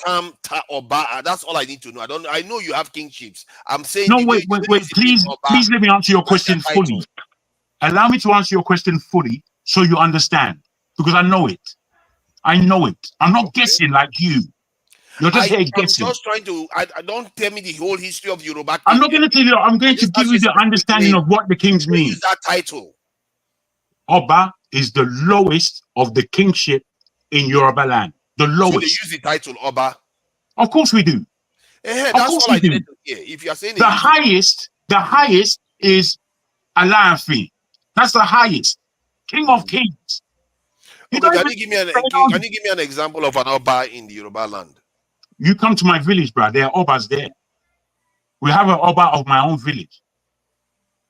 I don't know what. What do you mean you don't know? Can you name Oba? Can you give me Oba somewhere? An Oba that I can use so that I can. Look at the Oba of Akure. Look at Oba of Akure. Thank you for that. Oba of Akure. Okay. Oba of Owo. Oba of Akure. Oba Allah de Toye Yimbo. Him. Ulade. So the Oba. Okay, good. Idea is there. That's accurate. There's an Oba that is called this in that name, and so by the term Oba, the word Oba itself, does that necessarily does look at Jago wants to blow up. No, but I'm right. I'm taking a drink. Does that necessarily mean the Oba of Benin is Yoruba? Because they don't speak similar language. Well, in that Midwest region, which is a fantastic region of Nigeria, especially within it's so many different ethnicities, so many different influences going on. There are influences from Yorubas in terms of their names, how they name themselves, right across the board. Whether they relate to us, the Oba of Wari is the Oba Oluwa of Wari. Are you going to say Olu is now Igbo? Okay, good. I think the Akure one you are talking about is in Ondo, isn't it? The Oba. Yes. Okay, now I need Obas that are coming from like far west, like in Benin Republic or somewhere really west. Because if it is too close to Benin City or the Benin Kingdom, the Edo Kingdom, there could be overlap there going on. So I need to find one that is further away, like far removed from the Benin area. Well, if I give you Lagos, is that good enough? Is it in the Lagos area where the Oba? There's Oba ship there.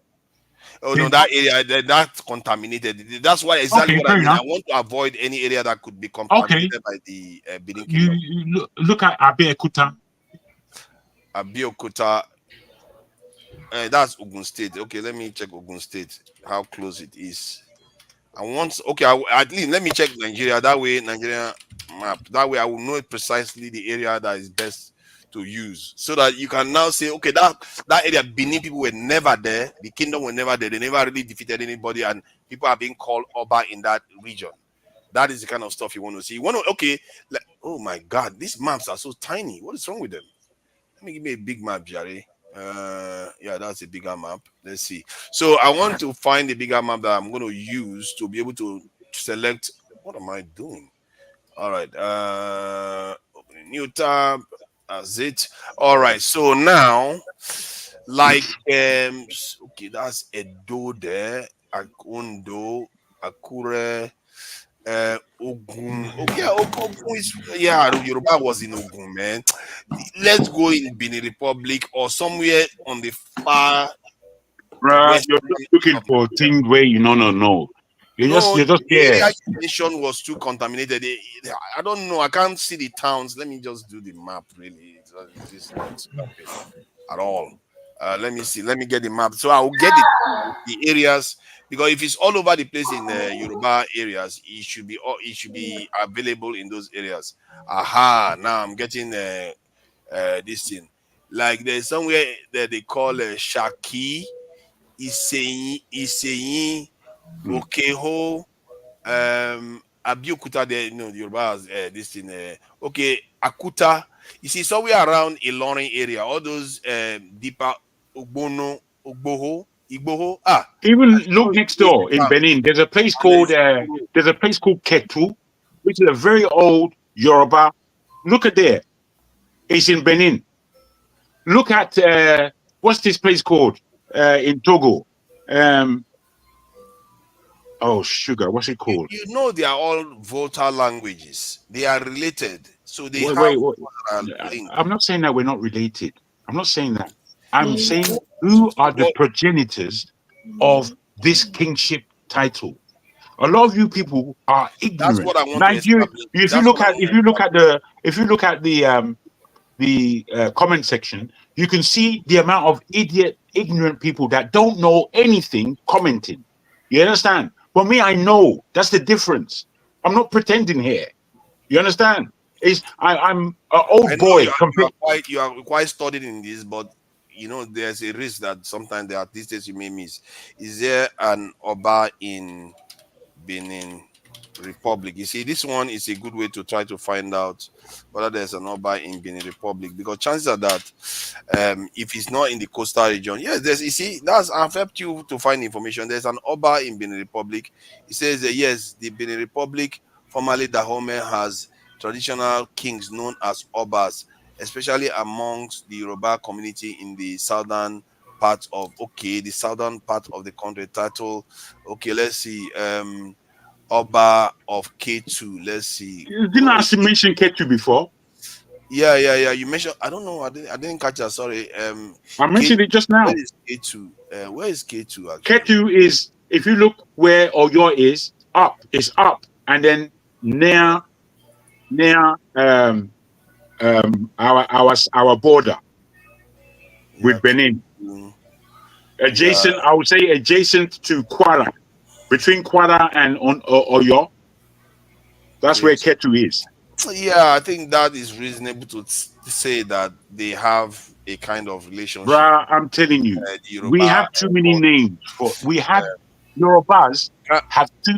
Let's take it a step at a time. So I'm giving you a step at a time. Never, wait. Hear this.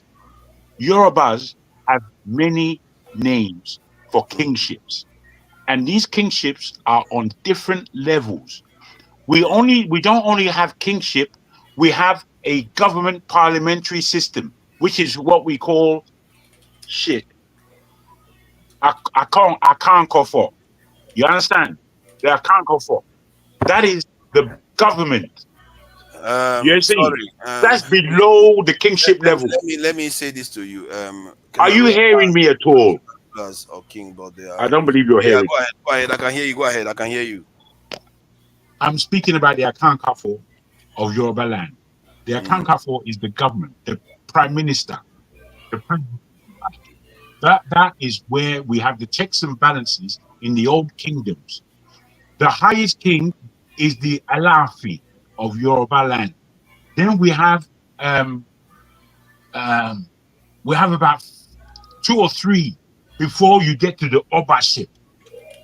The Obaship is the lowest king of the Yorubas. And that's what we allowed the Benin to carry. Because Oramion left. He left his child with a woman there. He left the structure of how to run the Benin Empire. And that's what they ran on. A lot of these fucking assholes that don't know shit, who would be rewriting history based on their shame, that's the people that you're listening to. Okay. The only reason why Jefferson said Oba is a Benin word is because that's all he knows. He doesn't know any different. He doesn't know any better. So he's learned it from the thing about words is that we have to be careful by claiming words to be belonging to a group. I don't have to be careful. You be careful, because I know what I'm saying. Because words sometimes originate. Oh, shut up, forefather, man. Shut up. Oh God. No, because you're not making any sense. You're just flimming and flamming in the dark. No, you don't. I'm not doing that. You're not there. You are acting as if you were there. You don't know. It's not about. I'm not. It's not, bro. Is there any? What you're depicting is that people have no way of speaking accurately. That's what you're saying, and I'm not saying that. You keep that shit to yourself. There's no need to. There's accuracy in this world, and accuracy can be given. Yes, I don't need to float around in the dark, say one thing. I'm not like that, forefather. If I don't have anything to say, I shut up. When I've got something to say, be careful, because I'm coming to with a railroad. See, hold on. You see, you are very combative, fighting. I'm not trying to be combative, evidence. bro. I'm trying to if we understand how the conversation began, just agree with you. No, I don't want you to. If we understand, I didn't begin this conversation in a combative manner. I broke it down nice and gently. You decided to reject it, which is fair. Yes. But your rejection of it, you didn't come with anything precise. All you're doing is rejecting. You never came with anything. No, I came with what you didn't come with anything. I'm the one doing all the evidence for you. What are you talking about? I'm saying I gave you the breakdown of how Benin began. Benin and itself. I gave you the breakdown of what they said. So you are saying they made up their own stories. He said, she said, and I'm trying to get evidence. You didn't have to give me that. I know it already for because I showed you that they rewrote the history. That's what I told you. Oh my God. That's what I told you. I said this is coming from a rewritten history. See, this is why we have problems in Nigeria. Why? Because you just assume you were there. You know everything exactly happened. Because we refuse to listen to each other anyway. So exactly, you don't try listen. to say that. You Oh, my think view you is know. I have this view of this. This is more higher than this, and vice versa. Unbelievable. Oh, you don't have more. All these you read might actually also be wrong. Come on, we're all here to learn. At the end of the day, you know the thing is, if we're gentle and we're honest, I was directing Forefather when he was showing me photos, and I told him that the Yoruba art is far more sophisticated than the Benin art. I didn't say the Benin art was not sophisticated. I said ours was superior. I didn't say it because I'm Yoruba. I said it because that's the fact.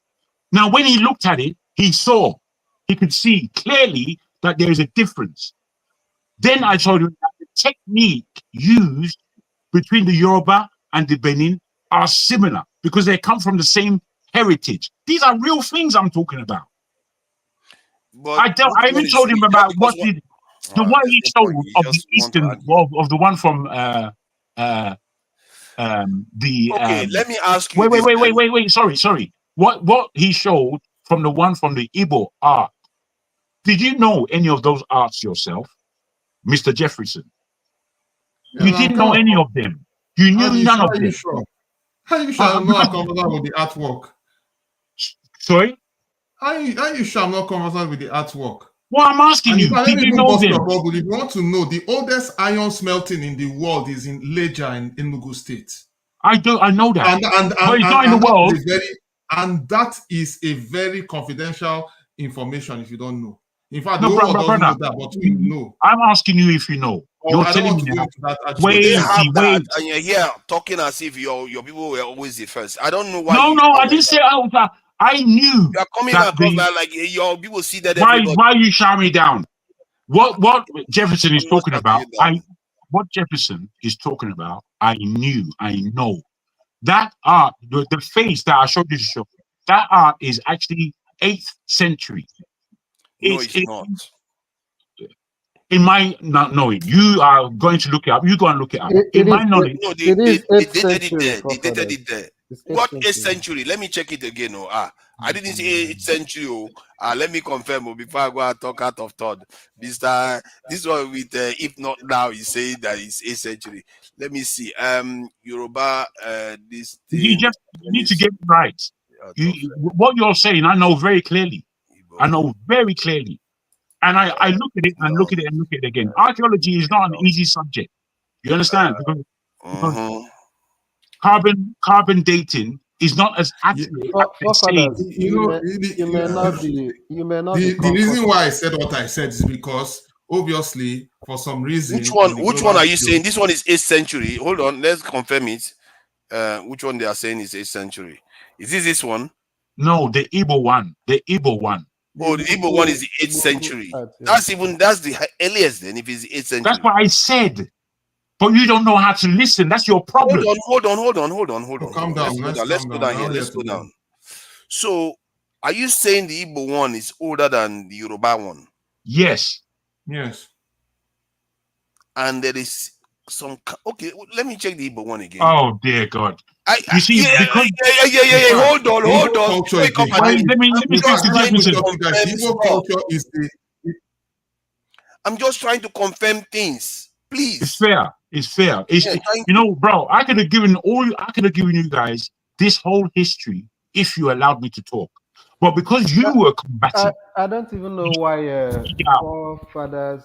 You see, don't even start with me now. I'm coming. Don't start with me now. The area I'm interested in this history is not even where forefathers is going. If not now, we can't see you.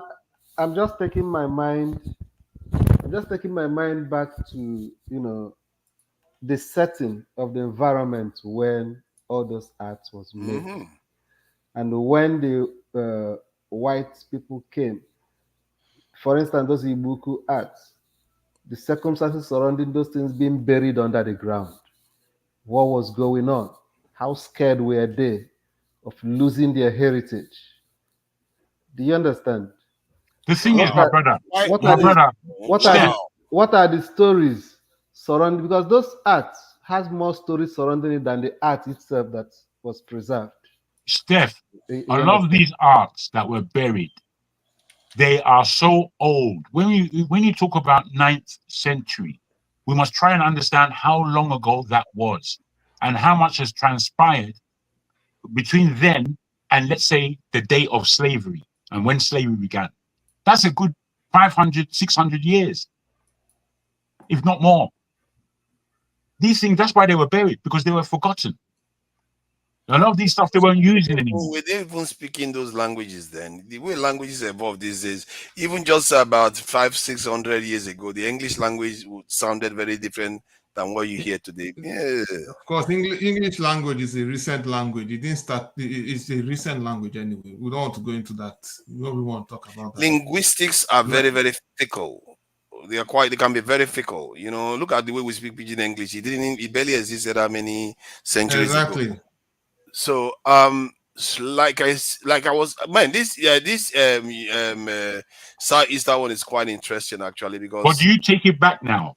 You thinking I'm trying to be Yoruba supremacist and say we're the first? I'm not thinking that.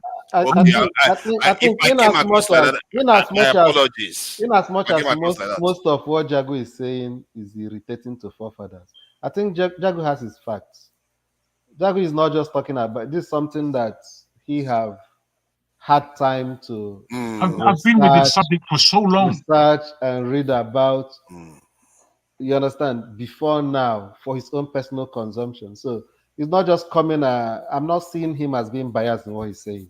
No, I agree that he read it, but just because you read something doesn't necessarily mean you have the entire picture, or you are not a little bit till you miss. No, but what is left for you now? And when he's saying what he know, what I was expecting from you. Let me see what I want to say now.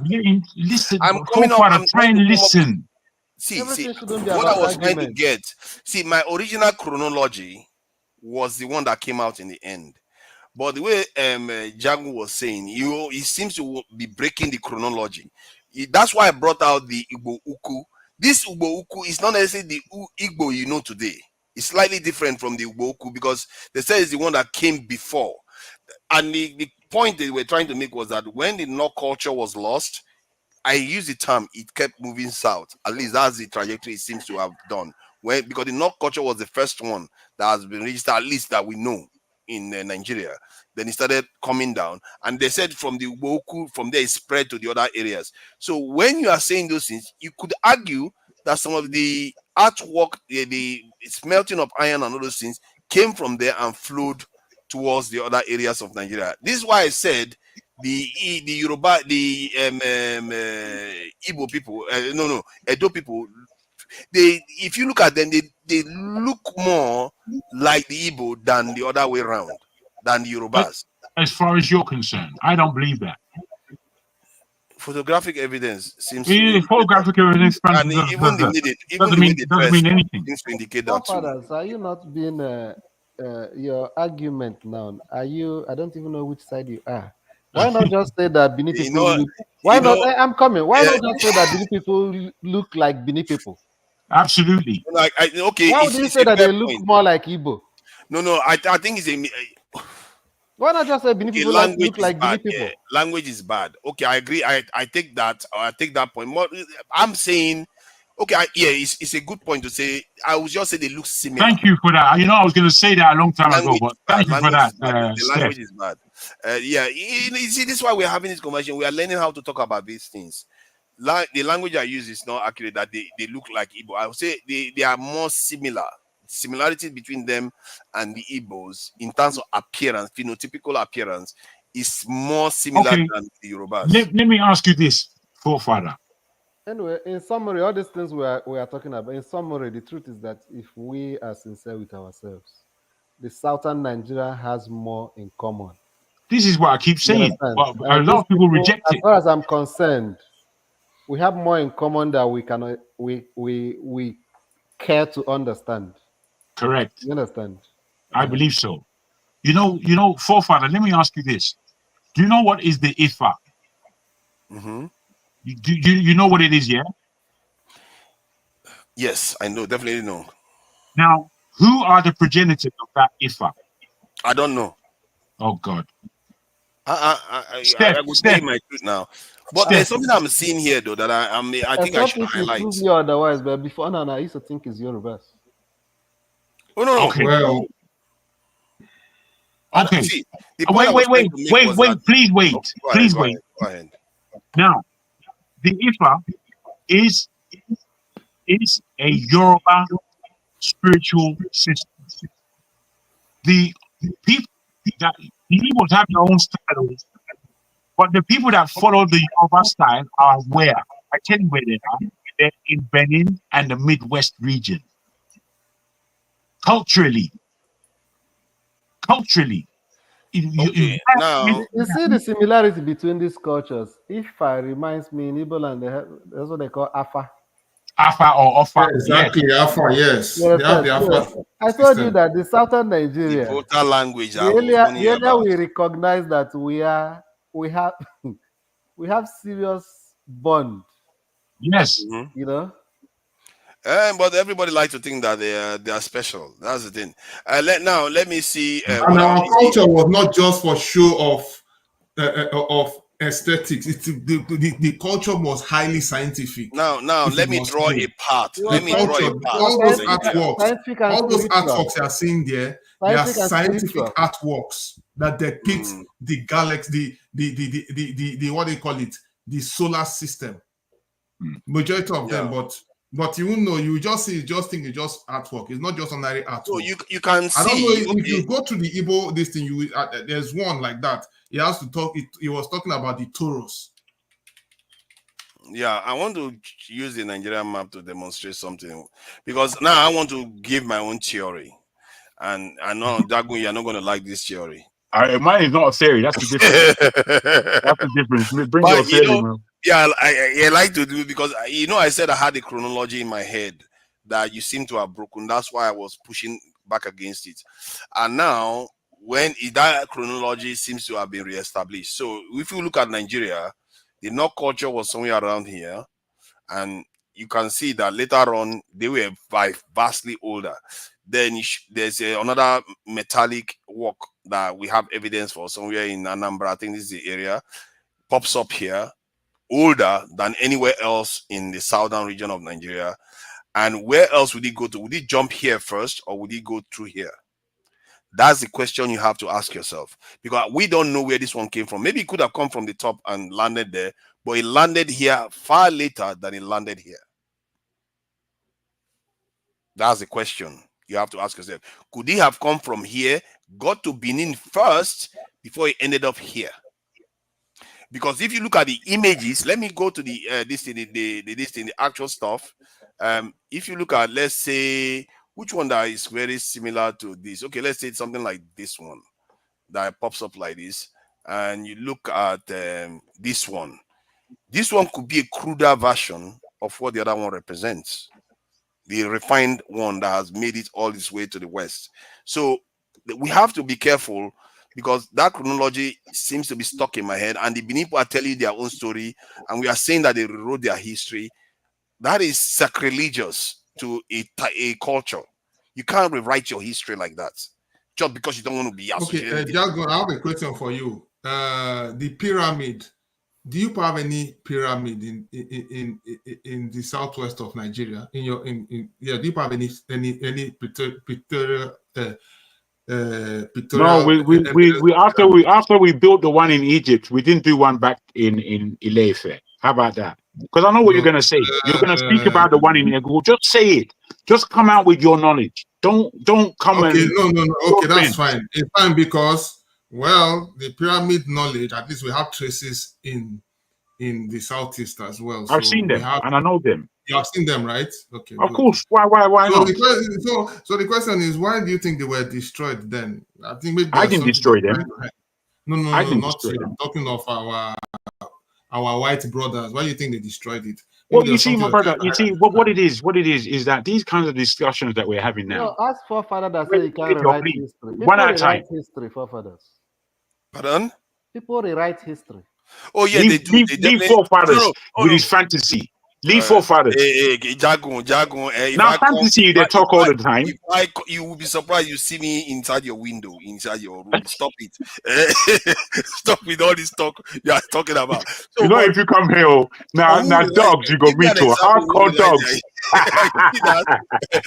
Who rewrote their history that you are saying? Their traditional history. My brother asked a serious question, and we are speaking about, you know, brother Jefferson. The way I look at Nigeria, I've always said that the South needs to be won.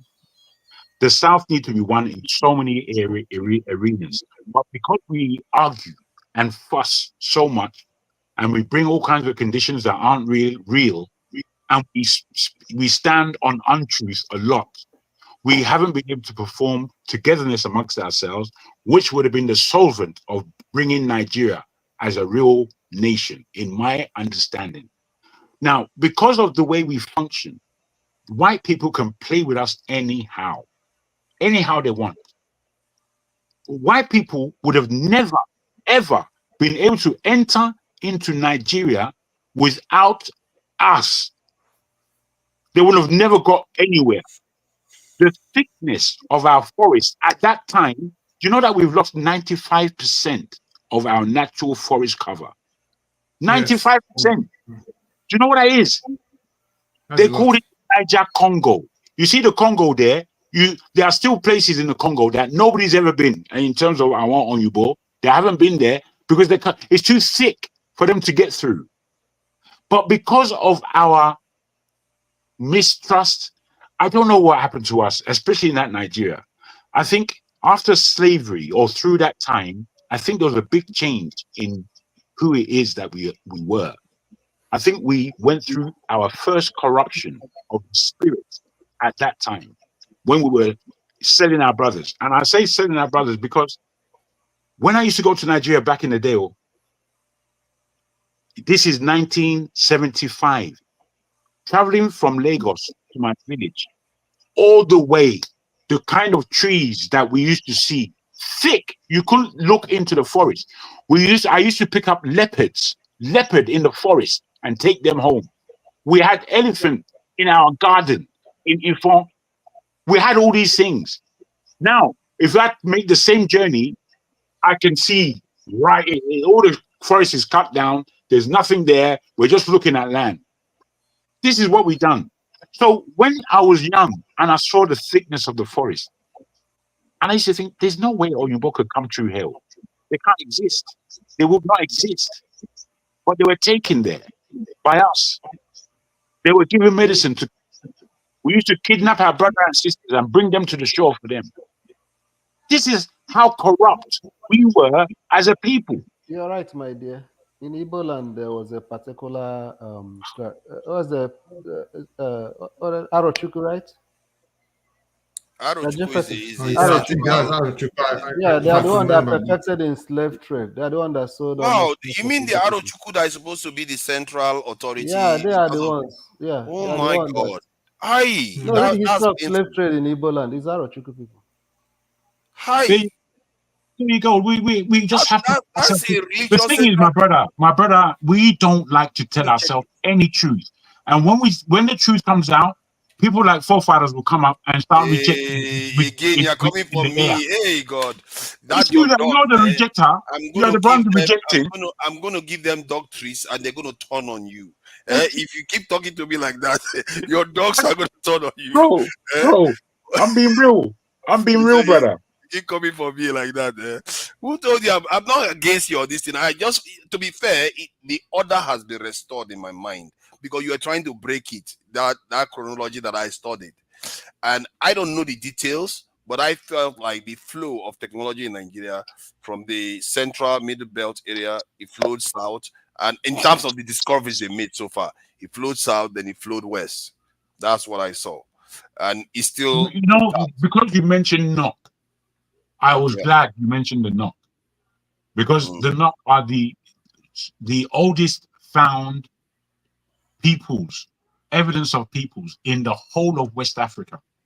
The oldest. You understand? And largely they're in Nigeria. There is some scrapes of them from Sudan, as far as Sudan, Chad, but mostly it's in Nigeria in terms of what's been found. Now, we can really understand the depth of technology that we West Africans hold, given to the fact that Ghana, Mali, and Songhai are the three biggest empires in the whole of Africa, including East Africa. I assume you could talk about any one of them. What's happening in West Africa is far bigger. So when we understand West Africa and we understand us today, we must appreciate there's a great deal of sophistication that has translated into us today. We are sophisticated people, but we are bushmen at the same time. It is for us to really have these kinds of conversations in order to make sense what we're supposed to be doing with today's day. And I'm afraid that because these subjects are difficult, we don't have them. We don't have these discussions. Wow. The boundary expansion is so much in Nigeria. It's crazy. You know, when I'm trying to read that about Arochukwu. I need to read about it. Nigeria has changed a lot. Nigeria is evolving continuously. And to think you understand what is happening before, like the areas that Igbo people are right now, they said the Ibibi were there too. Then they became Arochukwu later on, and the Ibibi is no longer there. It's just really strange stuff. And then they talked about the Bantu expansion that was taking place during that period. The Nigeria is changing all the time. You can even see that in Nigeria today, where you go to the south, some parts are, you know, the people that speak the Igbo language is increasing in number compared to what it was even 60 years ago. So Nigeria is changing all the time. It's just how history works. And my take is that there is no point. We are all technically the same people. Igbo man don't care who is who anyway. The reason why we're having this conversation and the reason why it's become difficult to an extent is because of the same topic we are talking about, that these major groups, they have difficulty discussing Nigeria because some people will just say, oh, the other side is this one, this other side is this one, and it leads to misunderstanding. Like when you say that the Benin Kingdom rewrote their history, I don't believe so. It's very, very hard. I can't. Okay. Wait. You if you listened earlier, I think what it is, forefather, it's not about the big groups, because you as an individual, you don't tell us where you're from. So that's a shame on you. You are not bigging up yourself. So fuck you, kind of thing. If you, I mean it as politely as I need to put this in 18 rated. If you are going to sorry. What I mean by that is, look, if people aren't standing for themselves, what do you expect? What do you expect? No. Because there are those who will stand for themselves. No, I don't think that is about it. There's a lot of people that. It is about it. Now, no, it's not. My man, Steph, he just broke down that history is always rewritten.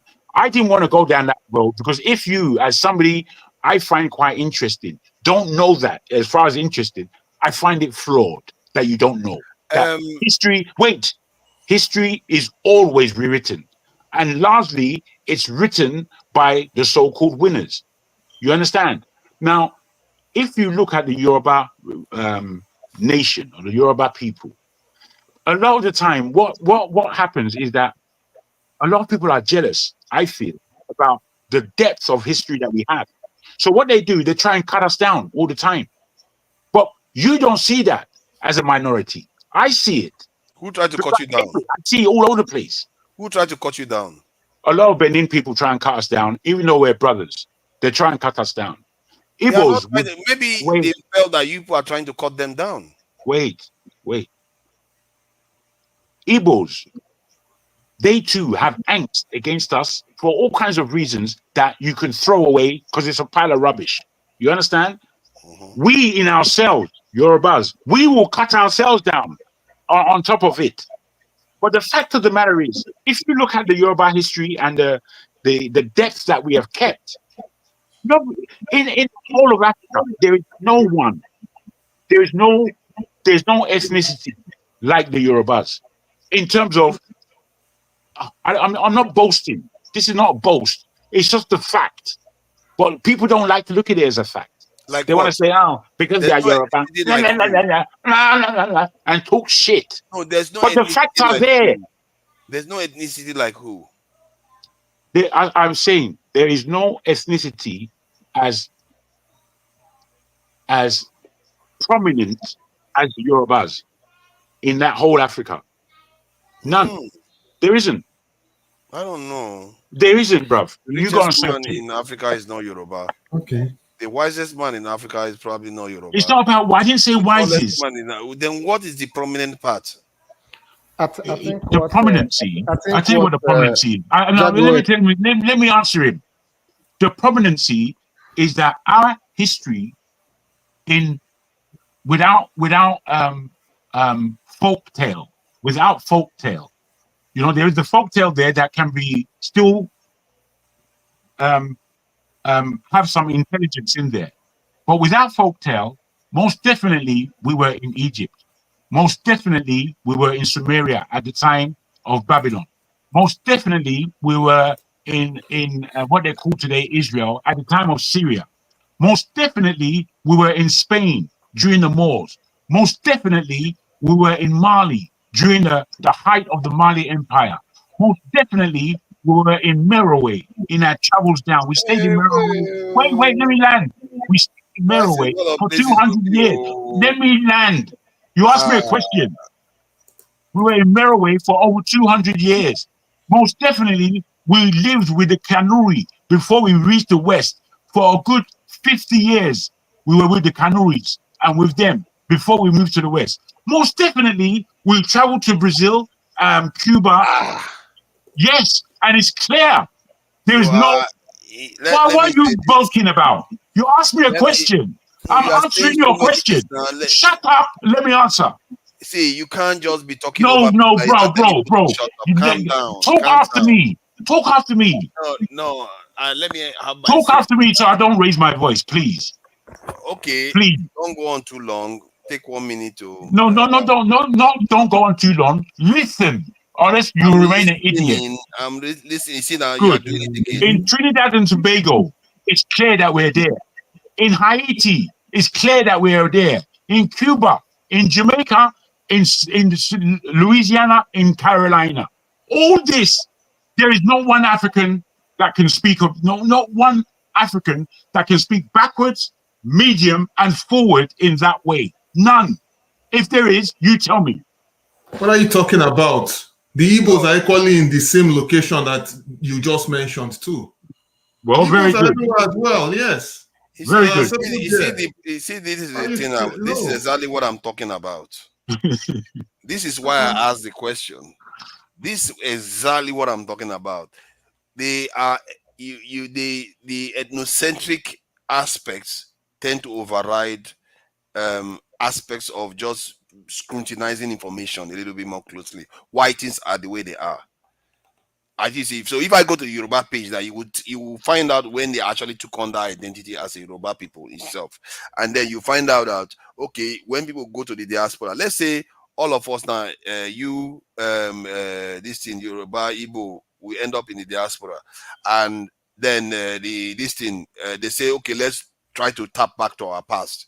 Who do you think is going to get? They are going to go with the Igbo people. They tend to have a loose culture to an extent. Yoruba people have a more storied culture, and they tend to value the story more. Chances are that people want to coalesce around the Yoruba story or the Igbo one, but they will ignore the middle one. So the others will disappear into the ether. Even if in the Nigerian space, the others, if you put them together, they are bigger than each of the other group put together. That's individual. But that doesn't pronounce anything. What that means is that what you are seeing out there, it doesn't necessarily mean the greatness of the Yoruba in the entire. Is the combination of all the cultures, and then the Yoruba one is the one standing out from there. Let me say this. In Nigeria, let's be really honest with ourselves. In Nigeria, and this is not boasting, this is just observation on my part. who are the people with the largest influence and the largest amount of relationships with its neighbors? And when I say relationships, I mean largely good relationships with its neighbors. Who? You tell me. What do you mean? Not you at first. It's just in the No, Nigerian bro. context. Are you talking in terms of hospitality or what? What in No, what no, context are you talking about? When I say influence, I mean the influence from your culture that you are sharing with others, the influence with relationship that you are sharing with others. Now, I would mention this to you: the Borgu, the Hausa, the Nupe, the Tiv, the Igala, the Beninites, the Shekiri, the Jaws. All these are people that the Yorubas have a deep relationship with.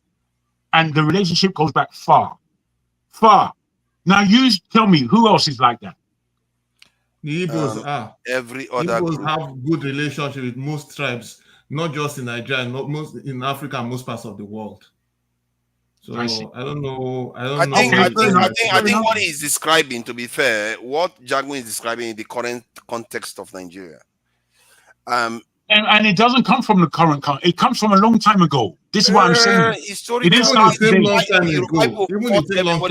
Like nothing else. The Bible were fighting a lot amongst themselves only. No, they weren't fighting with others. They were fighting. Yeah, amongst themselves. They were fighting others. And the Igbos were in their cocoon, staying in one place until recent. There's a reason why Islam didn't expand south. They were fighting back too. They were fighting other people all around. Yorubas fought. They are not docile people, and they were not fighting like one unit. Like this, that's the thing too. That's another aspect of the Yoruba. They were not fighting like one unit. Like they are spread out in that region, but they were not fighting. They were fighting each other just like they were fighting other people too. Yeah. One thing I would say about the Yoruba culture, they seem to be the most expansive of them in terms of it's like compared to Jews, they are like Christians and Muslims. They want to convert and gain more people into their fold. If you look at in Brazil now, many people that are practicing those things are not Yoruba heritage. They have been subsumed into the culture. That's you see what right. I mean? So they are expansive. They expand. That's influence. So today you see that still happening. Yes. So that's what I'm trying to describe to you, that culture that you see out there is a culmination of all the other. It doesn't mean that they didn't take Edo people there, they didn't take Joe people there. No, it doesn't mean that. It doesn't mean that. That's why I went back in history and gave us an understanding. And this is, as I said, this is not boasting or trying to put anyone down. This is to get us to tell ourselves truths, tell ourselves some level of truth. No, you are the most expansive. That is the thing. This guy Jefferson. He broke down that the Igbos were the first to start smelting in Nigeria, and he didn't know that I would agree with him based on the fact that I know that's how it's written. I know that's how it is. I know. What is the aspect of the Yorubas that you say is the most expansive, is the greatest? I didn't say greatest. I said most prominent. What is that? What aspect? It's the whole culture, bro. Exactly. That's what I'm talking about. You have a kind of the Yoruba culture. You have this thing. You want to share it with other people. Yes. And I think I won't surprise you have the Yorubas have more footprint in so many scattered, like almost most parts of the world. You understand? Than any other tribe.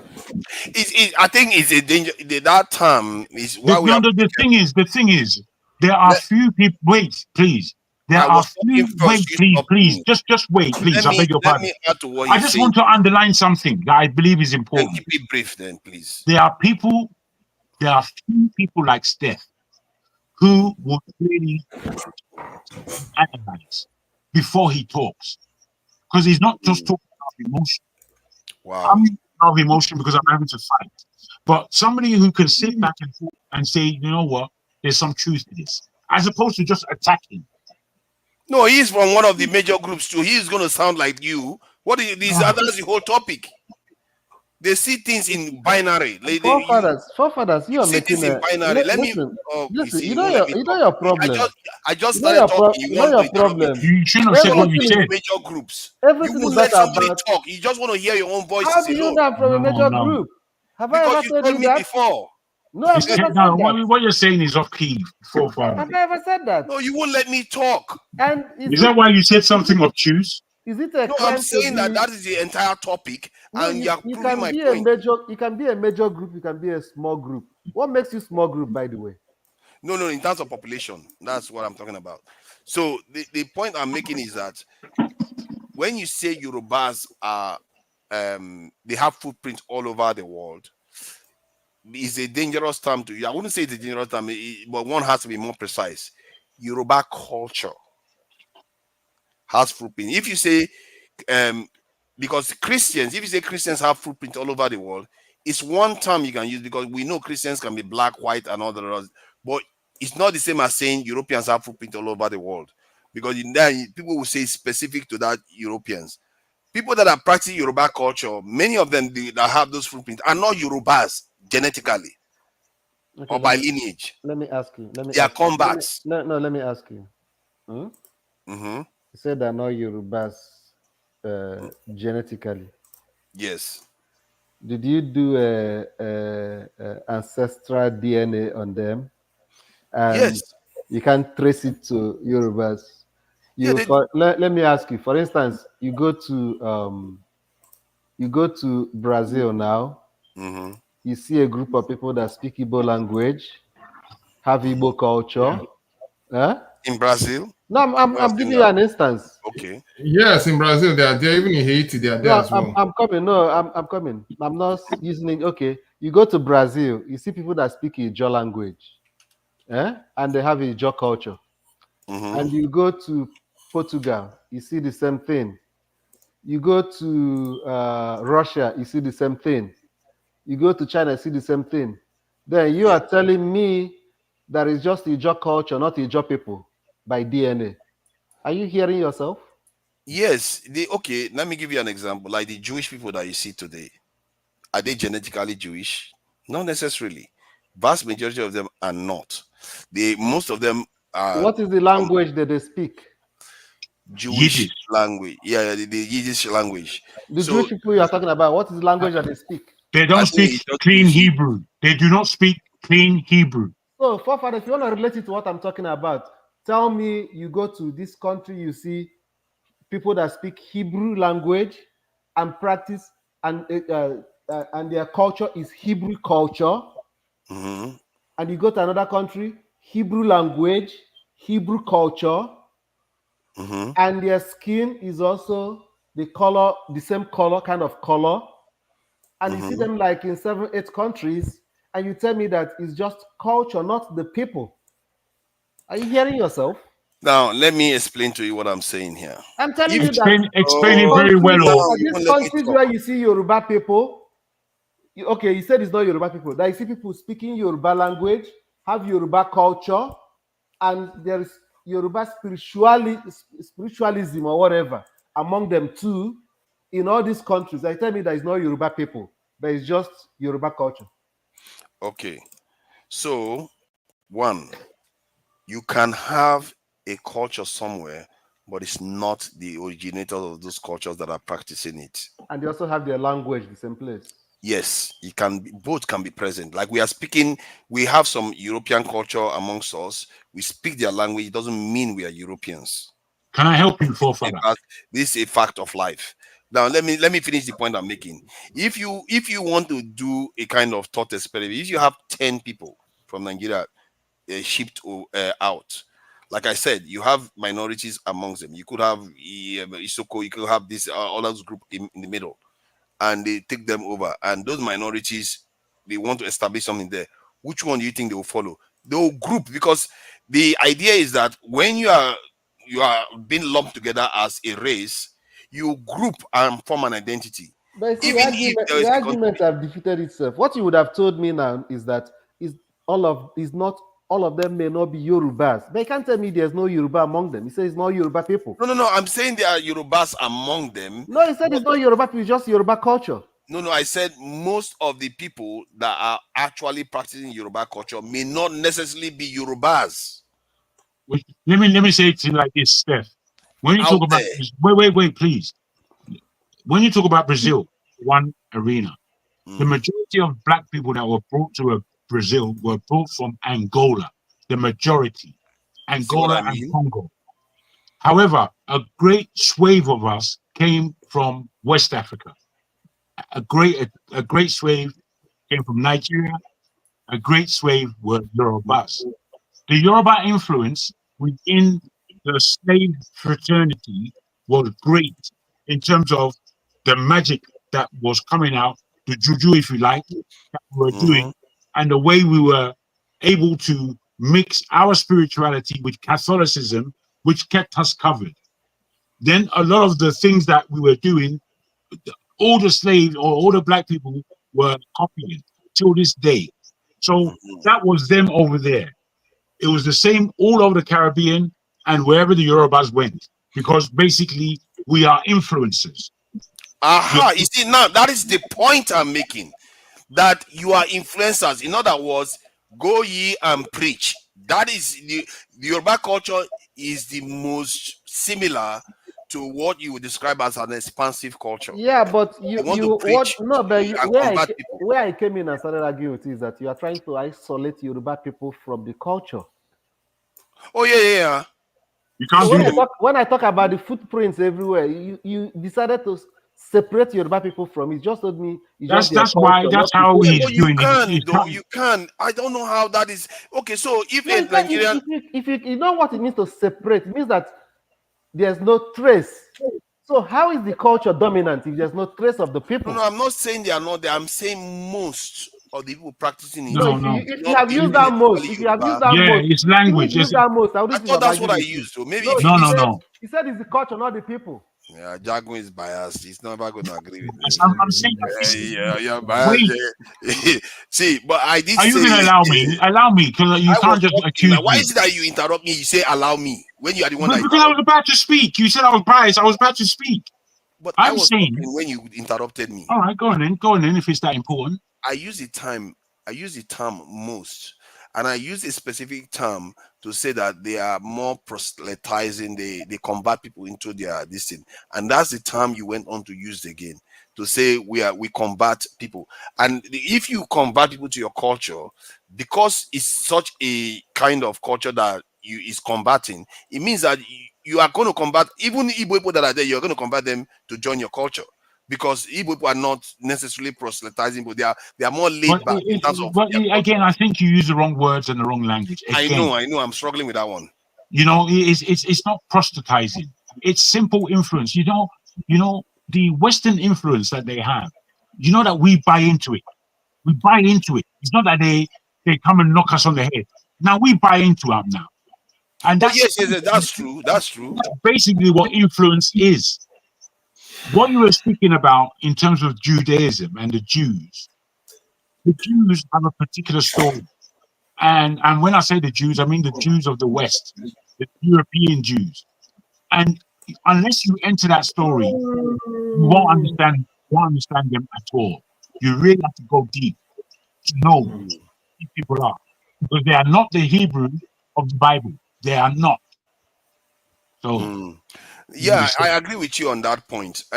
My only point is that when I was trying to share the information with I speak the if not now, is that the people practicing it, I can see how it can play out. Because you have to pick one. You can't have so many when the people are being coalesced. Even the Yoruba people that before they started recognizing themselves as Yoruba, they said it was during the slave trade period, because they were being victimized and they were being the identity just became pronounced. At least let me see what I'm wrong on that. Okay, tell me then.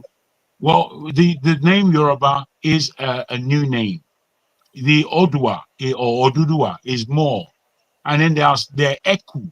Ago, Alago, Anago of the Yorubas. These are older Yoruba names than Yoruba itself. You understand? What about Batala? Sorry, Obatola is a name of an individual. It's somebody's name, as opposed to the name of a people. You know. Now, when you come to going even further back, we were called different names. But what it is known. What is known is what our eyes have seen as the Yoruba people, and how we carried so much of culture from what we now term as the Middle East. Because that Middle East that they term as the Middle East is a new geographical expression that talks about the change of ethnicities in that place, because they wanted to clear out the Afrocentricity of that region, just like they've cleared out the Afrocentricity of Egypt. They would like Egypt not to be African, but the fact is, it is African. So, with all these complexities that have gone on, we who are Yoruba have seen it. We have seen it, and it's in our folk tales. It's in our storytelling. Omoluabi means the children under Nimrod. Do you know who Nimrod is? Yeah, I've heard of Nimrod, but how Nimrod do you is know the first. is Nimrod? Yes, that's what it is. Go and ask any Yoruba person. I don't know. No, it's okay. You can take just take it. There's no genetic Let's link not argue about it. between the Yorubas that Don't are in argue what you Nigeria. don't know. There's no genetic link between the Yorubas in Nigeria, and there's no evidence of their presence. Bro, as I said, take what I say. I don't want to argue about with someone that doesn't know. You understand? So why should I take what you say when there's no evidence? That is it's okay. It's okay, but you don't know. You have no idea. So I'm not going to argue it with you. Believe you don't know. If you don't have evidence, it's belief. I've said it. If you want to go and check it, you can. But I'm not arguing with someone that doesn't know. No, what I'm saying is that you don't have evidence for what you are saying. So you're evidence. I'm saying to you that Omoluabi is a name given to the Yorubas, and I'm telling you what it means. What does it mean? You say Nimrod. What does Nimrod mean? What do you mean? What does Nimrod mean? It's a name of a. Omoluabi is Nimrod. What does Nimrod mean? Is Nimrod English language? No, I don't believe it is English language. I don't believe it is. What do you expect me to say to that? What I expect you to do is to know that you've heard it, put it in your pocket, and go and check it. Not argue what you don't know. Okay, what does Omoluabi mean in English? What do you mean, I said it to you. I said to you, it means the children under Nimrod. That's what I said. So you are telling you're going to ask another question that I've already talked about. The Nimrod that is in there is a word in Yoruba language. I have no idea what you're asking. No, because you said Omoluabi. So the Omoluabi there is Nimrod. Nimrod is in there. I tell you what, let's see who's in the comment section and who can speak this better than I. If Alaba was here, he would speak it better than I. Okay, let me see what does Nimrod mean. So maybe you can, if I find out what Nimrod means, then I will ask you whether it correlates to what Omoluabi means. Nimrod is not Oscar Blackstone. It's not coined from Hausa. It is actually Borgu. Borgu are not Hausa people. Borgu were the people that gave the name Yoruba. Nimrod. Not the Fulani, not the Hausa. But it was between the Borgu and the Nupi. You mean Nupe? Yeah. I don't know what Nimrod means. I don't know what. Okay, Nimrod definition meaning idiot, slang. Nimrod, descendants of Ham. Okay, descendants of Ham. Does that? Oh God, it doesn't have a meaning. Actually, Mr. Triumph, I'm not like you, who's a Banachek and doesn't love his own woman. Mr. Triumph says I have Oyinbo children and Oyinbo wife. My 3 wives. I have 3 wives, my friend, and none of them is Oyinbo. You don't have to answer him. Sorry, he's a fucking idiot. All these fucking idiots in the comment section. Keep your private life private, please, so that all these people. True talk, forefather. Yeah. Regarding Nimrod, I'm trying to find the These meaning of fucking Nimrod. idiots. A skilled or great hunter. Okay, they said a Nimrod He's a means great king. skilled or great hunter. Yeah. So, and the word you said again, what is that again? So let me remember. Omoluabi. Omoluabi. So Omo Olu, son of Olu, of God. Yeah. Olua, Because Omo Olua is a son of God now, isn't it? Oluabi. Nimrod was the first. Nimrod was the first king on the planet. That's I don't know. Yeah, he was, but my query is about evidence. You know how I go about these things. Before I start taking somebody's suggestions or submissions to be factual, I have to go by evidence. And this is why I say all the time, we have to scrutinize everything. We can't just be accepting things as facts. We can believe, but remember, belief is not knowledge. It's just you are just think that it is true. And that if you recognize that, then you will be seeking evidence in the true world to confirm that belief as actual knowledge. Because it has to be evidence-based. Evidentially, I've never seen any genetic link between sub-Saharan, especially in the Nigerian, southern Nigerians, and Egypt or the Middle East. No archaeological evidence from skeletal Let me give this to remains you, bros. has Let suggested me that. give this to you. Let me give this to you, bros. As some level of evidence, because we know we're talking about antiquity. We're talking about 6,000 years and the last 2,000 years.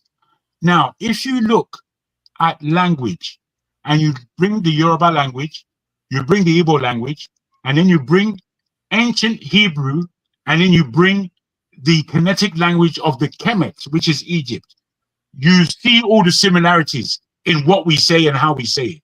It's there. It's there if somebody is looking. Bring it up. Bring it up. See, if you don't have genetic link and linguistics believe that the Egyptian and most of the Semitic area speak Afro-Asiatic language, while our own is linked to the Volta and Niger Congo. That doesn't suggest. That doesn't suggest.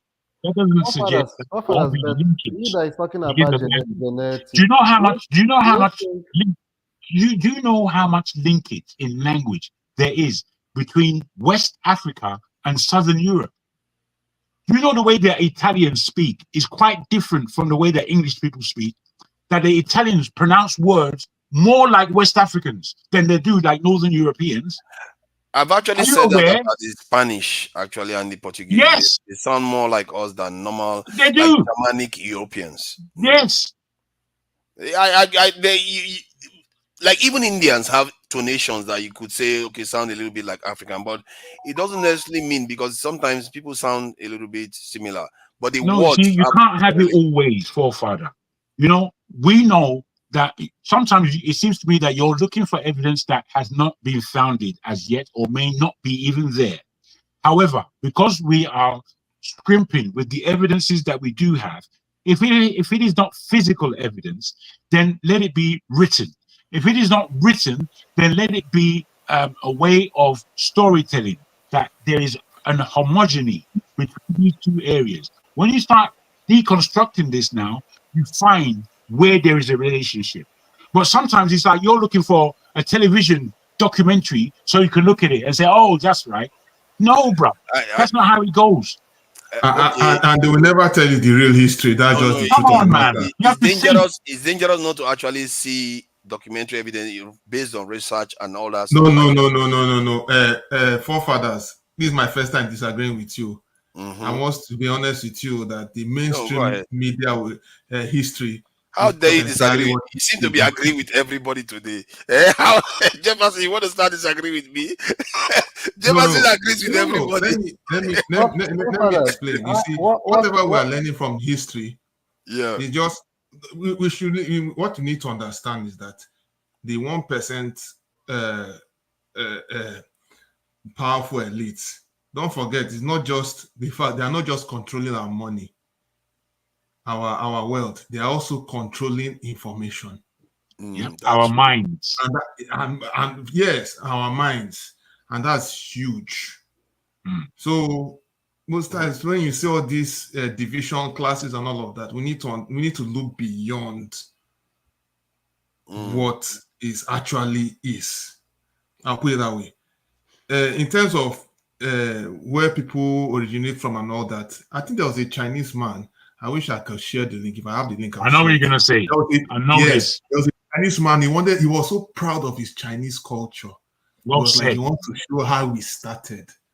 The guy took genetic markers across China. I don't know if it's China. I thought, yeah, he took all the He genetic said markers. that the Chinese are the only ones in the world, after everybody in the world has said that their lineage goes back to Africa. This man, our lineage doesn't go back to any Africa. Exactly. The guy was shocked. The guy was shocked to see that his lineage is pointing back to Africa.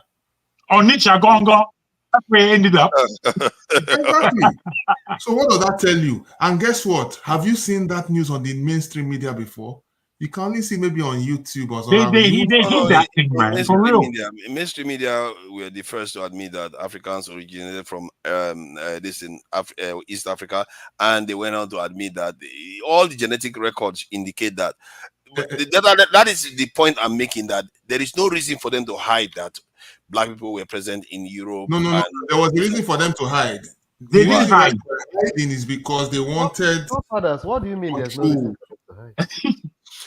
Because they didn't hide any other group. They never hid any other group's identity. Why didn't they hide the Indian? Let me ask you. Do you think that Africa, West Africa, for instance, actually originated from the present landmass of West Africa? No.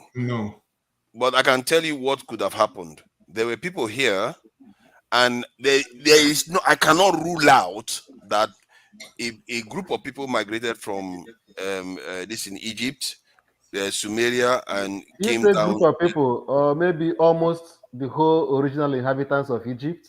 No, it doesn't ever happen like that. It hardly ever happens like that. It does. It happens like that. The only time it happens, the evidence doesn't suggest that they left. That's the thing too. So you could have a people that experience, maybe there's a conflict or something, and they leave a certain region. Like, just like Israelis left. It doesn't mean that Jews didn't remain there. So they came to the Nigerian space, mixed with the people, maybe even became the dominant group within those people. But eventually, their genetic pool completely dissolved into the native population, and they went away. But still, with the knowledge of a history that says there are people that moved in, that came into that the population. That is a plausible, likely thing to possibly happen. Like Oyibo people now going to mix with other cultures. Those people will remember that there was somebody that came from outside and mixed with us, but over the generation they may lose details. That is what I'm saying. Even if they came, the people that they are now, the only evidence of their presence here is not there anymore genetically. It means if you're not there genetically anymore, it means they don't exist anymore. It doesn't mean that people didn't come from there. You see how things happen. If you go to America, if you go to Europe now, let's say you go to London, you stay there, and there's no other Nigerian there, or let's say 20 Nigerians, 100 Nigerians go to London and stay there. 1,000 years from now, no other Nigerian goes there, nobody will know you existed. Nobody will know you existed because your genetic lineage will disappear into their genetic pool. Except they find your archaeological evidence, they will never know you existed there. That is the point I'm making. Even if some people came from this thing, genetics doesn't suggest that they were here. It's not there. And we are some of the oldest groups on the face of the earth, not just in Africa, on the face of the earth. The E1B1B and the A haplogroup and A1 and I think A1 and A2 haplogroup is in West Africa, and A3 haplogroup is in West Africa too. The L2 and L1 female haplogroup is in West Africa and it's in other parts of Africa. We are some of the oldest groups. So why is it that the ones out there didn't come and mix with us here and show up here? If they were here, they dissolved into these our groups, and there's no genetic evidence of them anymore. That is the point I'm making. You know, one thing we have to appreciate, I believe, and I won't go where forefathers has gone in terms of the haplogroups, as important as they are. Europe, Asia, and Africa was completely black back in the day. There was nobody else. That's true. Yes. There was no one else. Completely black, yes. When they dug up Cheddar Man, and this is 13,000 years ago, and they saw the skeleton, they didn't really understand what the skeleton was. Then they began to add features based on the DNA that they found within. They found that he had blue eyes and black skin. Now, when you can see that this is us. This is us, not them. They can see that this is us and not themselves. This is what's happened throughout the whole world, including the Americas, that they've just found a couple of years ago. When they go further back they go, the more African it is. And what I found over the last 30 years or so, nearly anything that I thought was white, when you look deeper, you find out the original is black. Traffic lights, telephone, all these things I thought now, or you better create them all. And I look at the black man who developed these things, or who was intrinsic in it. The whiskey. But Jack, can I add to that? Because there is this trick that is happening with genetics. Like if you go to the Asian continent now, there are black people there that look like us, but they are more related to the Chinese, Indians than they are related to us. Even if they are No. Please, no. Jefferson again, you again, Jefferson. You are looking for my trouble, Jefferson. You again. Control Jefferson. Control my brother. Jefferson, you again. Jefferson has been agreeing with everybody. It's me he's disagreeing with now. Okay, go ahead. Go ahead and let me know what you are trying to do. Look, yes, we know that. See, what is going on is, yes, we have people over the world, and these guys, they settled. I forgot the name of this. If you could help me, Jagun, what they call it, the particular tribe. I think they were somewhere located in South Africa or so. They're descendants. Talking about the Khoisan. Exactly, and their features. So those are the people that were there. They went there, they migrated and all of that. And of course, when they and they expanded. So of course, Khoisans are some of the oldest paternal haplogroup in the world. Yeah. And they are some of the oldest paternal haplogroup in the world. Before the Bantu expansion took place. The Bantu expansion, they were almost as high. They found a Khoisan kind of skeleton of this thing in the Sahara. So the Nigerians, they are always troublesome people. They kick them all the way to South Africa and the Bantu expansion. That's what they call the Bantu expansion. No. The Khoisan were the first in Southern Africa, and they may, as you said, they may have been as far north as the Sahara, but there was a good caption, and there's still some remnant in East Africa, Kenya and Uganda, and they've traveled all the way down. Kenya. Then went after now, this is a couple of 100 years after, the Bantu expansion took place, coming from the east of Nigeria and Cameroon area, and they went down and took them over. No, I agree with you. What the Bantu expansion started from somewhere East Nigeria, Cameroon, then push, and the people they were pushing are the Khoisan people, because they said they dominated the continent before. Not only Khoisan, it was anybody. There's a large amount of pygmies that we run over. You know, a lot of the people that we met here in West and Central Africa, they were pygmy types. Yeah, I don't know how we are also linked to the pygmies. The pygmies are just another branch of. It's a bit loose. It's a bit weird. There are different people who pygmies aren't. Yeah.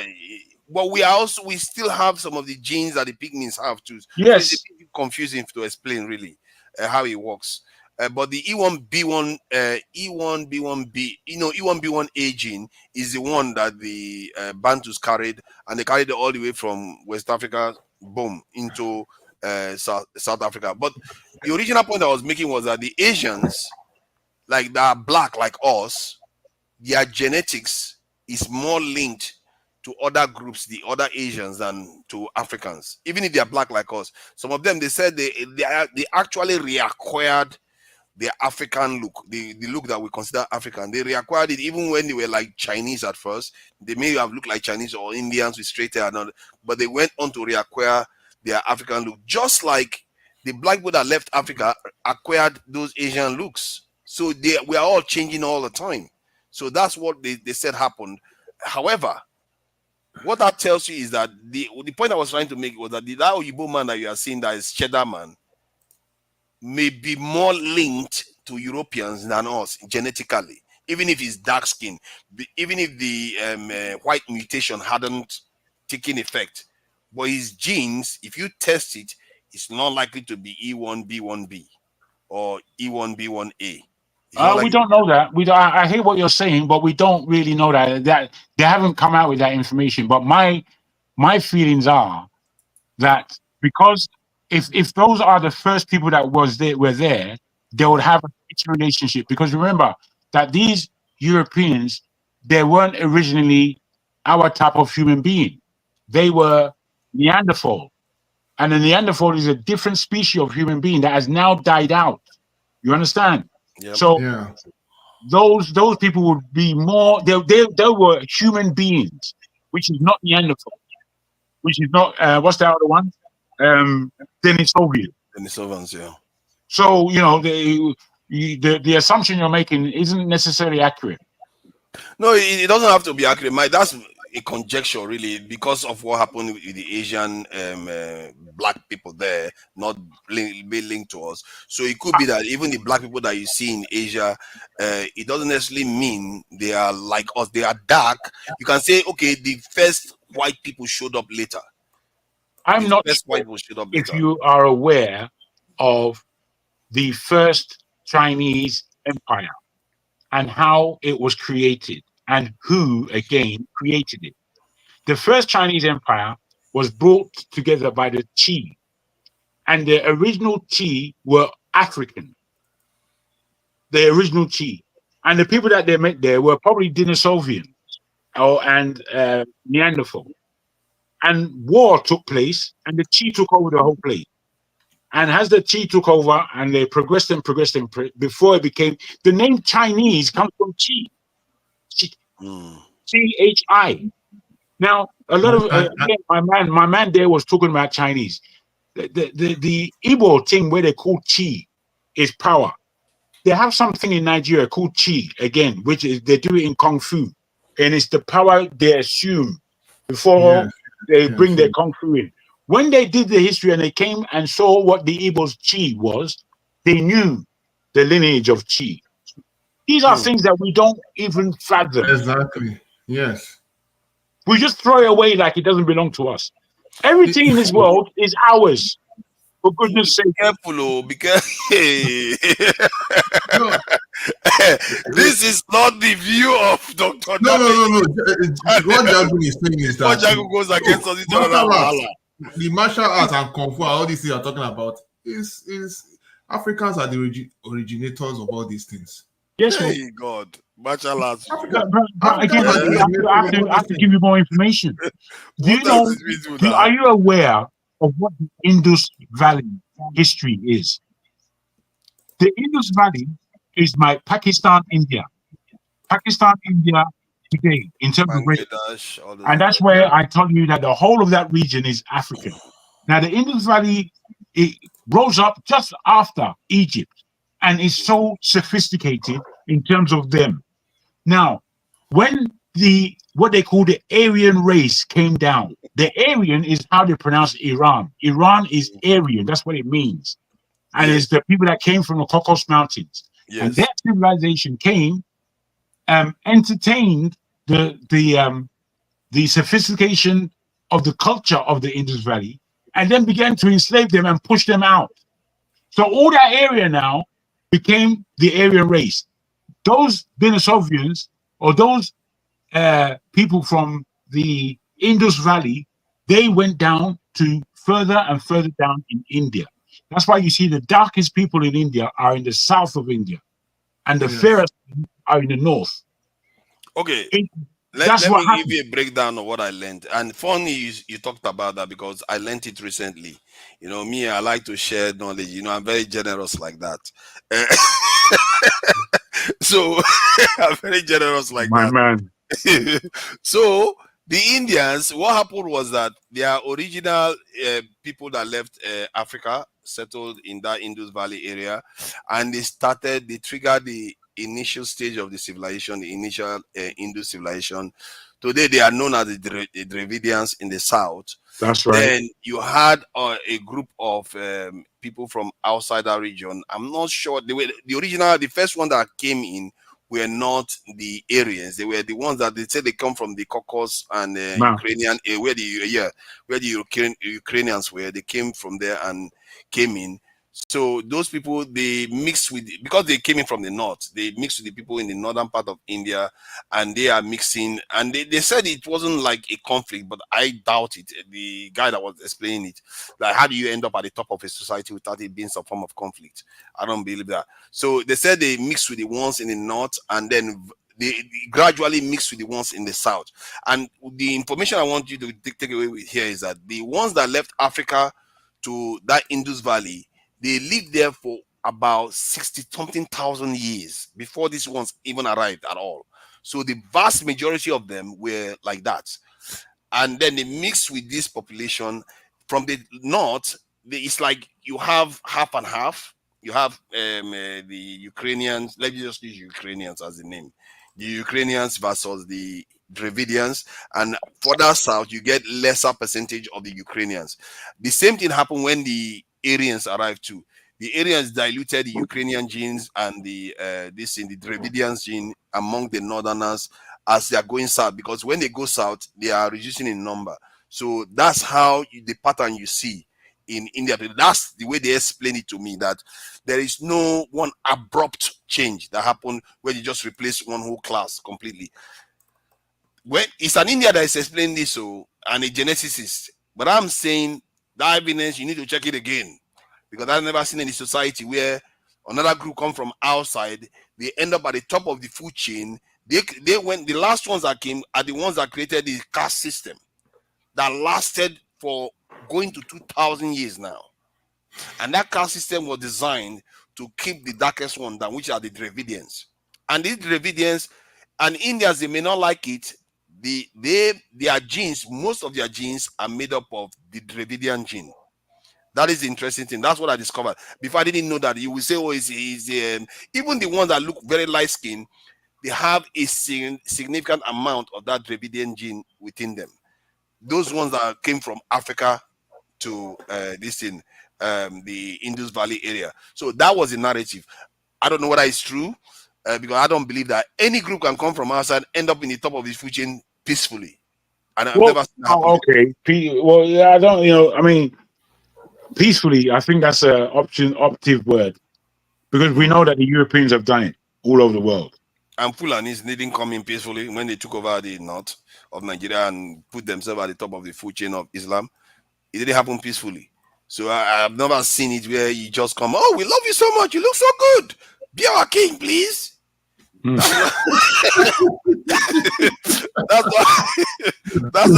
not how it works. Goes high, make me your king. Well, the thing is, I do appreciate a historical conversation, and I like people who have read some levels of history to dialogue with, because I think there's so much that we have lost, or we don't have, or we haven't fathomed out between ourselves, and where we agree, where we disagree upon historical points. Because I think generally it will give us as a Black people an awful lot of power in the knowledge of our own history and how, again, expansive we have been. I think it's important, and we have to be open-minded to a lot of time, but I think we also have to look at what has actually taken place and be as accurate as we can, and not just have these hypotheses. I mean, it's good to have a hypothesis, but they should be based on some level of grounded fact, so we can travel together. Because you see, the history that you speak about that has been rewritten. The Oyinbos have rewritten the whole world history, brother, and they've given it to us in all these piecemeal ways, and that we have eaten it, and it's all rubbish. It's bubblegum. Including our geographical map.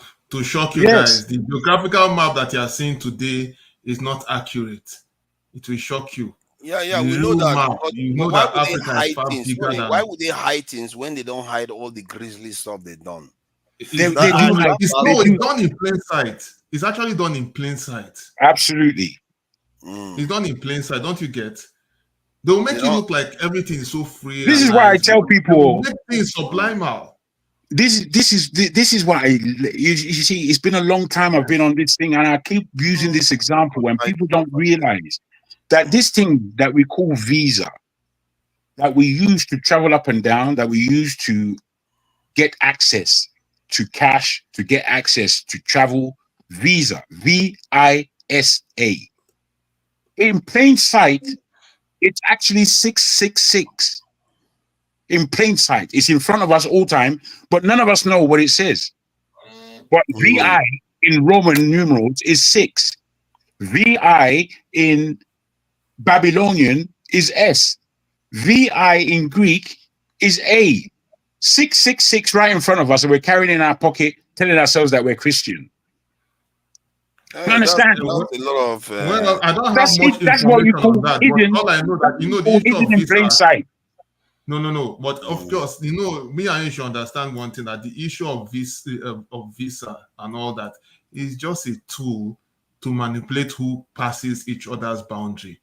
Because come to think of it, the white people, when they did their conquest, they had it all. They came into the country so free. They took whatever they have to their and filled to their satisfaction, and they felt that if the border is still open the way it has been when they got what they got from us, they were afraid we were going to take it back from them.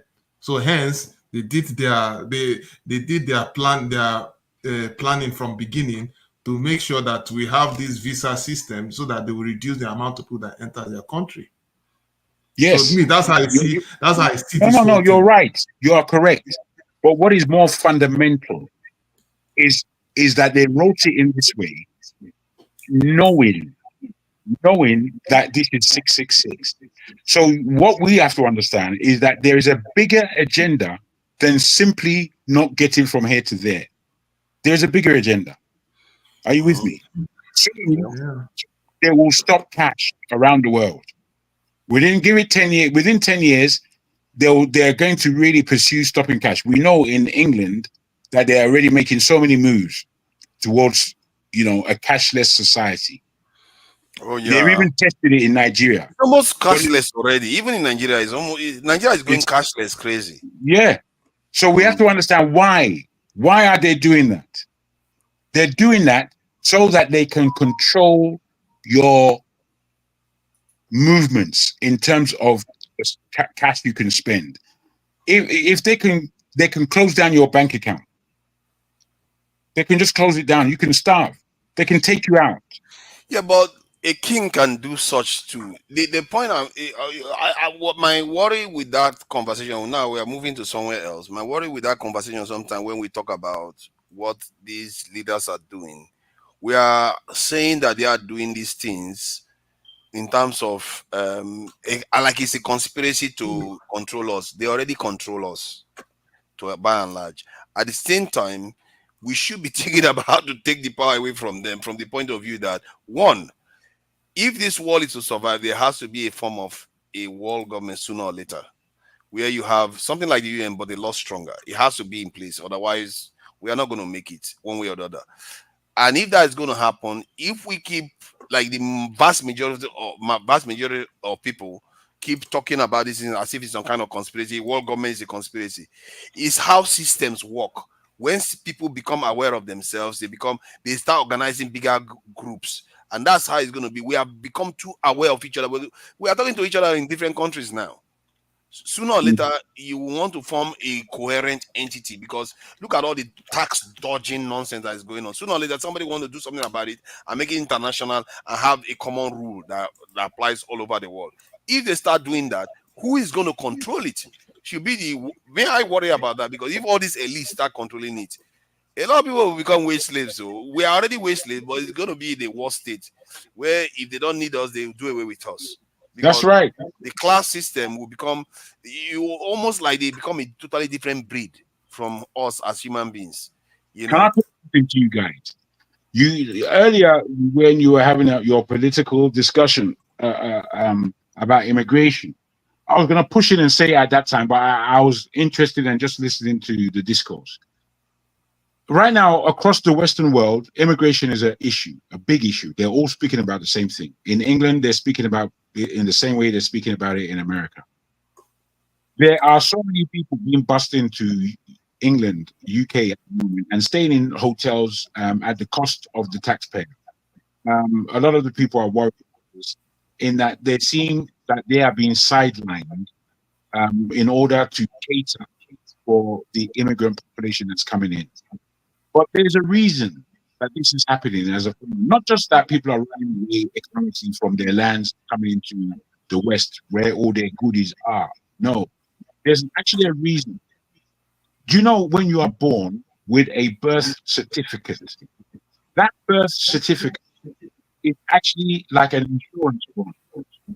You can go and cash your birth certificate and it's worth millions. It's worth a lot of money. So what they want to diminish their local populations and bring in populations that can just do the shoddy work. But they put it in front of us as to say, we're going to clear this up. We're going to do it. But somebody else said earlier, if they really wanted to stop immigration, they can just stop it. They can just stop it. You understand? But they're not just stopping it. They're telling us that it's a problem. Oh, the French, oh, they're letting them through this barrier. Oh, they're crossing over in these boats. No, my brothers. We have to really understand what's going on in this world as the days go by. There is a big plan afoot. There's a big plan. And we have to keep looking. We have to keep wondering. Because these people mean no good to us. My birth certificate, I've searched it out. I was born in Nigeria. I had my birth certificate there. My mom still keeps it. I've lost it a few times. Then when I did my research on it, and you have to go and do deep research, I'm not going to speak about it on this platform. It might get me in trouble. Then I saw what I'm worth to the system. I've seen it. What I am worth monetarily to the system. I won't tell you how to do this thing on this platform. Now, when I saw that, I was shocked because I'd heard of it. Then I did my own research upon my own birth certificate. So basically, at my death, I don't get that cash from the birth certificate, neither do my family. But who does get it is the system. So, you know when they say, is worth it dead or alive? That is a very old standing saying. Dead or alive, or you are worth the same amount of money to me. It's only if you're alive, you have to do what I say, my behest. But if you're dead, or I don't give a damn, because I'll just basically get the reward for your death by this certificate. So I'm saying this to let us know that all these things that we speak about in historical terms, in political terms, they come to a point where we have to understand that something is going on that is beyond what we speak about, beyond the physical terms that we speak in. They go to another realm, and we have to kind of have an understanding of what this other realm is and what we are actually playing for. Because I'm telling you, this life that is so precious, we have to play for keeps. You know, I don't know if you know this term. When I was a child growing up in the UK, they used to say, we used to bet or not gamble, but bet. We were children. We weren't gambling. We were betting. And then We will bet based on no money, just to see who's right. And then we will bet on money. And then we will bet on money for keeps, because sometimes somebody won't give the money. So we'll ask somebody else to hold the money while me and you bet. And we say, boy, we're betting for keeps, it's for keeps. This life is for keeps, which means if you don't win your own life, somebody's going to win it for you or from you, as the case may be. I'll end it there. Thank you for that. I'm just seeing some headline news that seems to be interesting. I just thought I should share it. Israel's, Israel has a plans to attack Iran, and it appears the document that they are sharing with Americans has been leaked online somehow. I don't know whether they are leaking it like some kind of pirated movie or so. I don't know. What they are leaking it. So and the document seems to have mentioned that Israel does not plan to use nuclear weapon. That's American document saying that. All those sort of things. If American document is saying that Israel does not plan to use their nuclear weapons on any this thing, that's acknowledging that they know Israel has nuclear weapons, and also is not helpful, and it's a bit of a concerning situation. What is happening, and what I worry this may be about is that they will leak the information in the US so that Israel will have an excuse to say they will not share intelligence with America anymore, and then they will go and do crazy stuff. That's one of my fear. And another observation I noticed in the report was that the document that they saw says it's only for US eyes, for the US people to see, and the Five Eyes, not NATO, the Five Eyes only should see this. Who are the Five Eyes? The Five Eyes: United States, United Kingdom, Canada, Australia, New Zealand. The Anglo-Saxon arm I have been talking about. Only them see this, not NATO. Obviously, they don't like Turkey. If Turkey sees that, Turkey will go, probably because of Turkey, they didn't share it with NATO. If Turkey sees that, they will go and report to Iran immediately. Like, these people are crazy. They will not attack you. So, but it's quite interesting that the information came out, and interesting that they restricted to the Five Eyes too. No, but in any case, is it a secret that Israel will retaliate against Iran? It's a matter of when, not if. It's the detail of the attack that seems to have come out somehow, but they are being careful not to share it on CNN. From what you said now, the details didn't even come out. Oh no, it came out. It's already out in a newspaper or somewhere else. The CNN is reporting it. They are investigating it, but CNN is not allowed to say it themselves because it's very dangerous. But they did say something. They talked about that when some of the document mentioned Israel's nuclear weapon. That they're not looking to use nuclear weapon on Iran or something like that. So they are mentioning just like what I'm asking you now. Don't you know before that Israel has nuclear weapon? Yes, we do. Maybe that's why they mentioned it. They are trying to mention something we already know. As you see, they're trying to mention something. They're not mentioning the others. We know that Israel have nuclear weapon. We know that Israel is going to retaliate against Iran. We know that Biden have already told them they should not hit Iran's nuclear sites.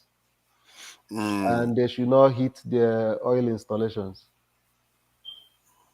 Yeah, one of the areas that seem to be quite concerning. That's just the only condition that America gave them. Any other, these two targets should be off. These two areas should be off your target, but any other place you're allowed. Yeah. Okay, let me read it. Say they describe preparations Israel appears to be making for a strike against Israel. One of the documents which says it was compiled by the National Geospatial Intelligence Agency says the plans involve Israel moving munitions around. I don't know what that means, but they have to be careful, because if some of the document actually shows America is actively right. That's Israel, what they're doing. That's not going to look good, though. That's basically what as soon as you mentioned that first, I saw that basically America wants to separate themselves in the public view from what they know Israel is going to do. And yeah, you know why they're doing it? Because me and you know that presently Netanyahu is like is unhinged. You understand? And whatever she's going to do, he's not doing anything that is going to be how do I put it? Anything that will put Biden's administration in a good standing. You understand? Especially because of the political season that we are in now. Yes. You understand? If you've been watching them closely, yeah, you discover that he's been calling the bluff of American government a kind of. You understand? And Biden had been careful to manage it so that it will not turn the rest of the Jewish voting bloc here against the Democratic Party.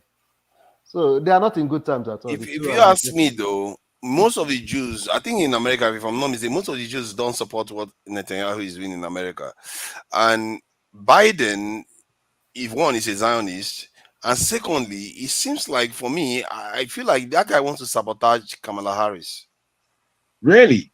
Yes. No, but those things have been going on. Some people are suggesting it already. Some people are suggesting it that he's trying to sabotage her because some of the decisions he's making regarding Israel is making things worse for the Democratic Party. No, but he started when he was the flag bearer now. Have you forgotten? Yes, but he had at that time, you notice that he was fighting to end the conflict. He was talking about ceasefire more strongly. Since Kamala Harris became the candidate, Israel has just been escalating and escalating and escalating and escalating continuously. He's not Biden that caused it. It's Netanyahu that caused it. Netanyahu is I can rooting check for the Trump. date when Biden stepped down. Let me see. He hasn't stepped down. No, and this stepped down from being a candidate. What I'm telling you is that the person that is dictating the tune is Netanyahu, not Biden. Let's see. When he stepped down from being a candidate, July 21st. And if you ask me, since then, if you tie it to the period when Israel started escalating things, I think it's somewhere around August. They really started ramping up things. And even in the White House, they said around September, they gave up because the window is too short. I think Israelis went to holidays and the other side went on holidays. So they knew that within that 2 months, they can't do anything. Somehow they just gave up. And if you ask me, I've never seen an American president towards an election allow Israel to go this crazy. It's Netanyahu. Netanyahu's political future is on the line too. That is true, but even then, you can still force them. If they gave them 26 billion. Listen. If anything happened, if the war ends today, you understand? Okay, if the war ended yesterday, do you think Netanyahu would have been president up to now? No, he wouldn't be. He wouldn't be. But it's not up to him to decide. It's up to America to decide what to do with him. America can say, we will not give you weapons anymore. Listen, America say that's also a tricky area. America cannot do it, especially now. Yeah, but he could have done it 2 months ago. It's still the same thing. I'm telling you. The Jews, what they've said politically are very influential here. What they've said politically is that security that America is providing for Israel is not just because of Hamas. That is why it's not just because of Hamas. There's a greater power there, which is Iran. Yes. And America will not want to leave Israel vulnerable because they are like their own. What Hezbollah is to Iran is what Israel is to. No, I agree with you on West, that. I agree with you on that. Middle East. So when some Democrats are crying, saying defund Israel, don't give Israel money, I look at them as if they are kind of stupid. They think it's only for. There's a bigger picture. Yeah, I think I'm not the only one that thinks this. Some people are worried that he is doing that. Biden sabotage. Let me show you now. Some people are thinking that he's sabotaging this in her campaign. Look at that now. Biden sabotaging Harris' presidential campaign. It's almost people feel like, and when people start suspecting this, it means that there is some whispers going on behind the scenes that this guy, he seems to be doing stuff that normally you won't allow to happen if you really want to win. He knows Trump is going to be crazy. Trump son-in-law, Jared Kushner, was talking about Gaza being a waterfront property, that they can move the Gazans away from there. And these guys, when they end up in the White House, that's what they're going to be looking to do. And Biden is not alarmed by that. He seems to be just fine with allowing this mess going on, knowing that it's damaging this in Kamala Harris badly. That I don't trust that guy, man. I'm not. Look at how many papers wrote this. This is not only this thing. It's not only one paper. They believe that he's sabotaging it. That's the thing. Now we don't know the truth, and I think after the election, if it is true, and Kamala Harris loses, she's going to come out, or her supporters will come out and say what actually happened during the campaign, because historically, the candidates that step down from running as candidates in Democratic Party, they tend to sabotage the party. They tend to do it more overtly before, but this time it looks like Biden is doing it in a more covert way. That's all I see, because if I was him, I would do everything to stop Israel. Calm down, calm down, calm down. After the election, maybe you can carry on, but before the election, make sure you calm down and let's go after the election. If you refuse, I'm going to block you completely. No, So but, be it. but After you all, also know, if you Trump also wins know, anyway, what's the point? but you also know that American politics don't necessarily work that way. If Biden should make he can tactfully do what he said now, but he can't say it the way you said it now. But you know, there was a Because time that was what nearly put Trump in trouble. When he okay, was let me find out which president banned weapons. withdrawing aid from Ukraine. You understand? Yeah, have banned weapons to Israel. I want to find out which U.S. president, because it's not like it's new. U.S. presidents have banned weapons to Israel before. No, if he do it because of an election, they will say that it's because of the election that he did it. To ban weapon sales. I don't think necessarily. If he's calling for a ceasefire, one guy is just going around firing everybody and bombing the whole place to pieces. He will like, no, enough. I'm not going to give you weapons anymore. I'm not going to give you $20-something billion instead of $3-something billion that I normally give you before. Instead, he's arming Israel to the teeth and sending submarines there, ships there, everything there, creating tension. And the Arab voters in and Muslim voters in America are not liking it. He's losing a lot of voters. No, they don't like it. Yeah. They don't like it. They will not like it, and it's very visceral to them. Watching their own people getting slaughtered like that, they're not going to find it funny at all. And how is Kamala Harris going to win with that? And if you look at the polls, Michigan, that Democrats win handily. Yeah, that's a problem. Behind. Yeah. If she doesn't win Michigan, she's done. Forget Pennsylvania, she's done. If she doesn't win Michigan, it's ridiculous. But what can you say? I'm not fighting for her to win anyway. I don't even like Democrats. They are horrible people. You know, before I wanted to talk about the death toll under the Democratic Party, people didn't let me say it. The wars that they are involved in, a lot of people die in their wars. From First World War, Second World War, Vietnam War, Korean War, Ukraine War, Gaza War, Libyan War, Syrian War. Jesus Christ. Terrible. They have such a bloody record for people that claim to be peaceniks, and then they are the supporters of abortion. Oh my God, this is what they are. Bro, the way I see it, it's an agenda. This is what I'm saying. This thing is for keeps. All this is life and.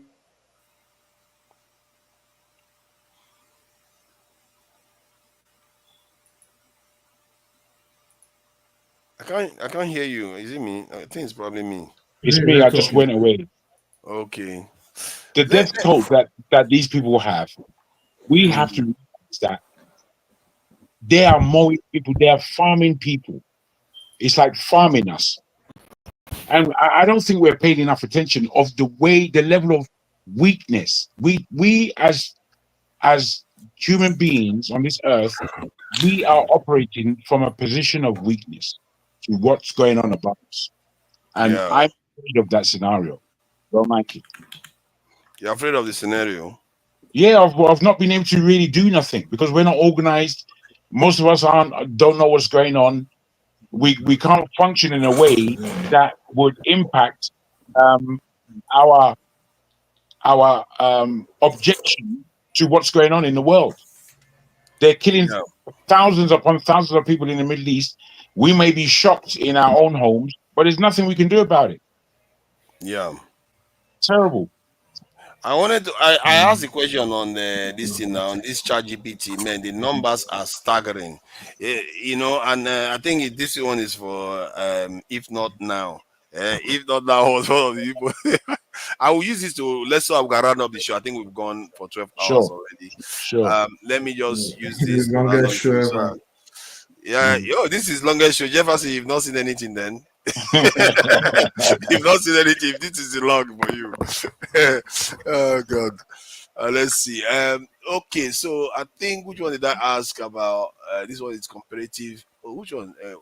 Wars and military intervention by Republicans. Okay, look at that. The wars and military intervention. The Democrat one. Let me get the Democrat one. Okay, list those for Republicans. Okay, so I list the ones for Republicans. Look at the death tolls. Let me see. This one they didn't have the banana wars in the Americas. That's the one that we're involved in. They didn't put the numbers clearly. It doesn't seem to be very big for people to notice. Invasion of Grenada. I think they tried to get a number. Impact. Grenada. Okay, Grenada. It doesn't seem to be a lot, so they didn't list anything. I don't think they have the numbers for that. In Panama invasion too. Doesn't seem to be significant, so they don't seem to care. And very short wars too. Another one here. Again, okay, Gulf War. What is the number now? There should be some serious numbers in Gulf War. Impact the war on the Middle East, but in Saddam Hussein's. It didn't include the numbers. It looks like it's being partial for the Republicans though. But that said, these wars. Let me see what I can. Okay, I think I asked a more question. Please compare. Okay, yeah, I did say that I should compare death toll here. So now these are the actual death tolls between both sides getting involved. Wars under Democrats. World War One. The World War One. He says this one is 160 something thousand US deaths. World War II, 400 and something thousand. Korean War, 36,000. Vietnam War, 56,000. And total. Are they talking about American deaths? Yes, this one is just only American deaths alone. And if American deaths are dying, believe me, the other side is dying a lot more. 600 and something thousand total. Democrats. Because World War II death toll was massive. And World War One. Yeah, Republicans 7,000. 600 and something thousand versus 7,000. This in Democrats. Democrats win that one completely hands down. That was an election. It's a landslide. You know, there's no question about it. So continue conversation. Let me see. There was one that they compared them side by side and in the millions. Let me see if I can pull that up. List. Okay, these are for Democrats. The Democratic numbers for the wars that they fought. Where are the numbers? Are you seeing any numbers there? I know there were numbers. Let me see. I don't think this is showing it properly, actually. It's not showing it. Let me get the actual data so you can see it properly. Let me just sort this out. Get this one up here. That should help with it. I think this one includes numbers. As you can see on this side. Okay, now under Democratic presidents, World War One, 1917 to 1918, Woodrow Wilson. U.S. military deaths, 166,000. Total deaths, 16 to 20 million dead. Second World War, 1941 to 1945, Franklin D. Roosevelt. U.S. deaths, 405,000. And total deaths, 70 to 85 million. Second World War deaths. Disgusting. And Korean War, 1950 to 1953, Harry Truman, the Korean War, 36,500 US deaths, and total deaths 2 to 3 million, including civilian casualties. Vietnam War, 1965 to 1973, Lyndon B. Johnson, a Democrat again, US deaths 58,000, and total deaths 1.5 million, to 3.5 million, including Vietnamese civilian and military. Kosovo, yeah, I didn't ever remember Kosovo even. And total deaths, I should be going with total deaths. The total deaths are the highest one, isn't it? Total deaths 13,000, and that happened in 1999. Libyan intervention 10 to 30,000. And the Libyan intervention, operation against ISIS. I don't think that one both parties really participate, but I think the Democrats were in office when it started, if I'm not mistaken. I think it was under Obama when it started or something. Then Trump came and finished the job. So now under Republicans, now we should get real numbers under Republicans too. Grenada, 100 to 200. Grenada. Am I saying it right? Jago. Oh God. Yeah. Right. You see, there's Grenada in Spain and Grenada in the Caribbean. Grenada is the one I meant. Okay, Grenada, 100 to 200. That's barely anything really. And Panama invasion, 500 to 1,000. And Gulf War, okay, that's a big one, 20,000 to 100,000 in the first Gulf War. And I think in the second one too. Is that the first Gulf War? Okay, let me see what Afghanistan War. Okay, the second Gulf War is coming. 170,000 Afghanistan War, and Iraq War, 200,000. Iraq War, 200,000, and ISIS. As you can see, just one war from the Democrats eclipsed all the death toll from Republicans. I don't even think they include Ukraine here. They didn't even include Ukraine war here, or Syrian war. They didn't even include those. And those were under. No, the Ukraine war. What you should understand that Ukraine war is done in proxy. They're not doing it themselves. All they're doing is just supplying ammunition to the Ukrainian forces. And because they know fully well that if they fight directly, it's going to be. Yeah, they supervised it too. Okay, I think maybe that's why they didn't include it. You understand? It's a proxy war. But Americans are present on the ground in Syria, and they didn't even include it in this number. And it was this Obama that was in office when he started. And the same thing with the Ukrainian war. It was the Biden that was in office when he started. And they are the ones funding it. The Gaza war, they are the ones funding it when it started. It's like all the big things that happen that lead to serious conflagration. It just appears as if Democrats are always there to set everything ablaze. And they claim that they are the ones for peace. You have to ask yourself the question, what is going on here? Why is it that it's so tilted towards the devil? It should be somewhere 50-50. If anything, if I'm not mistaken, Republicans actually rule America for longer periods of time. If you check, okay, let me ask the question: how many in the last 100 years? In last 100 years, how many years have the Democrats ruled the US versus Republicans? That shouldn't be hard. I think Republicans may have ruled the US longer. That's what I thought. Approximately, Democrats have ruled the White House. Oh, it looks like they've ruled more, a little bit more. Yeah, they ruled more actually. That's quite interesting because in the UK, I think the Conservatives have ruled longer in the UK. Let me ask that question for the UK. That's interesting. Conservatives definitely longer. Yeah, I have to try to. I'm telling you, even if you weight the amount of, because it's 4 years difference. Even if you weight it differently for the Democrats, that's again for the Republicans, and you take some of the numbers of casualties away from the conflict, it's still lopsided. It's just too lopsided. The wars. Republicans, they talk tough, but they don't always like to go into really, really bloody wars for some reason. I don't understand that.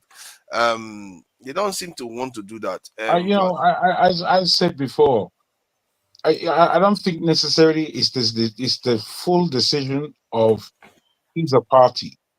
I think there's a construction that takes place behind the scale in American circumstances, and it's to do with foreign policy and what is happening in the world at any given time. They will have power would have to take on board what foreign policy dictates. Wow, in the UK, conservatives dominate it. 67 years versus 33 years. Wow. That is brutal. That is brutal. Let me see if I can go back further in time. 150 years. Let's see what I evens out for Democrats to Republicans. Although what matters is the last 100 years or so anyway, so it really doesn't matter much. Let's see what Democrats still dominate it. The last 150 years. Oh boy, you the top statistics, so Yes, I like that, because the reason why I like is statistics is almost like a kind of I didn't even show you. I'm not showing you people the data. I'm just telling you guys. No. Please don't show us. It's extremely boring for us. Okay. We prefer just to listen. Okay, good. And we can't even see it anyway. As you show us that we can't. You can share the link on. You can share the link in the chat. Okay, I will see if I can share it. Let me see. So the reason why these type of statistics are good is because it's not anecdotal experience, and it seems, because it's not, it can be superior, isn't it, to just using anecdotal experience, and it's not my knowledge, it's a borrowed knowledge from the experts. In this case is ChatGPT. ChatGPT, okay, it's actually an expert. I don't know why people like to badmouth ChatGPT so much. It's a collation of a lot of information from thousands, if not millions of people. Experts, documents. This ChatGPT combs the internet, really. It actually literally combs the internet for information. So it goes to all the places where they have relevant research information, pulls them out and summarize it. And if you want to test it, check it to see whether it is wrong. It can be wrong sometimes, but it's rarely wrong, especially on the historical information. It's rarely wrong, based on that anyway. I've not shared it too. I think I shared the wrong link there. You've shared it now. Have I? Oh yeah, I have. Yeah, I have. I can see it. Hi, Jefferson. It's good to have you, my brother. You've been here for some time with us now. You understand the level, and we know we're not easy on this platform. You're very welcome. It's good to have this. It's good to have all these conversations to share ideas and make meaningful impact. Because I know we shouldn't be gathering for fun anymore. We need to be gathering to add value and to improve our society and have a good well-being. I think that's the basic essence of all these forums. Yeah, and to learn. Actually, we're here to learn. Yes. From each other. Gather information. I think I'm more and more obsessed with gathering, data pointers because I think because I met somebody once, and this person told me that they do this job where they gather a lot of information and they use it to make decisions. More than 20 years ago, I've had people talking about data. I don't think it's data mining, where they use the internet, the way data analysis. Yeah, they use the way the people behave in the internet to know how the population is behaving, actually, what the population feel. And that information has been available a long time ago. And these days, you don't even hear about it anymore. They keep it secret, like if that knowledge is not there. So what I discovered with that is that big data is actually a powerful tool. Very powerful. It gives you information about how people behave on a macro level. And because of that, you can be able to tweak the system, and you see a massive effect. It's a very, very powerful tool from that point of view. And most people operate on a lower level. It's called manipulation. We use a lot in advertising. In advertising, we used back in the day, we used to use a lot of data information that lets us know the emotions of people and when and how to sell best to them through publications. It's not easy, man.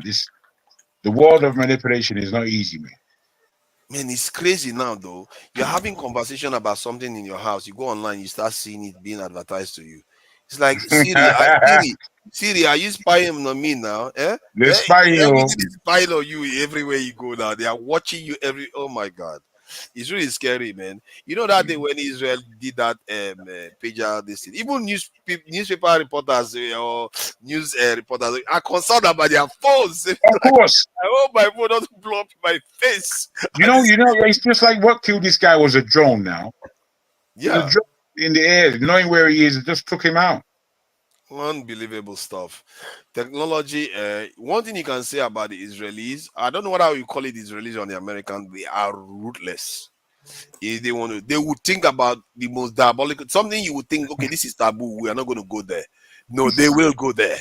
They don't care. They will go there. They don't care about it. And that thing, I was having a conversation with an Israeli. I was telling him that this thing you are doing is dangerous because you think you are just daring everything. Where does it end? You want to poison people's water, poison everything, and put everything, putting bugs in every device. It's a dangerous escalation.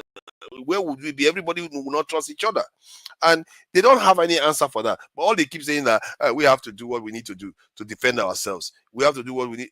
But you can't just keep acting as if you don't think there are consequences to your actions.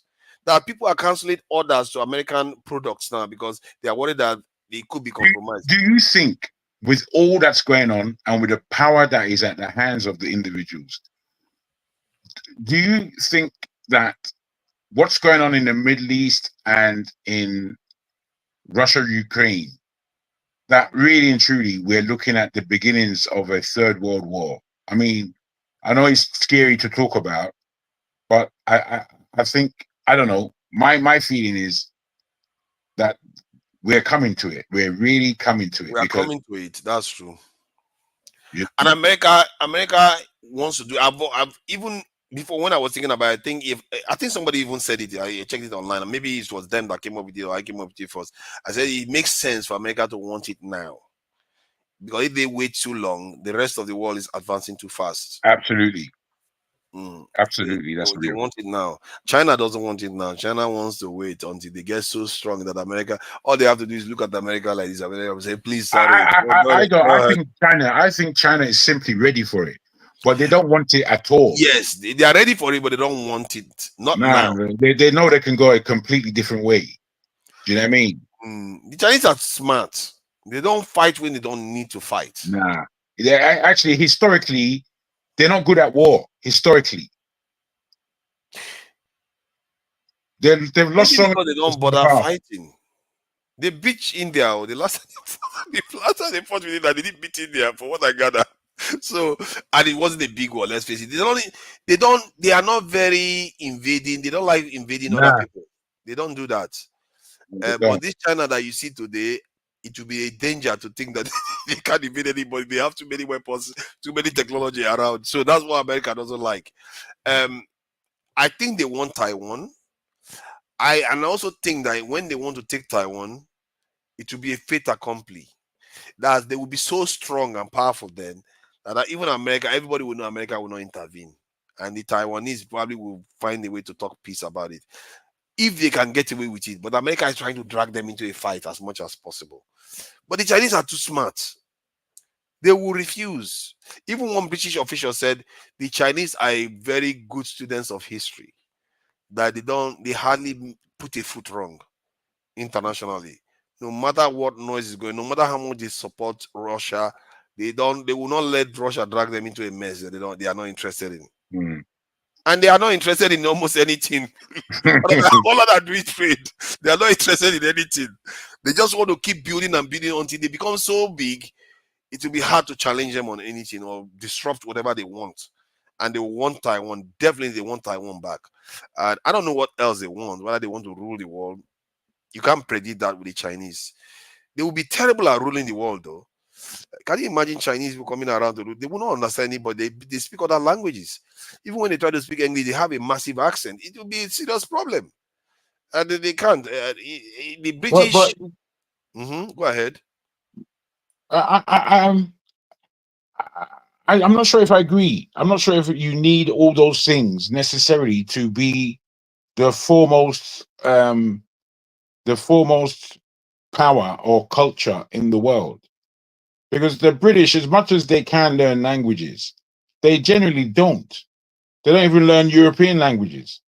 They have a sector of our community here in the UK that would learn language. When I lived in Spain, all those Oyinbos there from London, from England, none of them knew Spanish.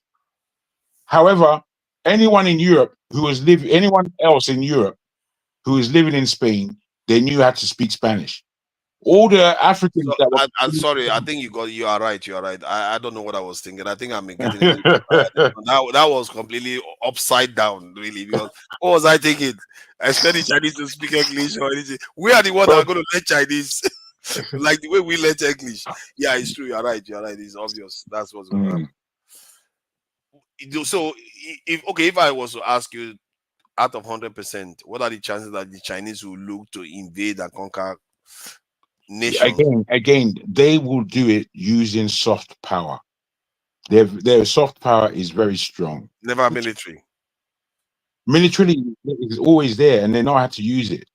You know, it's always there. You know, if the Chinese and Japanese somehow were agreeable, the rest of the world won't have a chance against them.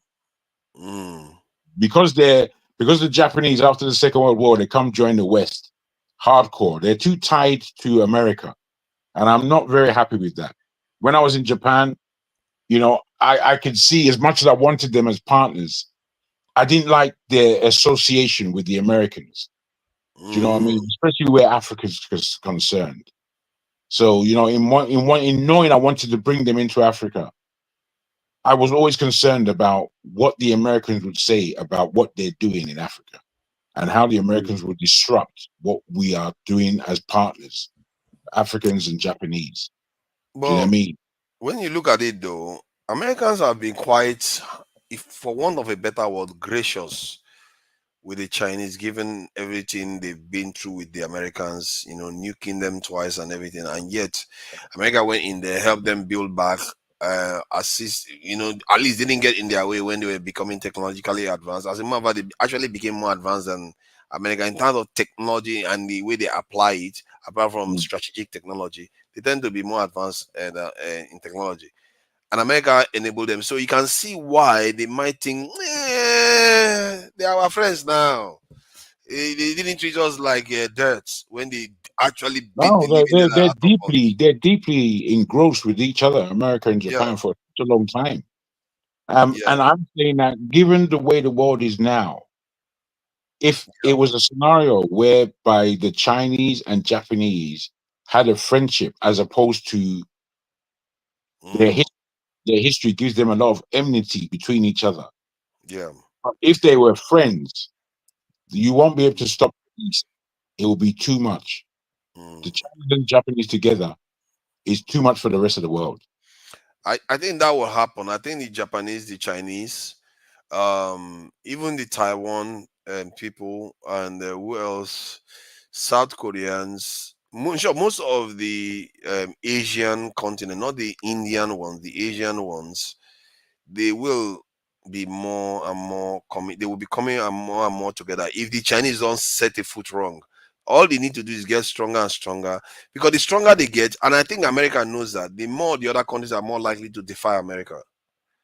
The more they are likely to defy America. Like, enough. Stop telling us. After all, look at this guy. He looks like me, man. You can't be telling us what to do. Yeah. I see what you're saying. Yeah, because they will know each other. They're not stupid. They're not entirely stupid people. The only reason why they are working with the Americans right now, because history suggests that not long ago the Japanese invaded. No, China. they love America. All this is soft power. When you go to Japan, you will see the American culture distilled in the Japanese way. You know, they have all these little roads and crannies, and then it would open up into where it's pure American. It could be hip hop, it could be reggae music, it will be stars and banners, it will be people dressed up in a strange American way. They love America, bro. They love it. They have to, because like I said, America gave them a lot back. The America didn't treat them badly when they defeated them. I don't think America even treated Germany as No, well as I don't think it's about that. It's simply soft power. It's simply what we see on television over the last 20, 30 years. You know, we love American TV in the West. You know, it was a long time that I decided I used to look at American TV and I started disliking it. But it took me being so engrossed in the first place to now being able to identify what it is I'm looking at. And then I stopped looking at TV altogether because I knew it's all crap. Well, as you know, music. If you look at the American black music, it's so powerful all around the world. It's powerful. So you think that it's just the culture of America that makes It's them the culture. American? Soft power is forefathers. really progressive. That part of the world, the cultures around them is a kind of restrictive. Very restrictive. Due to the influence of communism. But these countries, so they are conservative people. Yeah, that's their culture. But these countries that you and Jago is talking about now, the Western influence there gave the citizens more liberty, more freedom. That's right. You understand? More expression. As compared to what they can experience. Yeah, I am not like I'm saying that the kind of relationship America have with those countries different from the relationship America have with the rest of developing countries. So they gave them free hand. It's more of cooperative relationship or partnership, a kind of. That's right. So the economy is doing well. The citizens are happy. And that is because they are relevant. They are important to America. They That's need why them, America And I also think in return, that's why the culture is attractive as soft power, but they also have a deeper connection with Americans that goes beyond just the culture. They actually feel like, okay, at least from the period when they started developing and started seeing the positive relationship they have with America till now, they feel like they have an interest, like a strong interest in working with America, even if America did them wrong some time ago. They feel a strong pull because America. They feel like, oh, look at what we have now. Even with all those things, look at we fought a war with them, we lost, and look at what we have. You can see why. If America was like that with Africa, Africa would be very close to them too. I believe so because I think you see the Japanese particularly, they have a culture that depicts deep respect. If you defeat them, they go bow to you. But if they defeat you, now heads off, or they use their samurai to take your head. Wahala. Now you will suffer proper. Yeah, believe. They were brutal with the Chinese. They were brutal, man. The Japs. Then during that time, things were bad. When they go to war, you catch you. And they fight to the death. There are people that fight to the death. Yeah. Kamikaze. Imagine what kamikaze means. I mean that after you finish bombing them or you don't have any bullet left, you go take that plane, fly it into the ship, and blow yourself up with the plane. They didn't come back empty-handed, though. They go kill people. That's what happened in Pearl Harbor. Pearl Harbor is very, very. In fact, because of what happened in Pearl Harbor, that's why the Americans had to go back and drop the H bomb in Hiroshima and Nagasaki, which of course is not good. I read a story about the people that built the kamikaze this thing. My goodness, these guys, they designed this stuff and they were rejected from. They said, what kind of aircraft is this? That we don't need this stuff where people it's designed to go and kill people. I think in torpedoes too, they did that with torpedoes, and they like, we're not going to accept it. Then the guys, they felt so passionately about this that they wrote a petition to the higher ups, because I think they were in the military. They wrote a petition to the higher ups that they need to build this stuff, and they wrote that petition in their blood, that they mean it, that they need to build this thing, that they are willing to die for this purpose. And then when they because of their determination, they will say, okay, let's see, because they didn't think people are willing to just go inside something that they are not going to come back. Then when they advertised for the role, they were shocked with the amount of people that volunteered to come and pilot those kamikaze vehicles, and hence you have the whole thing, this thing going. The Japanese, those guys, you can say whatever I like about them, they understood sacrifice. They understood it. They don't play around, and responsibility of it too. The responsibility of leadership and a position. If you fail, they are the kind of people that will fall on your sword without hesitation. Oh, easy. It's unbelievable the level that they go to do this. The thing is the discipline of the Japanese and German armies. if they could have easily won that war. If not for the, in fact, if not for the Russians, they would have won. Yeah, man, Russians, oh my God, they really took a beating for the West. Man. They did. Torture. I feel bad for them, I must say. And nobody gives them credit too. No, they hate the West is the one that defeated Germany. They are the ones that did it. It was the Russians, man. They did the most in that war. I don't know what is wrong with Hitler. That man is a madman. No, you spoke about him like he's still alive, or you said I don't know what's wrong with him. What am I going to say now? Now that after I said what I said, now I'm beginning to understand why he actually went back to DC, why he went to Russia, because that Europeans are obsessed with Russia. Because they believe that whoever controls that area controls the world. That's the key reason. Because before now, I never really understood why he decided to go for Russia. England was very, very right. UK is a perfect place to go because UK controls almost half of the world at that time. Why bother with Russia?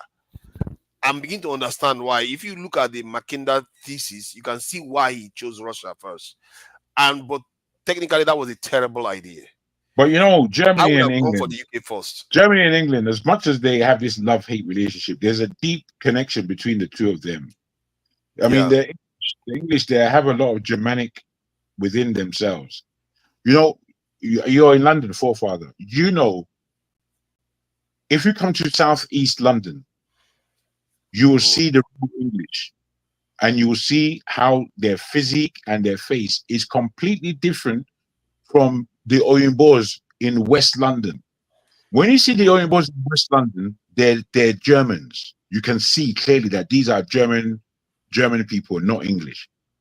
They're tall, good looking, they're strong, they're on top. They're on top. They're the people. Southeast London and all these are the JJ Oyinbo people, where English common people. The West London white people, they're completely different. Completely. Yes. They're not the same at all. Yeah. They tend to be the real business end of things. Yeah. The real deal. It's funny you said that, It's funny you said that because when people see like even when you're in the UK, you think you are seeing all the different types. Like one day when I went to the stock market DC building and I was inside there, you can see people that are switched on when you see them.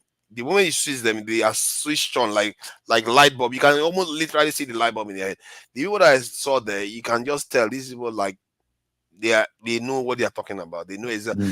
You go other places, you don't see that. You see people that are a little bit clouded in the head. These ones are sharp, and I was like, these are some of the best people, and you don't see them openly that easily. You have to go to specific areas for people, and you see why these people are actually ruling the world, man. And if you see these things, you begin to wonder, maybe our people need to get their act together because these are the kind of people you're competing with. They are very clever. Don't play around. They are very clever people. And not only clever, they study, they know their stuff. You see, I've been with them. And growing up in Southeast London, I always had affiliation in West and North London because a lot of our people were there. So I used to move with our own West Londoners a lot from young. Be in their houses, talking to them, picking them, and be amongst them because I'm among them. I'm a sound individual myself. So I never used to play around with all these girls, Southeast London. I always, in terms of Oyinbo women, I will go and find them from West London and North London, the proper women. You know what I mean? So in that, you're in their spirit. You find out that they have so many secrets within the family. They have so much knowledge, and a lot of them have committed all kinds of murder and all kinds of skullduggery stuff, deep stuff that would actually shake you when you find out the depths that they've been to. They're not ordinary people like the ones that you bump into. They're not ordinary.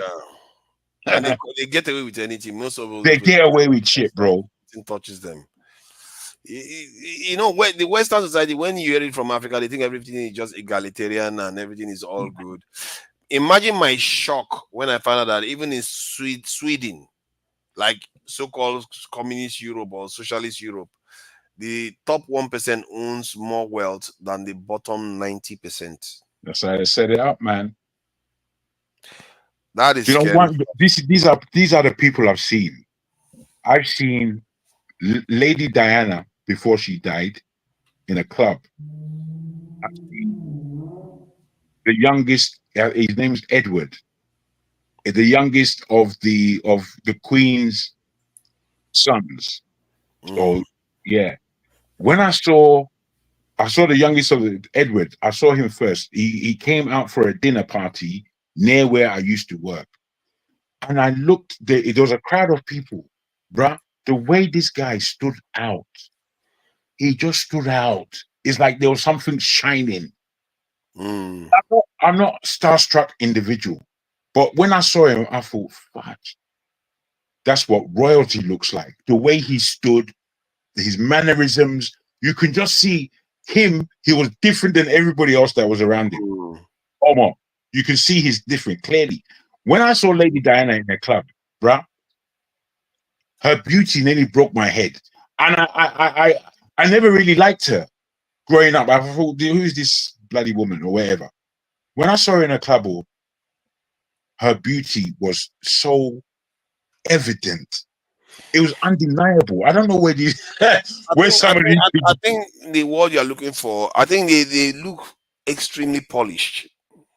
That's beyond, I don't know what it is, bro. There's a glow. There's some glow coming around them. I don't know what it is, my brother. I tell you. What I observe is that I think it's from almost literally being born, and almost all your needs are catered for. You hardly get bruises. You hardly get, even when you get bruises, you get fixed correctly. All perfection. You know, it's like human beings. That's what it looked like. It looked like perfection, bro.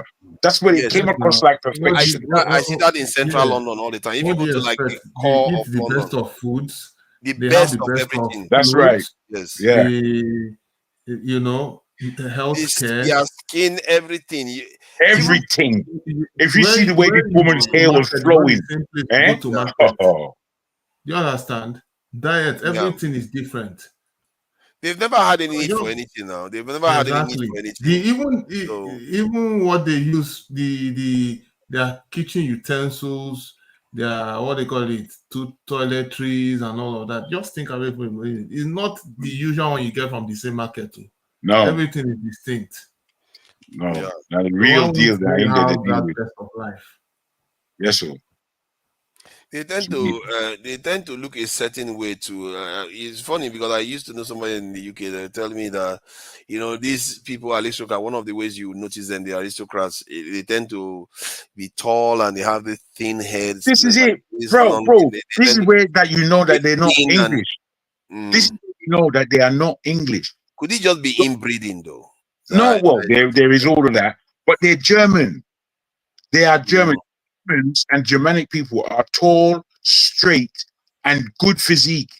The Germans generally have a very good physique. Well, now, Germans are bulky, but these ones are thin.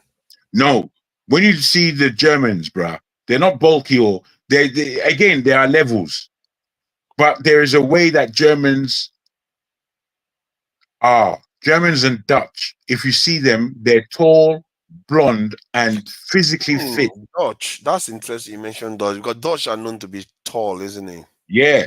They are known to be tall too. Yeah. These are all Germanic people. Germanic. Yeah, Germanic tribe kind of people. Yeah. You have a point there, actually. I don't know for sure. But they tend to be tall, and they tend to have that kind of, you know, oblong face. It's almost universal among the men, and not necessarily the women. Most of the men tend to have that. You know, it's similar, although Prince Charles is a rough version of it. The ones you tend to see. Prince Charles, he's another one. There is no. I tell you this about Prince Charles. There is nobody who can communicate like him. No one. When that guy, when that guy is holding audience, bruh, he's got you in his hand. He's got you in his hand. I would have said that Jacob Rees-Mogg is a better speaker. Nah, these ones. I mean, Jason Rees-Mogg is a posh individual, I won't even say he's Germanic. I would say he's very English. But okay. Charles. Yeah, because he doesn't have that red or blondish kind of hair stuff or what? No, not because of that. Because we know aristocrats. Prince Charles. I'm just letting you know that if you listen to one of his speeches, he will put so much in his speech. You have to listen very well. And then the mannerism that he's putting this thing out, the way he's just slipping, he doesn't speak loudly. He's just been slipping out language, slipping it out, and you're engaged. And if you're not careful, bruh, you're in a web. He's caught you. What do they call that posh language again? What do they call it posh? There's a specific name for it, the Queen's English. There's another name they call it. That okay, they call it depending on who is alive. It's the King's English now. That's right. Yeah, the way they speak is English language, but they use a lot of adjectives and a kind of qualifying words to describe anything. So it's quite engaging, actually. It's almost like engaging, bro. It's engaging. Almost like a spell that they cast on. Yes. Yeah. It's quite engaging. Americans, I've noticed it with him. They are like, Americans will be looking at them like Americans are totally bemused when the aristocrats are speaking. You start understanding who actually owns the English language. That's whatever right. they come up with, it's hard for you to question it now. Bruh, they know their language, oh. You can't play with them. They really know their language. I'm not necessarily a fan of any of these people, but when I hear Prince Charles talk, I'm always impressed. I'm impressed not just at his diction. I'm impressed at his mannerism. Did you see the time that Prince Charles he was in Australia and he was being rushed? Somebody from the audience came out and started rushing him. And then the security guard got involved. And when he saw the kind of violence that was approaching him, bruh, the guy, he just took one step aside and looked at the man like this and then continued. I said, fuck, mate, there's nobody as cool as this guy. The coolness. Why would he be worried? He's ex-military too. Yes, yeah, he is. This is the training. This is what they have in them. They've trained them. Yeah, leadership. I've seen even got this in what's his name, Blair. There was a time Blair, somebody threw something during the time when the Iraq war debate was really hot. Somebody threw something at him. It could have been chemical, could have been anything. But it just hit him. He didn't even like flinch. These people, they don't fear anything.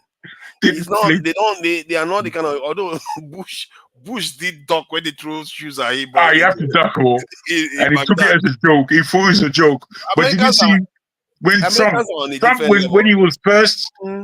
There was a one big thing where Trump was giving. This is before he was Jesus Christ, a gunshot to him. But Jago he was shaking like, oh, which way? that is quite astounding, though. When you think about it now, that George Bush, somebody took shoes at George Bush shoes. I can't believe that a US said that to Donald shoe. When you think about it now, it's impossible to imagine. Can you imagine Biden going somewhere, somebody chucks his shoe out there, this thing? Let me share this video. Let me see if I can framework for the withdrawal of American forces in Iraq, a withdrawal that is possible because of the success of the surge. جنوده وجنود الولايات المتحدة والمدنيين أننا نقترب كثيرا من هذه النهاية. شكرا جزيلا. Oh, that was a good dodge, man. That was a good dodge. Yeah. I can't. When you think about it, that is some crazy stuff, you know. When you think about it, that actually happened. Your forefathers, what do you mean? Would he have allowed the shoe to hit him?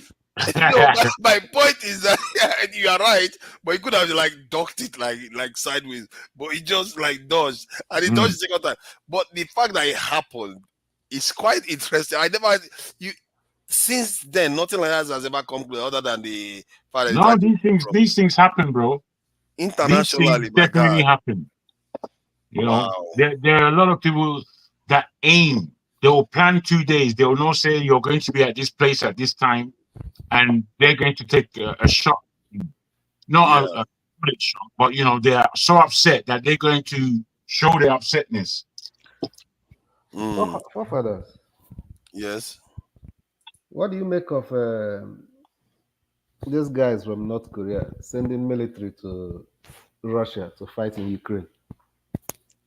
Wow, is that what I haven't even heard of that? I didn't know about that. Let me see if I can find out.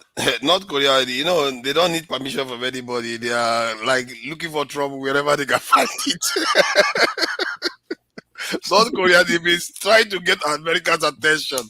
America refused. So they have to do something now. America refused to pay attention to them. North Korea. Russia. Are you on camera, Steph? Because you keep disappearing. Or yeah, room. I think it's a lightning. Okay.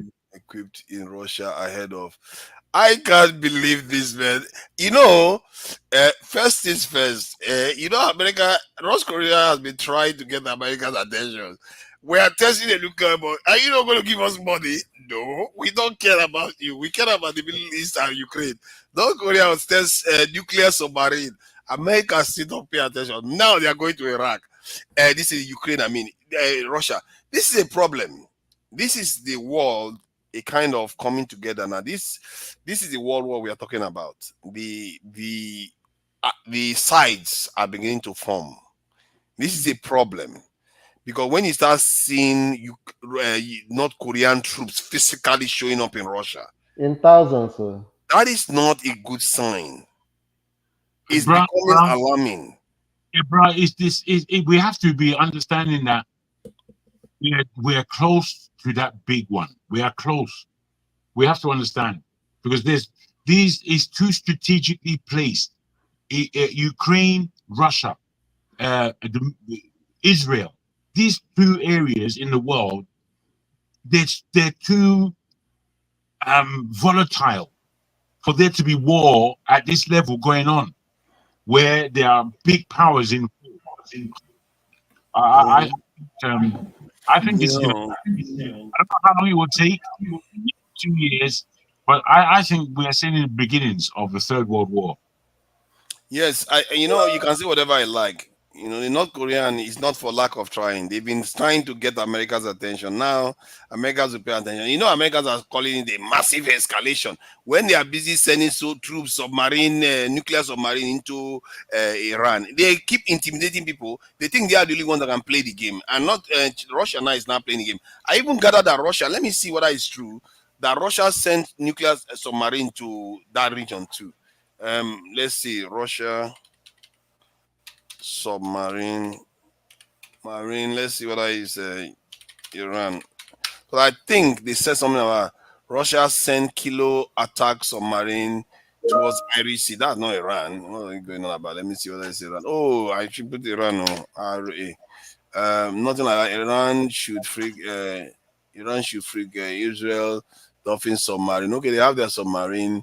Israel does. Okay, I think Russia didn't send, but I was hearing something about Russia sending submarine towards this thing. I don't think it's a ship. I think it was submarine I heard, but clearly that's wrong. So, what are your thoughts, Steph, on Korea sending combatants to that region? I just think that it's going to open up a new frontier in that war, because if it happens over a period of time, one other countries would like to send their foot soldiers to support Ukraine. You understand? Or Britain and America may decide to give Ukraine the nod to start using the long-range missiles to hit Russian territory. Welcome to World War III. Escalates. Sorry, my brother Jefferson.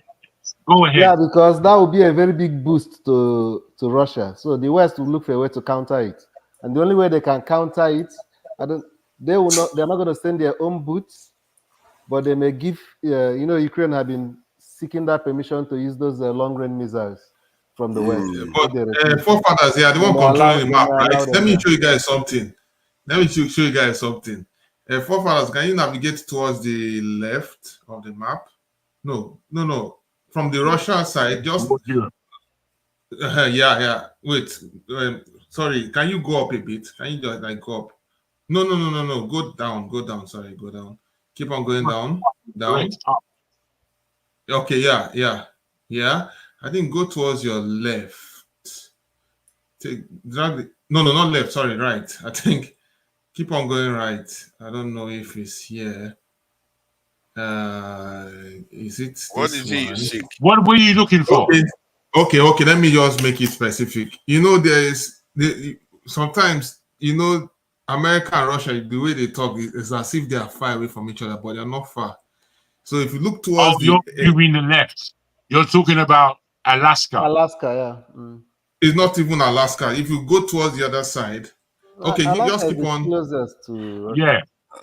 That's I think we have Google Globe now. Can you do Google Globe? But there's some boundary of Russian territory that is closer to the American territory. It's not that far. Yeah, the only place is Alaska and Vladivostok.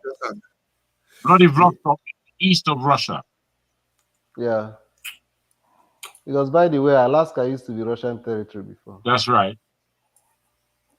Yeah. So this is Russia here now, isn't it? So yeah, that's all Russia.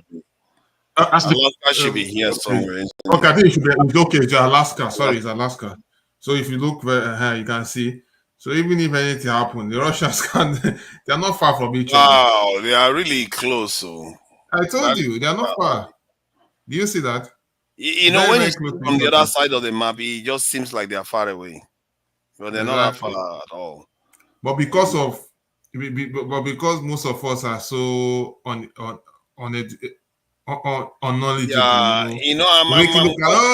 Russia is down there. We're going to send that. What we need to be doing is we need to be sharing. You see, this is why I like what you just did just now because that's what jogged my mind to do this. We need to be sharing information more accurately because I grew up seeing the world the way I was sharing it before, and it means that you lose perspective on how close some nations are to each other. Exactly, they're close. This is stupid close. This is like stupid close. This is Russia. It's too close. It's almost as if I don't know, man. It's almost as the way like some parts of Africa is close to Spain. Exactly, that kind of thing. The only difference is that these land masses are not very habitable. They are very cold, and No, but they are. But what Russia? You look for Vladivostok, which is on the eastern side. The Russians have a lot of military bases in Vladivostok, so they're there on the eastern side. They're near. Whereas Alaska, it's a dead zone. I think they have certain things there, but they don't have what Russia has in that eastern part of Russia. Russia is a crazy country, It's so big. Yeah, it's very, very big.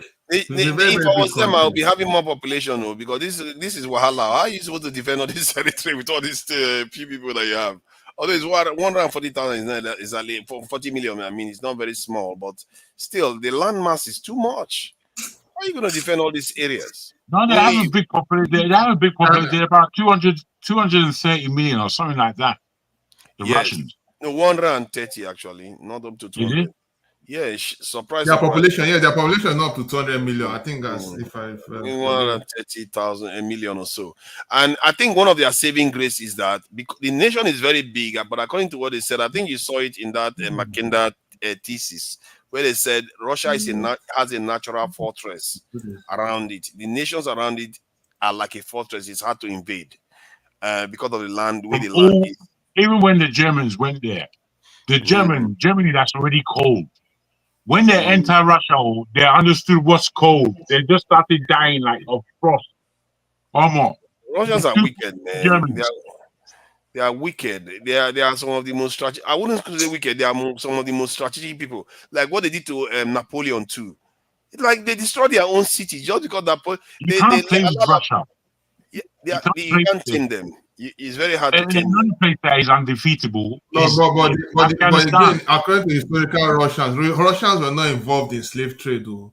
So you know. Of course, they were not involved. They were never involved in any slave Well, they trade. weren't involved in African slave trade, but they had their own madness going on within the empires that they created. They were slaves themselves. A lot of Russians were serfs. Technically, they were just slaves, the serfs. Slaves That's to right. who? To themselves. They are kings now. They are kings, and they are elite class. Yeah, they had their own kingdom. Yes, I think yes. I want to try to these nations around the Russian steppes or whatever they call it. They seem to form. They are an interesting set of nations, and they said that's why Genghis Khan was able to conquer almost. I think he has one of the largest territories in the world. Genghis Khan, where he conquered the entire area. He defeated Russia now. Russians were trying to mess with him, and he literally bombed it. He's one of the people that actually defeated Russia. I think Genghis Khan did that. Genghis Khan was the baddest man ever. That guy, hey, skillful. You know what I mean? On horseback. Horrible. You know, he said that they were the best archers. That they would just be riding on the horse without holding the horse or riding. That they use their weapon. Anyhow. Genghis Khan is the baddest man on earth. That the guy did so many horrible things to so many people. I don't even know how he managed to survive Genghis. Let me see where is Genghis. And he didn't finish with him or after him his son take over. There was Genghis and the guy was a terror. Kublai Khan. He was his son. After they come, Kublai Khan was bad just the same. Bad men. Can't play with these people. Brutal. When I watched a documentary about some of the things he did, man, the list of things that guy did is horrible. He would just very wicked. His soldiers are brutal. He would send them to go and destroy the entire thing, kill the people. Man, I've never seen anybody that ruthless. And so his argument was that if you don't do that, people are going to resist more. So because of that, a lot of places he went to, they surrendered. Yes, straight away. They know if you mess with him, you're going to suffer. And Russians defied him. I think Russians were one of the ones that defied him too. He completely laid that place to waste, man.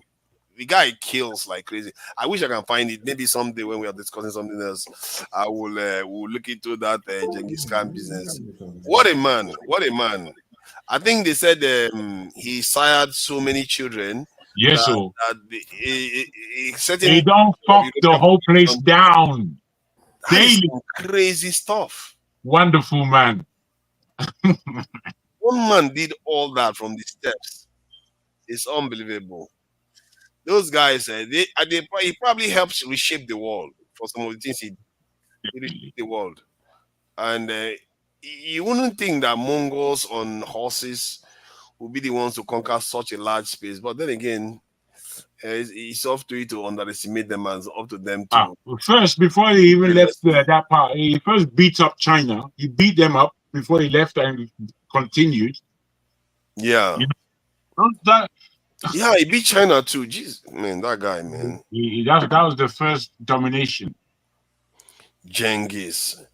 I would like to know a little bit more about his story, actually, because some of these exploits, some people just come along and anybody that gets in their way, they look for a way to destroy them. They will find. I think one of them was he used a rat to destroy the kingdom. I think he gave them a gift, and they thought it was a gift, and it turns out to be a weapon that used to completely destroy the town.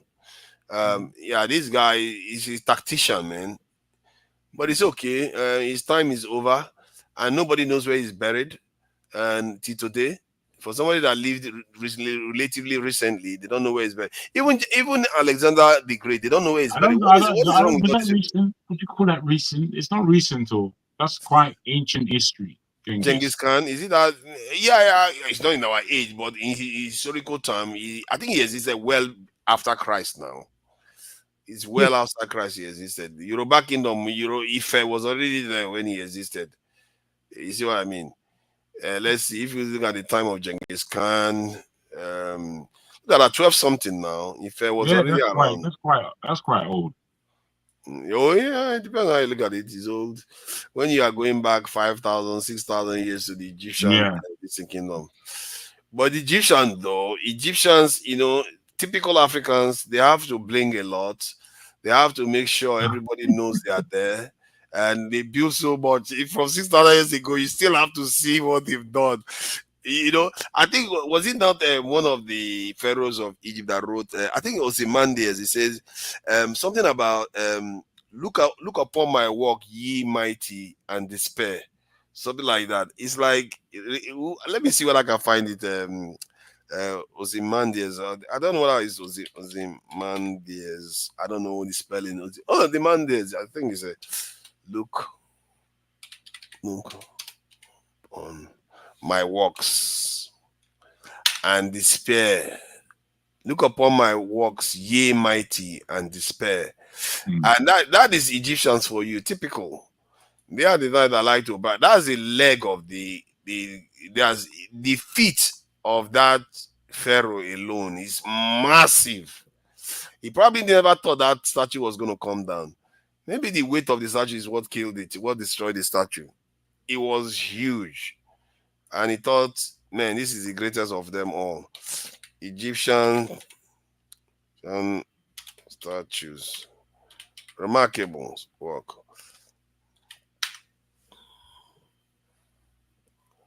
Remarkable. You can see Jagun. You see some of it's like you can see some similarities even when you look at this with some of the, even if this is based on like granite, or if I'm not mistaken. That's right. With some of the statues you see in Nigeria, like the Yoruba one that you talked I about, believe that so. one, that one is based on metal, but the smooth and the way the work is done, I feel like there are similarity with the artistic this thing, the way the quality and all. Yeah, these guys went far, man. This guy went fast. Like the precision of work is ridiculous. The precision of work is just astounding. It is outstanding, bro. And you know what?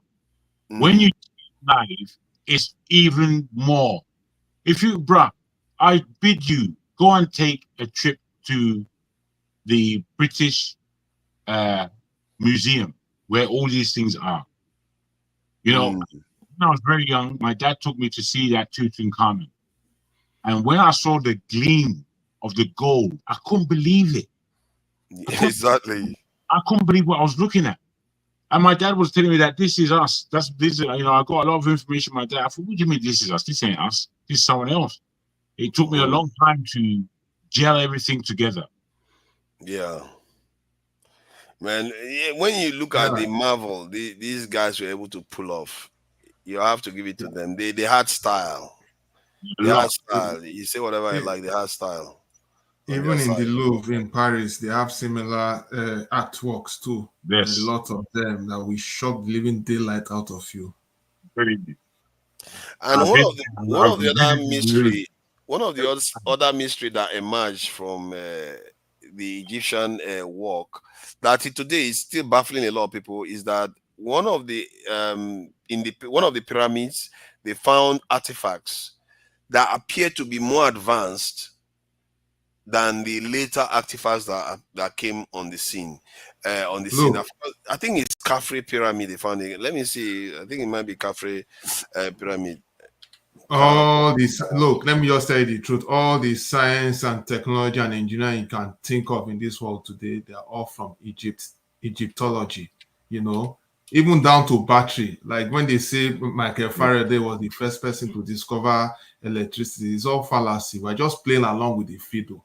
The first battery that was done in Egypt, and they're all there. Even down to spacecraft. You think spacecraft and flight started with the right? Do you think they started with the Wright brothers? It didn't start with the Wright brothers. There was no flight in Egypt. See, when you hear discover, what I'm trying to tell you is that if you look at the artifacts very carefully, you will find out. In fact, even down to power, electricity, and everything. That pyramid they are seeing there is a source of is like an electrical generator. And if I should give you some scientific context, it was embalmed in very pure white crystal. It was not as yellow in color as you are seeing it today. So basically, what happens is that when the sun shines on the pyramid through the capstone, I think the capstone is covered in gold. It will help to collect all the electrical charges or electrostatic charges. And then when those charges are being collected, it will trickle down into the body or the aquifer of the pyramid network. And then once it goes through the network of the pyramid, there's a crystal, a specialized crystal that is stored within that pyramid that will help to absorb those charges. Once it absorbs the charges, those charges become amplified and it will generate light or whatever power you're thinking of. Yeah, And that same pyramid, once there is no light and it gets all those charges, it will help to show brightness. I don't know if you have heard the term, what they call it, as that. I've forgotten the name of. There's a word for it. I can't remember, but once it gets all in the night, it will be like it is in the day, something like that. But I can't remember. But I want to stop there for that. In the night, it's like in the day. But when you hear those discoveries that they recorded, what it means to them in the book where they wrote it is the person that saw it, the European that saw the discovery, not the person that actually built it. Like when they say Mongo Park discovered River Niger. The River Niger have always been there, but he's the first European to see it. What's the name of the man they said discovered the pyramid in Sude, Enugu State? Is the first British that saw it. Okay, I need to pull it out, but I know. So those discoveries is not really.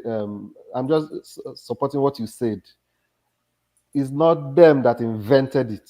Of course, it's not them. It's not them. They are just reading the historical account of what really happened. Put their narrative in. The amazing thing about Egypt and all the findings that we have there is how along cross lines, global ley lines, they call them, there are artifacts of power and artifacts of pyramids. Pyramids in South America, in Mexico, and there's in the what do they call that place in America? It's rugged. The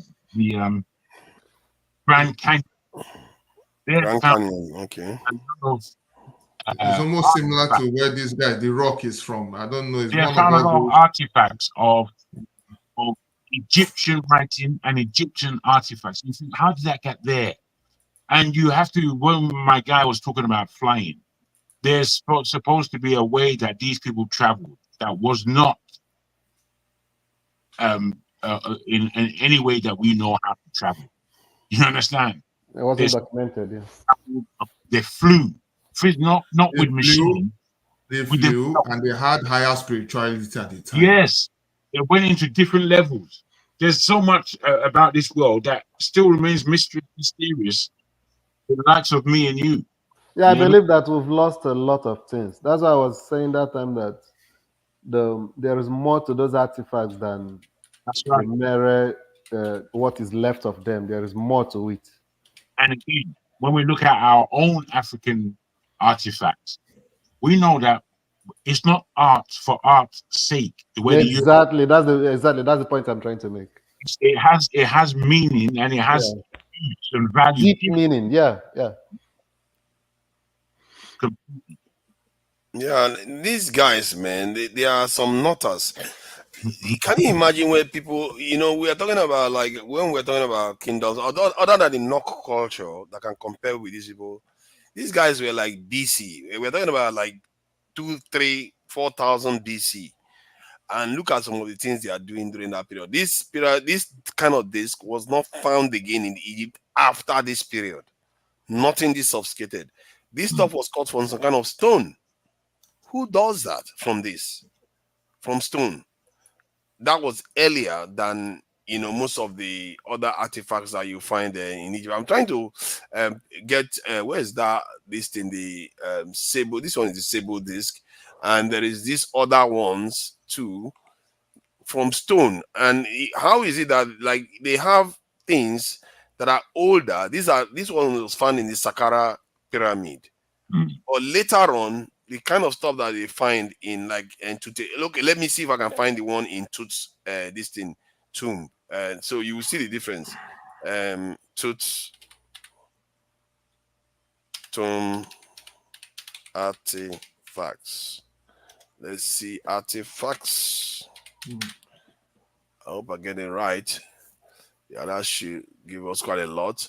So if you look at the artifacts in this, let's see something like a disc and in there that is not metallic, because they do metal quite differently. So the stonework in there. Okay, now you see the pots in there. It's not going to be as sophisticated as I wish I can get those pots closer, so you see what I mean. Disc. I don't think they even had this there.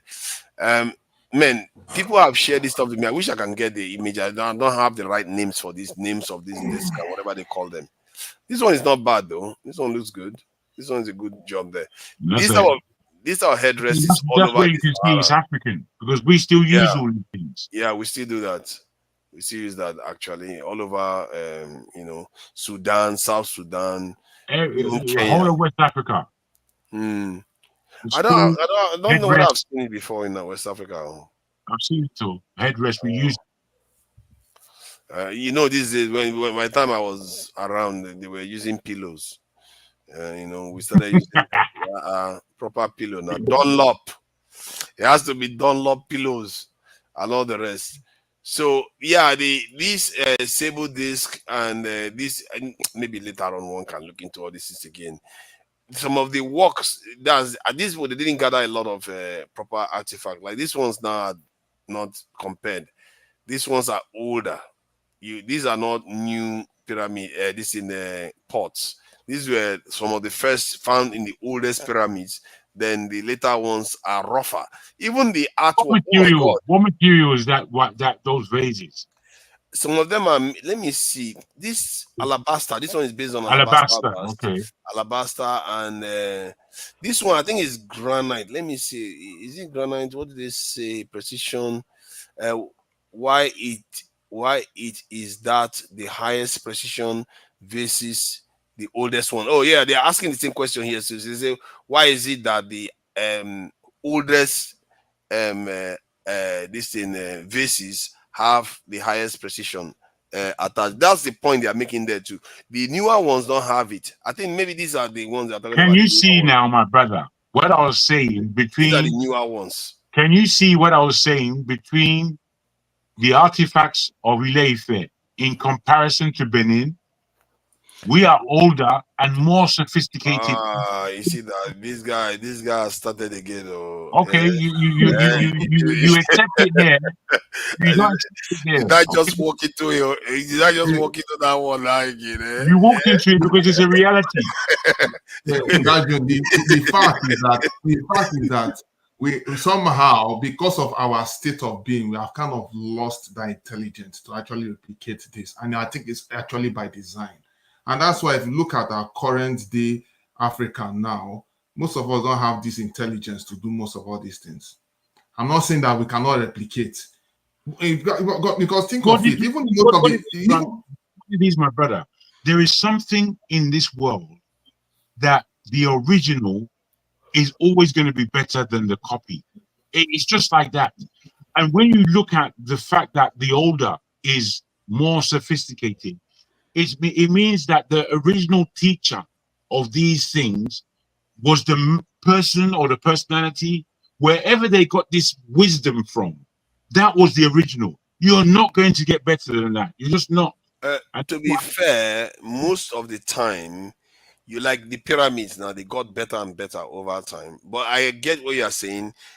Whoever was responsible for making these vases, whatever technology was responsible for making them, even they are saying that at that time they did it, the Egyptians did it, but they don't know why it became less sophisticated later on. Could it be because the first time they started doing these things, it was special to the elites? The others were just eating with completely nonsense, maybe with papyrus, whatever they are eating with. That this one was so special. That's why they had to spend so much effort doing it. You know, how can you cut this thing from granite? This is crazy. That's what I'm telling you. The technology, look, the technology that was used was different. It's like, did they melt it? Look at the pot. You have to make a pot from granite stone. How do you do that? No, I'm telling you, our intelligence has declined. We're not smarter than the Asians. No, we're not. And don't forget too, there are some continents that have been sunk down due to nuclear war. To be fair, right now we are quite smarter than all the ones we found. Now I'm talking about now. We are not. Now, let me clear you. We are not. Or is it because we can Google and chat? Have you seen some what CNC machine can do? Come on, man. Now we're going to quite sophisticated at doing all these things. In terms of if we are so look, if we are so sophisticated, why is it that we cannot replicate some of the technology that was done of old?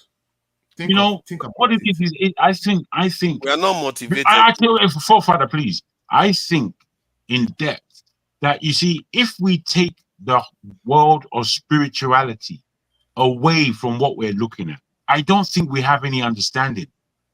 I don't, because you see, we're Africans. We're not Europeans. As much as you want to be somebody who doesn't attach himself to your own spirit, you see, there is a spirit realm. I keep saying these things.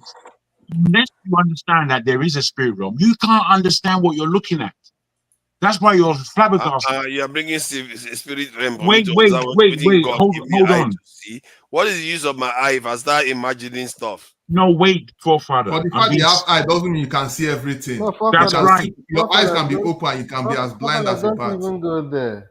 Hey, now you see all these people that they are telling me now to believe what my eye doesn't see. No, your eye sees less than 30%. Okay, I agree with that. But what your eye doesn't see, don't make conclusions about it, because I don't know what you're teaching. You're not teaching us anything, forefather. You're bringing us deeper into your ignorance. No, what I'm trying to say. Wait, guys. There's more in existence than your eyes can see. Yes, that's even a bingo, even a local bingo in Niger, a local bingo can see spirits. Either way, local dog, local bingo. Dogs and cats. I agree. That is true. Yes. What does that tell you? See, if not now, the point I'm making is, if you cannot see something and you don't really know it, then that is a belief. And you want to classify it as belief, and it means that there's no real evidence for it. And if there's no real evidence, you don't really know.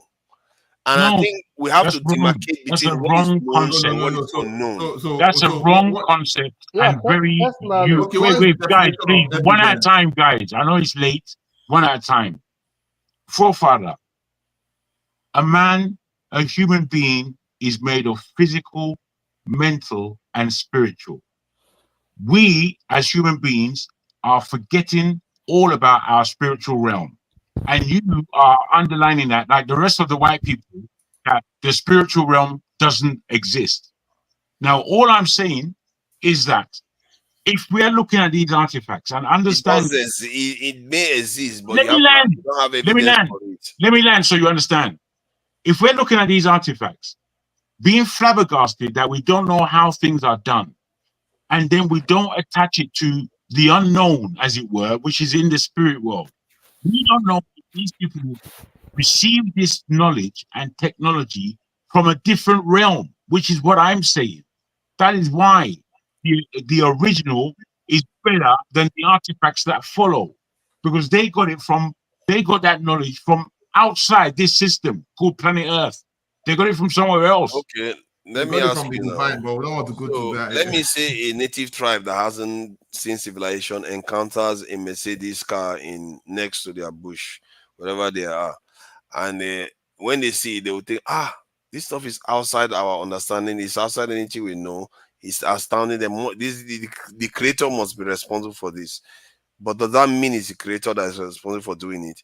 No, it's not. It's just something that they don't understand. Well, unfortunately, what it is that you brought an example that doesn't really stand any test.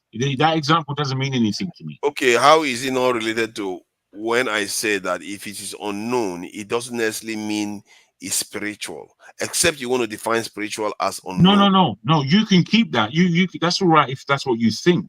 But I'm saying to you that in this world, in my understanding, there is an attachment to spirit. And when I look into the fog that is the spirit, sometimes I see, sometimes I don't see. Sometimes I have connection, sometimes I don't have connection. I don't know the spirit realm apart from, I suppose, what's written in the good book. So what's written in the good book, I can relate to a lot of it because they speak about the spirit realm. So when I get that and I look at planet Earth, I see that it's the same planet Earth that we are talking about from the Bible till today. Now, these things that we're looking at from Egypt, they're older than the Bible, but they are so Afrocentric when I look at them that I see that Black people have always been connected to the spirit world. There's something outside of us that we are communicating with. Now, you can throw it away if you wish, but I have to keep it because I have a spirit and I know I have a spirit. So in educating my spirit, I'm looking at these artifacts quite differently from the way you do. Wow. All right. Thank you. Yeah. You know. Thank you. I think we need to go backstage. Oh. What you say is. Yeah, we need to go backstage. We have been on stage too long. The science that you're talking about and proof you're talking about, forefathers. You know that this present day body of science actually started more or less like 500 years ago, 500 years. And they broke out of religious interpretation of the world, in other words, and because for want of a better way of understanding things. And I thought religion was about truth of things. And personally, I begin to think that is closer to the creator than what most religious people like to say about spiritual stuff, because what is more closer to the creator than studying his creation? I don't know. We are part of his creation, studying the creator's creation and learning the truths of it, not guessing, learning the truths, repeatable truths, and also being able to scale it up if possible. So it's almost related to religion, but I guess if you want to make religion mechanical, Jago, you know that I've said this before, like the Ogun, this thing, if I'm not mistaken, or yeah, it's Ogun, is related to iron, isn't it? And That's right. And it's also related to the blacksmiths. And what that tells you is that in religion itself, if you take yourself back enough, and even to the very first man and appears in this world, what is his first thing to do? Self-preservation. How does he do that? He has to understand the true world. You can't guess. There's no second guessing. You have to know the truth of things to actually solve it. And is that not the same thing that the scientists are trying to enforce? And yes. But that does not take away from the knowledge of faith or spirit, the spirit realm, because these things have already been given to us before science as we take it today. So what all science does is prove God's work. That's all it does. It doesn't do any more than that. Maybe you can manipulate science to create this or that, but what you're doing is saying that, wow, this ether is there. This invisibility has now become visible to us. You know, that's all it does. Then what else does the spiritual stuff give? Well, I think when you come to the spiritual realm, then you understand that there is something called a creator. There is something called a beginning, and therefore there may be. Science believes in creator too. It doesn't necessarily negate the creator. No. Science is flim flam. It likes to change his mind at any time it's given, and then when he changes his mind, he would never say that it's wrong. He say, "Oh, we did this experiment, and we found out the experiment is not what we thought, but this new experiment teaches us X, Y, and Z." So, whilst science like to lambast religion and faith in a very stupid way, as opposed to understanding that these things came before anything that you're talking about in this European science that you have. It's be way fair, before that. the way science looks at it is that they tend to be a little bit confused, I have to say. That's what Well, I'm saying. in my encounter with an atheist, I told him that there has to be a God. He said, no, there can't be a God. Then I said, but something is responsible for the first instant of creation. He said, but he agreed with that for a while. I said, then he said, yes, something must be responsible. Then I said, could that thing not be described as God since it's responsible for everything that exists? He said, but you can't call it God. I said, why not? Because God, that is not God. That is something that did that. I was like, but I said, but even if a Big Bang is what's responsible for creating everything, can you not describe it as God? Because it created everything that you know, everything that exists. He said, but you can't call that God. You see, what I discovered from that is that they don't want you to call it God because what they are trying to deny is the creationist Christian God, sorry, or Hindu God. In other words, they are trying to say the God that we talk about is not the true one. Does not We no. don't He's saying truly that know he him. does We not don't truly know exist. that God. What all that?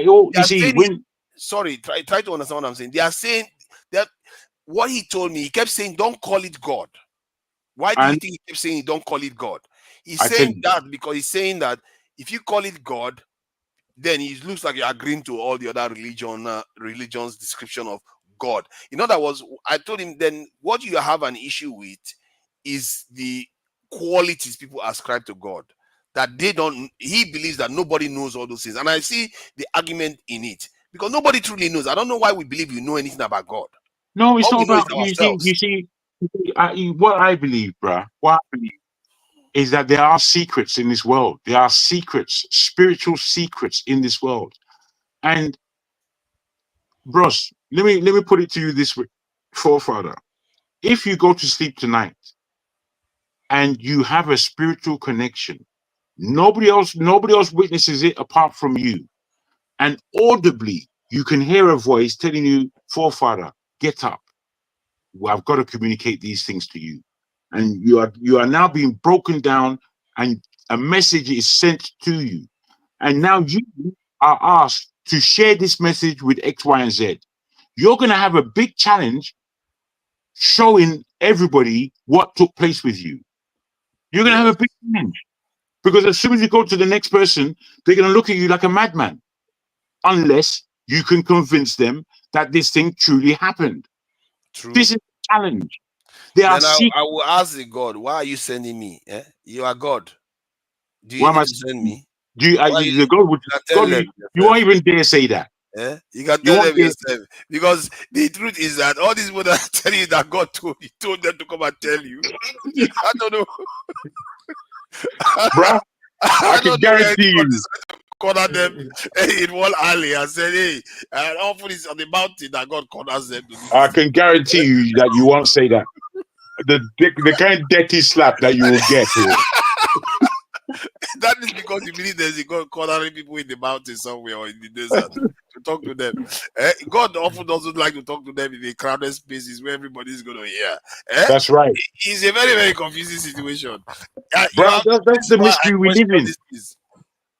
I think it's beautiful that we live in this world where we're playing for keeps and we're searching truth. You know, there's going to be a stage where we know what truth is. There's going to be a stage. You know that we may not find the complete truth whilst we're living, but as we cross into the next planet, whether dead or alive, or we're going to know.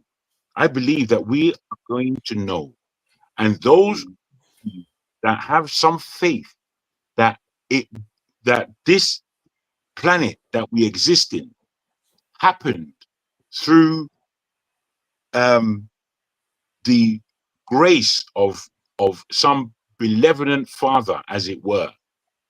And now, because those who took understanding and believed in him without seeing him, those are the ones who are going to be gifted.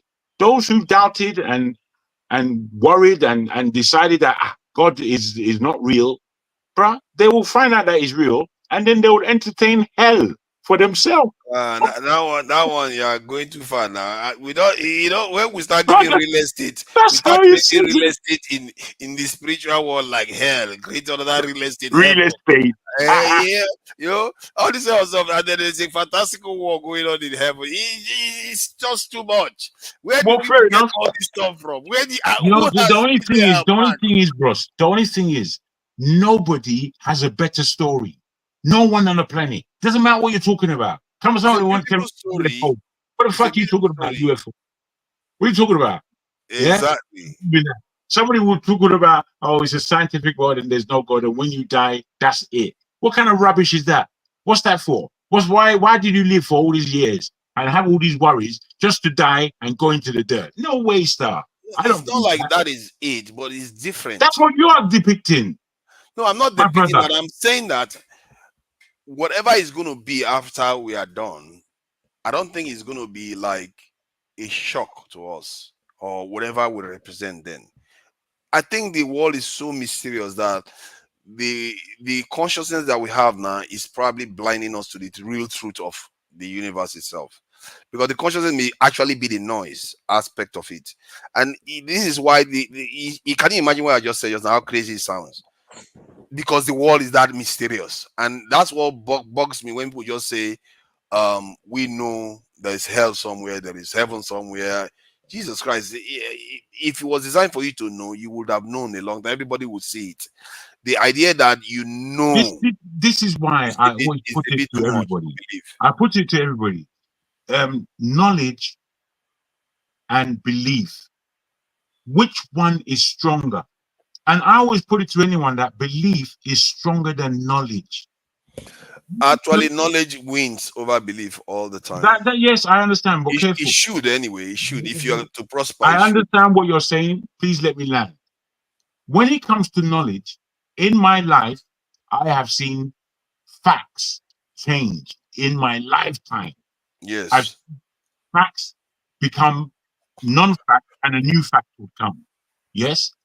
But example of facts that changed. Wait, okay. Wait. Where belief is now, you can believe that you're going to Birmingham. And it's unfortunate that you end up in Brighton.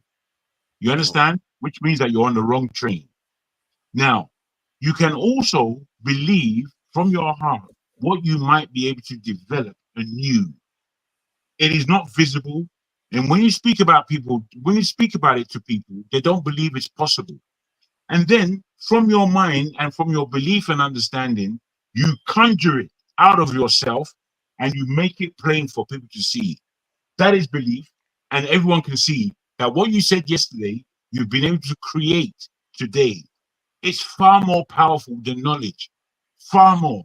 But a lot of people who are not spirit-minded, they don't know how to balance that equation.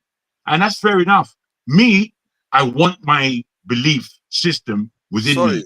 You said when somebody says something yesterday, they create it today, that means it is true. Bro, if I'm telling you, that I'm going to create a vehicle that can take me and you all the way to Saturn. No one's been as far as Saturn before. And come back. You look at me like I'm crazy. But I'm saying I believe I can do it. And then I start tinkering around with all kinds of bits and pieces. And then next minute I've developed this craft.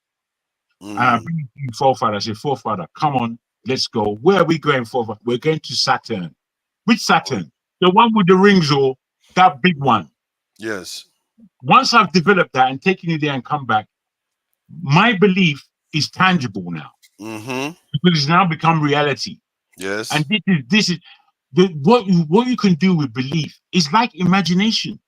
Imagination is so wide that what you do with it is up to you if you have this thing called imagination. Yes. However, beliefs are anchored in reasonable level of knowledge. I can't just believe I can build a vehicle that will go to Saturn. without any engineering qualification, without anything, that would be a form of madness. No. Which qualification? If you have this, if you have the know-how to do it, you can do it. Most But times the we have all know-how this is, our you just said it yourself, knowledge the and all know-how that, is but the knowledge. That's what I'm talking about. exactly, That it's know-how not about. has to come from knowledge. Yeah. Based on your, I think belief, when it is fruitful is when it comes from a fountain of knowledge. And then it's almost like a belief goes ahead of knowledge. Then knowledge, when that belief is a kind of solidified by evidence, then it becomes a knowledge. Then belief goes ahead again. But yes. you can't make a leap too far from knowledge. If you No. make What you said is accurate. from What you knowledge, said is that belief is first. Belief goes first. Yes. And then because you have this belief, which is an imagination. Depends on how you look at it. Knowledge comes first. You have to know Well, bruh. Believe in something. Well, else. for me, belief get is not inspired now, easy. don't you? I'm not saying it's easy. Pardon? But I'm saying it's stronger. So I imagine the first man in the world. The first man comes in. The first thing he will want to do is learn something before he believes anything, isn't it? So that's why knowledge comes first. You will have to you are muted. If not now, if not you are muted. If not now, when we ignore you, Bros, let's go backstage What before. propelled him? What made it possible for him to learn something?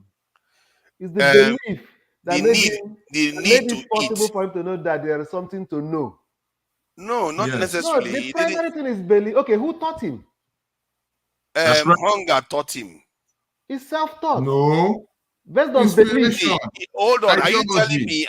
Are you telling me the first thing you would do when you are dropped from the sky, your land, and you look around the world, everything you do is based on belief? No, it's based on what you are learning. When you definitely have the ability to do something. The need you want to meet creates that belief in you. No, but you don't know what is going to happen. You are already hungry. You are the one but it's not belief. You are looking for food. Yeah, you're talking about knowledge. You say you don't know. Then why are you talking about knowledge? See, belief is in having faith in something you are going to find. You're having faith in something that you are going to find. But when you don't know where you're going to find, like the person that is hungry that doesn't know anything about food, but he has to be looking for something. I think I've seen a case where they make when people go to a new area they've never seen before, they will see something that looks like food. They will check it to see whether it's poisonous or not. You see what I mean? So that is not based on belief. They are just checking. They are seeking knowledge to understand whether that thing is food. It's not based on belief. You have to get knowledge first before you start thinking. At least if you think about it from that point of view, you have to Can I give you this? Let me give you this, forefather. And I'm going to speak spiritually, so please listen. These are stories, yeah? I don't want to quibble about them being stories. Adam and Eve, they were in the Garden of Eden with God. As beings, I didn't say human beings, as beings, they knew what God was telling them. They knew God. They know who he is. You understand? Mm-hmm. Within this now, there's no real need for belief. However, God wants them to know that he is God and to trust him. And when we get these words, trust, belief, knowledge, you know, they're conjugated. Now, the actual being of Adam and Eve at the time wasn't the kind of bodies that we have today. The bodies that we have today were taken from the tree that God told them not to touch. God said, don't touch that tree. Everything else in there is yours. They didn't ask why they shouldn't touch the tree. You understand? But something convinced them to touch the tree. When they touched this tree of knowledge now, they understood that they were naked. They didn't have clothes. They saw penis and vagina. and for rascal. Easy, What's that? oh, I didn't put this in, easy, please. I didn't No, put no, we're speaking factually. 18 Because years. part of the knowledge that they had lust for each other. So within that, they performed. You understand? And that was part of the knowledge. Now, the thing is, God told them not to go to that tree. But they went there. So they didn't believe what God was telling them. Or they substituted that knowledge that they had about God for somebody else's understanding. So when they became visibly naked to themselves, they began to hide. They hid their shame. You understand? In them hiding now, God asked them out that why did you go to that tree? Didn't you believe what I said? You see, when we look at these stories, we don't just have to throw them out and say, oh, that's mumbo jumbo. We have to look at the intellect that's in there, because there's a lot of intellect in there about belief and knowledge. Did you understand the story I've just told you? Can I try to explain it, or I kind of see what I can pass what I gleaned from what you explained? So the creator told them not to mess with a specific tree of good and evil without any clear evidence. It requires belief. In other words, there is no evidence of anything, that the consequences. That's right. Then another entity, which was nefarious, came again and told them, hey, why bother? That thing is not going to do you harm. Now they are on an equal pegging, all requiring belief. The one in front of them convinced them to move forward, and they did, just like they obeyed God at first. The other one convinced them. But if God had given them proof, the other one would have had to prove that that tree was actually not harmful. But God didn't provide them proof. God requires them belief. And I actually think it's a form of conditioning for people to believe things without concrete evidence. No, Started from the very what beginning of we the have Bible. to understand is that we're a long way from that story as human beings today. If we are trying to now understand the creator is the one that doesn't have to give platitudes to anybody or knowledge. I'm the creator, as it were. So as being the creator, don't question me with your rubbish. You don't know anything. You silly dunce. You don't know shit. All you do is follow what is easier. That is the God level. Yeah, but in the end, you are still not providing them proof. As a creator, you give them evidence. so that we can be able because they are sorry, operate. Jefferson, you go next, Jefferson. You have to provide, if you want people to follow you, give them concrete evidence. You are God. But we're speaking from today. We're not we're making things up. That's talking about. A story, you were not there. What you are talking about does not appear in the writings. What you're talking about is some high chemistry school that you haven't been to, and these are the way you want it to work.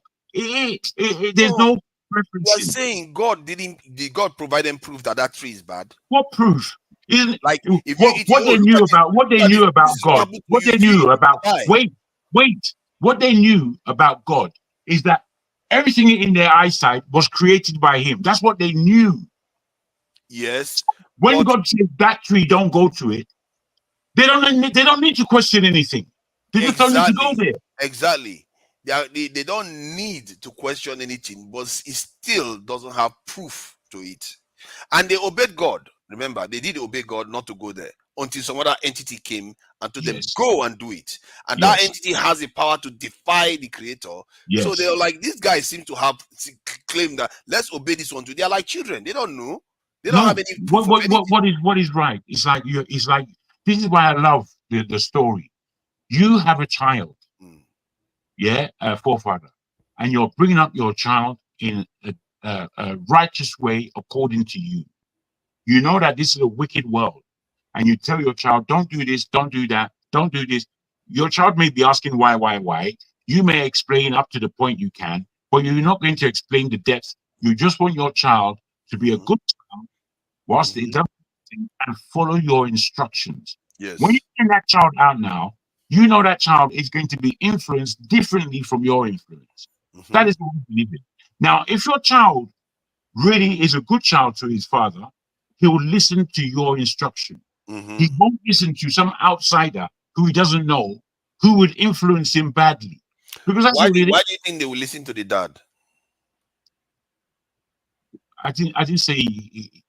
No, I mean the child. You are saying that if that child is a good child, why should the child be a good child? Why should they listen to the dad? Because he's dad. Because there is evidence of knowledge. It does proof that the dad has always meant well for the child, fed the child, clothed the child. Evidence based on knowledge. Good, which is what happened in the Garden of Eden, according to the story.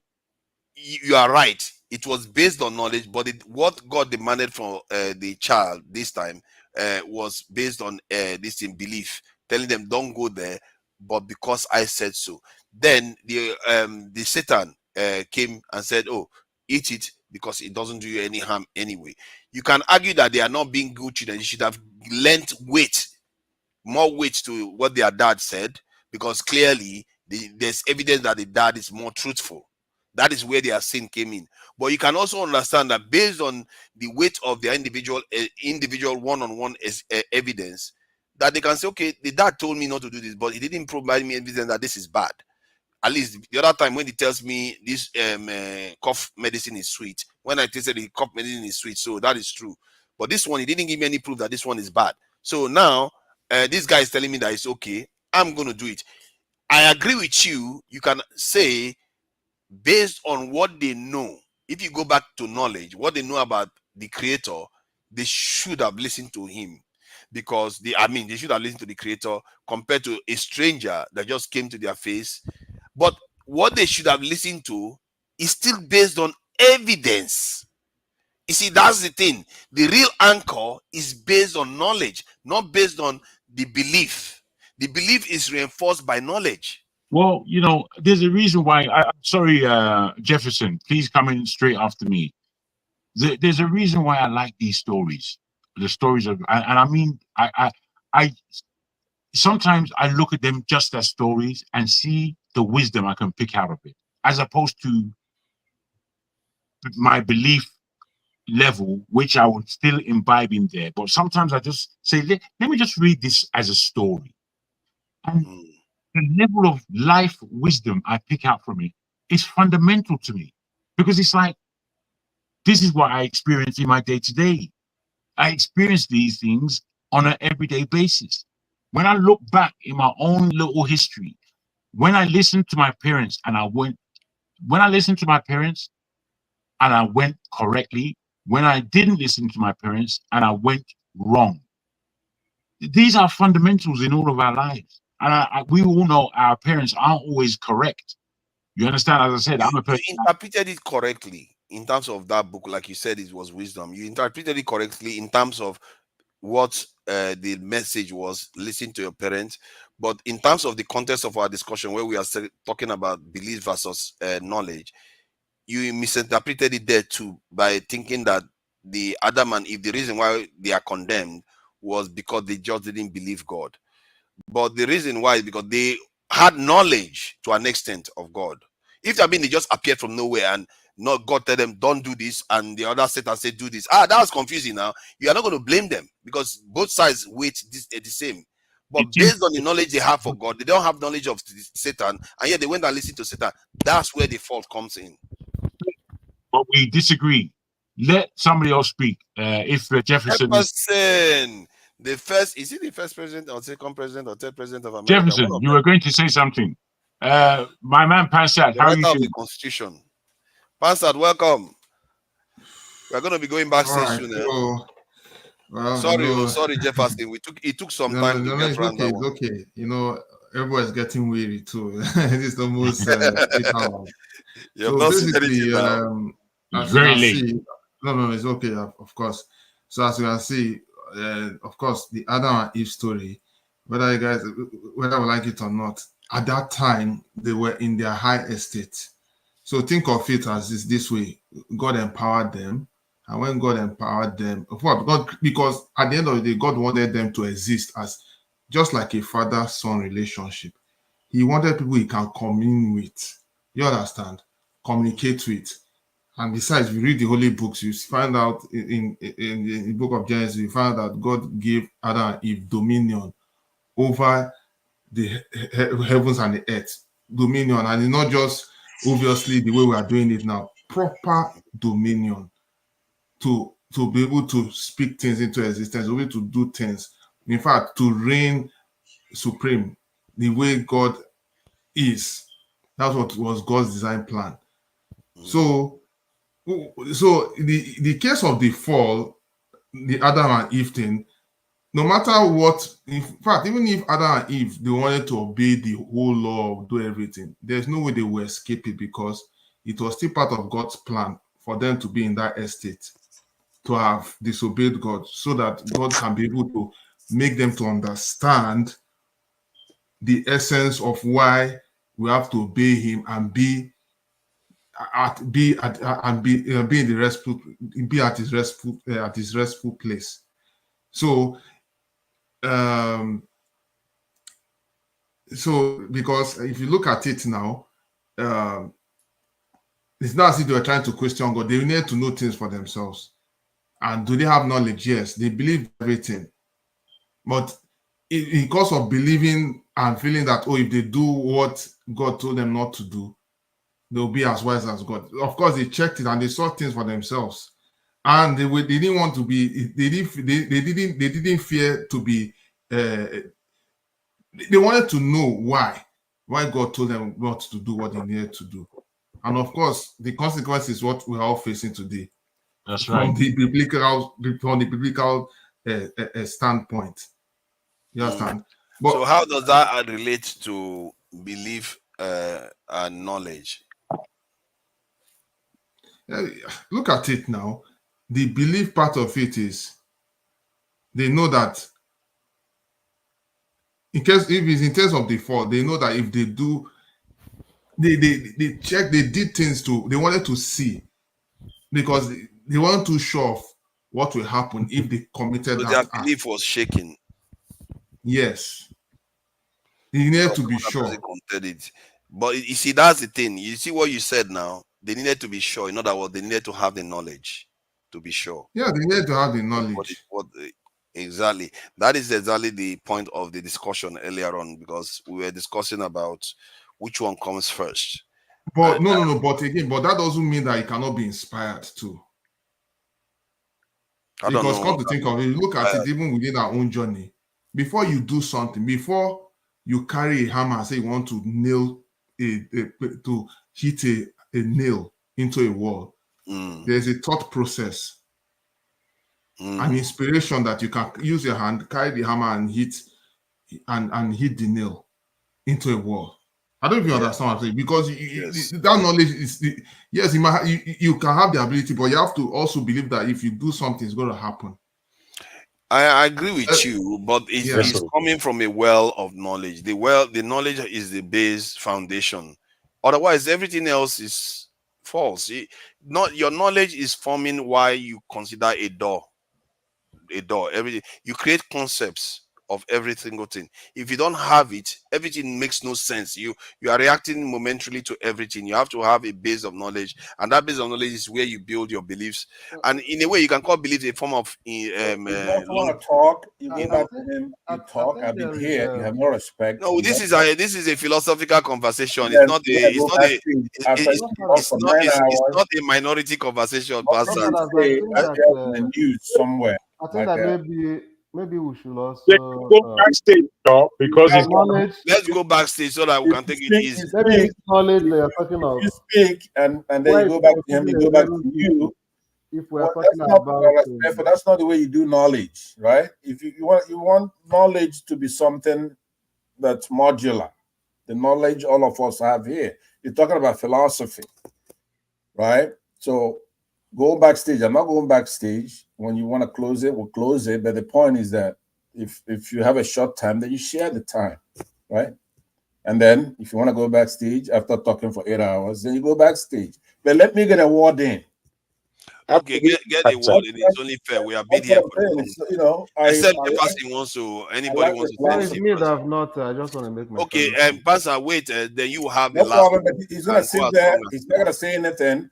When I go and wrestle some time from you, then he wants to take it from me. If he wanted to speak, he should have wrestled it from you. I'm the one who got it. You know what I'm saying? Whatever. It's not fair. It's like Oh my God, Pastor, he said anything he's not going to fight about. No, I Go think ahead. that where is a little bit confusing is if the knowledge you are talking about, you are referring to is the acquired knowledge in terms of something you learned from acquired knowledge over the years. Yeah, but where Jagun, I think Jagun is talking about is this knowledge that is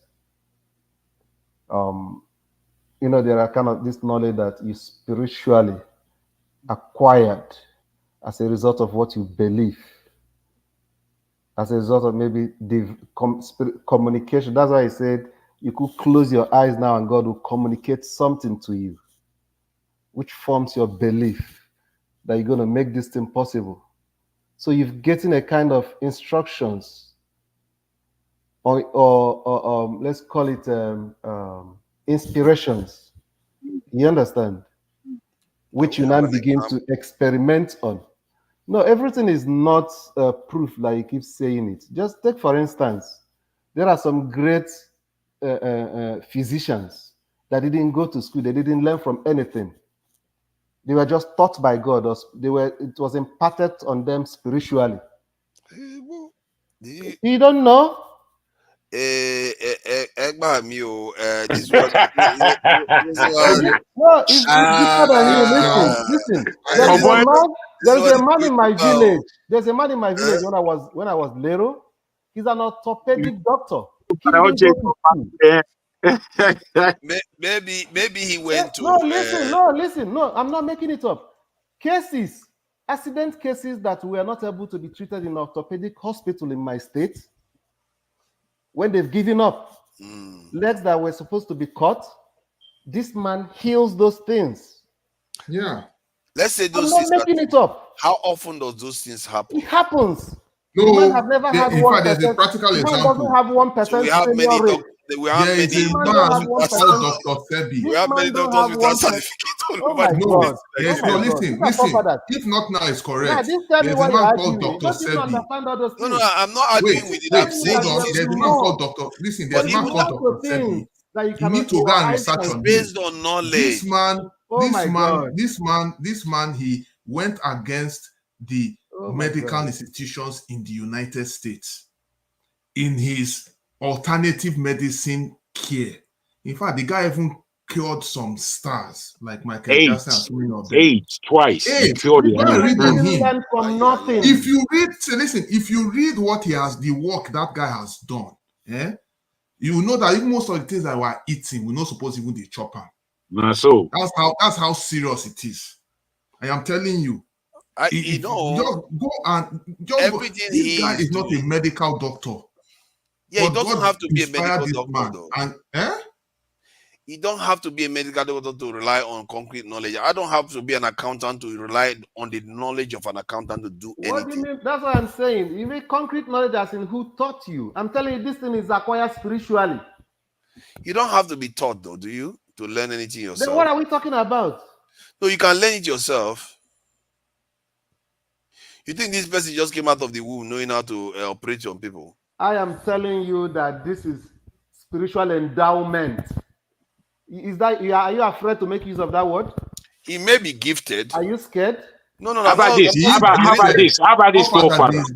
Forefather, how about this? Let me put this to you real quick. And I beg your pardon, Pansak. Please do come through after me. They found out in Uganda, or you both found out that they were doing not open heart surgery. They were doing cesarean section way before anybody knew how to do it. Now, imagine the first person in that Uganda who did that cesarean section. Do you think he was using knowledge or belief in his practice of doing that? The first person. He's using an element of knowledge, yes.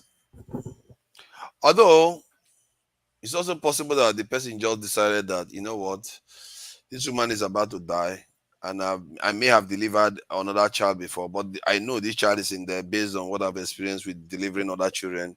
So, and I know that a lot of people have died when they go through what this lady is going through. So this time I will just try to cut the child open. It's possible that's how it started. It could have been practiced by somebody at war. Who knows how this is happening? No. I'm seeing you there's always a before you said foundation who knows. not just Before you said who knows, you were doing a logical breakdown. The first person and what thought process he would have had before deciding to cut the belly open and bring the baby out alive. It was a thought process, but he had to have depth of belief in order for him to do. Yes. But you're not really seeing the reason. I agree with you on that. I agree with you on that. He could start teaching other people. But he will have to weigh the risk of that belief based on knowledge. He has to weigh the risk of that. If he believes that patient is going to die, he doesn't have a choice. The belief is almost irrelevant. He would have to do what he can to try to save the that belief woman is never irrelevant. You can't cast it out, bro. Okay. You see, I'm talking about specifically in terms of let's say carrying out the operation and trying to save the child that is in that woman's womb, even if he knows that he may not be able to sew the body back at first, because the first person that cut a woman's belly open to save the child probably knew the lady was going to die. So that person probably thought, you know what, I know this person is going to die anyway. If I don't do this, the child is going to die too. So I might as well cut the lady open and take the child out. You see what I mean? That is still based on knowledge. My point is that you can't make a leap of belief that is too far away from knowledge. What we must understand. Wait. We must remember the initial question. I asked, which is stronger, knowledge or belief? And I put to you that belief is stronger than knowledge, because what you take to believe something and then act upon it is a depth of a something, as opposed to you know already that this thing can happen. You're going to do it and do what you know. You're going to do what you know, but doing what you don't know, it takes belief. Exactly. I know. I agree with you. I've always agreed with that point. It's just like imagination too, because it breaks new ground. You have to have an element of it. But what I'm saying is that there is a foundation that the belief always lifts from. It has to be lifted from knowledge. You can't, if you make a belief that is too far from knowledge, it will be almost like guessing. You're just guessing, because there's no foundation to it, and that you might as well walk into a wall. Now it becomes relative, like how far? Yes, you can't go too far, straight away too far. How far? I can't go and start saying I'm an expert in some kind of field that I never studied at all before. You know, it will be too far away from my knowledge, my grounding of knowledge. You see what I mean? And that is the issue that I'm trying to highlight. But there are people that have studied all those things and they don't even know jack about what they are studying. And someone on the street who happens to be inspired is more knowledgeable than the person who has all the PhDs. I've seen so many of that. I even studied someone who was a coursemate with me that even knew the concept of physics far more than most of all our lecturers. True. Till date, till tomorrow. And I was like, wow. In fact, the thing even inspired me. I'm like, wow, this guy is very, very knowledgeable. There are so many exceptional people. You know, some people are born as geniuses. There are so many of them out there. Now you're talking so far further. Maybe that's the word you're comfortable with. No, when we say geniuses, you know, that's why you're hiding inside that parlor. You're in there, if not now. Come out. That's what I'm telling you. Natural. From you. Yeah, just go now on the day. Everybody day. Yes, sir. I was enjoying your philosophy. I want to hear what you think about our topic here, my brother. Yeah, it's an interesting topic. It's quite hard to disagree with anybody. I believe that it's a hodgepodge. You know, you're right. Even the last example that was given by Mr. Jefferson, which talked about physics, right? If you look at theoretical physics, they use all kinds of phenomena to predict. They don't know. When you talk about knowledge in that hardcore knowledge, something that you are sure of, scientifically tested, so they use mathematical models and abstractions to explain those things and predict. You see, they don't know, but they're scientists, and that's how they could predict all kinds of things about the universe, for example. Now, because that's the hardcore of science. Tonight, I'm sure you agree with that. Yes, I agree. Yeah, so they could develop mathematical formulations, computational protocols, stuff like that. So knowledge in that sense, there's just no doubt. Obviously, Plato is the first try to differentiate. This debate was had a long time ago between knowledge and belief, right? One has to be tied to hard facts and stuff like that. But it depends on the discipline that we're talking about. I was gonna come in and then somebody started making the point, like in the case of God, if you already know an entity, let's say you know God, I think it was Jacob that said God created all those things. You follow me? So now, if your trust and your knowledge is say in God, then you could extrapolate. You don't have to now verify. That's where faith come in that discipline. Now we're talking religion, right? And where you have faith, right?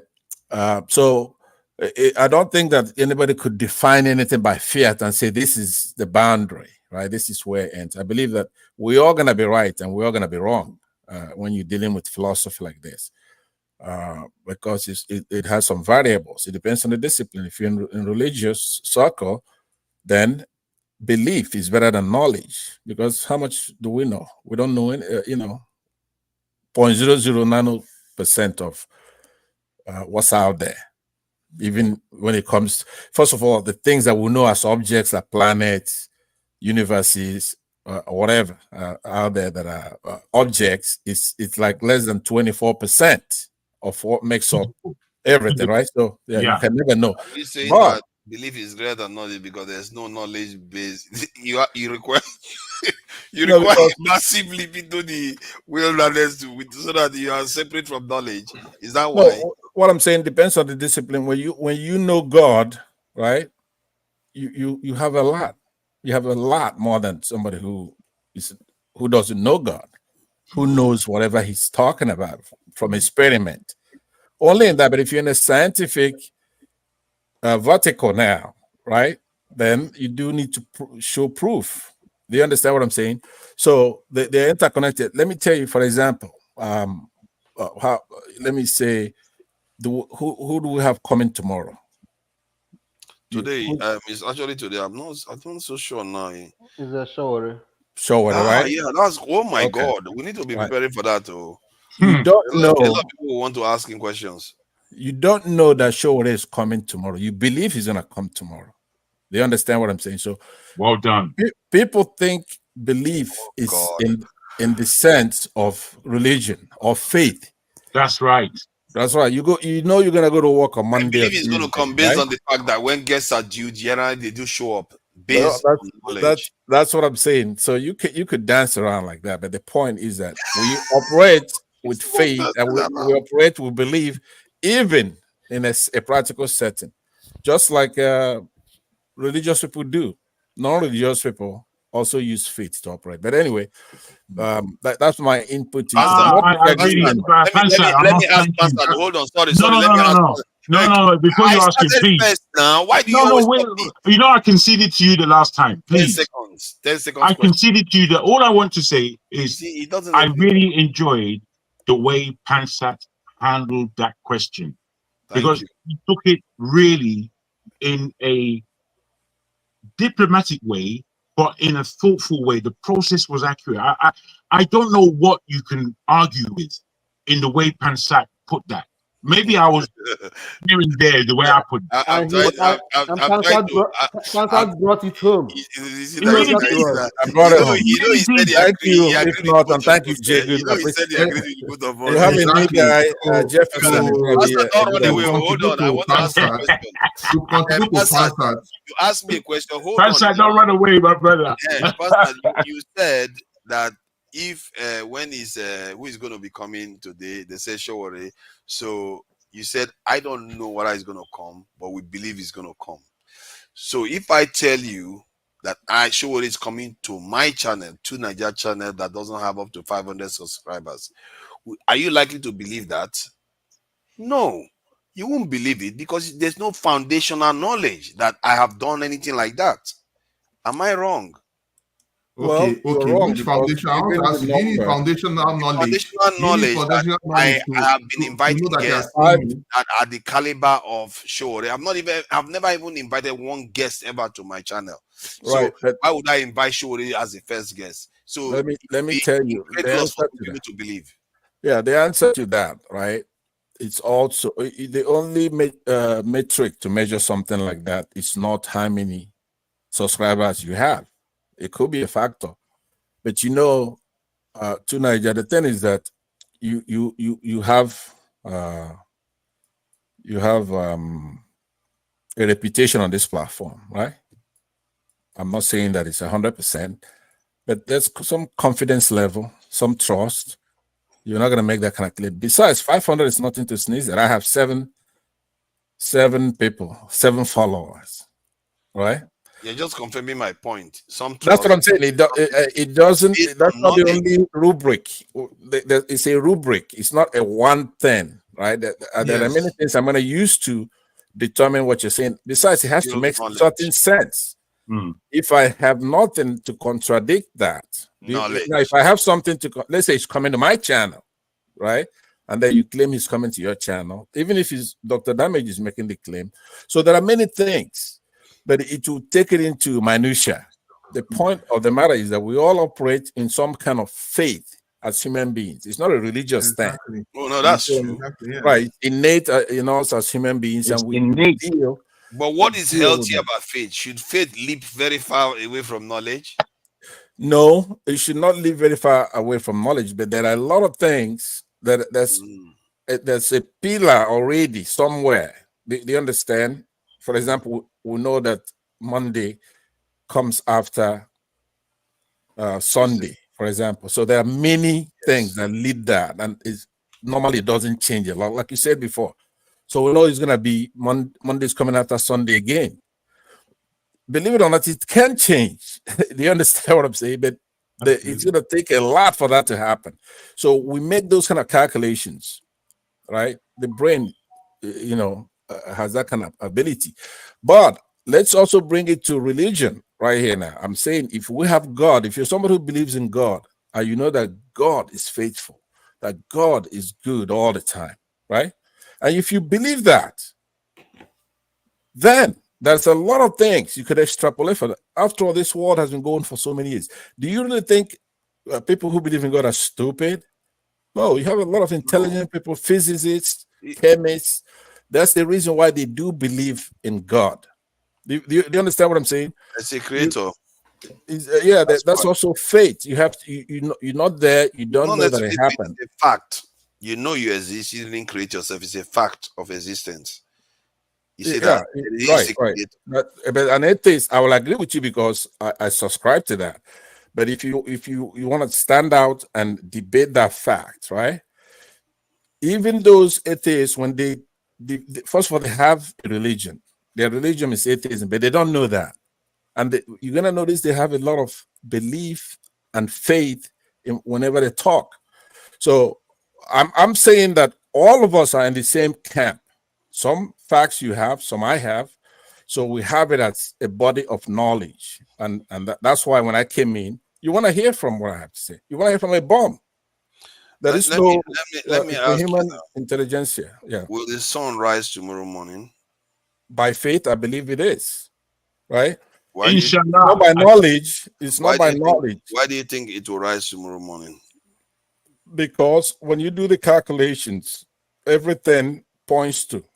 There's a preponderance of evidence. Which is the calculation you do? That's what I'm saying. It's a preponderance of evidence, right? Would I be right in saying that is because the sun has risen on for a very long time up till today? That will be a factor, but that's not guaranteed. If you know how helium, it's not guaranteed. But your confidence. Allow me to put this to allow me to put this to forefather based on what was just asked. You know, again, the story. Noah was asked to build an ark by God, and he said, God told him that I'm asking you to build this ark because it's going to rain. When Noah now was telling the people that this is what's going on, guys, that boy, it's going to rain and everything's going to be under deluge for a good 40 days. They asked him, what the bloody hell's rain, Noah? Because rain had never happened prior to that. It never happened. It was only morning dew that they got. They didn't have any rain. So the time when it began raining now, Noah, who built this ark, you can see he believed because he built the ark. Those who were laughing at him got drowned and swept away. You see, when we're talking about belief, we're not talking about the things that happen every single day. We're talking about the things that when they don't happen or what's never happened before. And this is where, as Pansat rightly put, we have this thing inbuilt in us. Faith and belief, trust. So you think as a salesperson, I grew up using the phone. At 21, I was a great salesman. And I found out that simply talking made somebody on the other side of the phone or the other side go and act upon what I said. Whether I was lying or telling the truth, they acted upon it. Why? Because generally, with human to human, we are more gullible as human beings than we are pessimistic. Whether you could be the most deep pessimist in the world, but somebody can convince you to do anything he wants. There's somebody in this world who can convince you. And it's all on this trick of matter of trust, belief, and faith. What we do to each other, how we communicate. So when you're asking a question, is the sun going to rise tomorrow? Right? Here in London, it's already risen. You understand? We know. We don't know. But tell somebody that tomorrow that the sky is going to be purple. The whole sky is going to be purple, and there's going to be a purple deluge. And if any of these this raindrop of purple touch you, you're dead. Now, when you're explaining that to someone, they're not going to believe you. But it may happen. Yeah, allow me to add, by the way. Because, and they will be right not to believe you because the probability of it happening is a lot less. Probability ain't got shit to do with it, nothing. Probability don't mean anything. No, it doesn't. The world is a world. No, when it comes to belief. It does, Jagan, it does. But what I'm saying, even like when you talk about tomorrow, right? As human beings, like you saw how Jagan is talking about literally tomorrow. When you ask that question, that tomorrow to me, it's not necessarily over here and it's gonna be here. It's already Sunday, actually, right? So tomorrow could be a year from now when you ask that question. If we're gonna be honest and candid in when we talk about stuff like this, but the most important thing I said, which I need to reiterate, is that when you come to the cutting edge of science, right, quantum information, theoretical physics, like I said, you have grand unified theories of particle physics, dark matter, cosmology, and stuff like that. The physicists themselves, they use not knowledge. They understand? They use belief. They use all kinds of equations to calculate those things, right? Before it actually.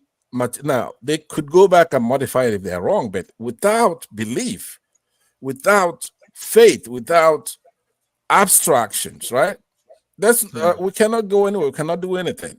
I don't agree with that. Yeah. So once that's true, if you stipulate to that, then the lesser things, it's like you say, look, I know that 100 is greater than 80. Okay.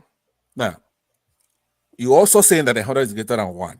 100 is greater than 2. Yes. 3, 4, 5, up to that 80 that you stipulate, right? So if you stipulate at the current age of physics, they don't have to know something in the practical sense where somebody taught them something and they or experiment with it and you can reproduce it, which is pure science when it comes to knowledge, something that is just scientifically reproducible, right?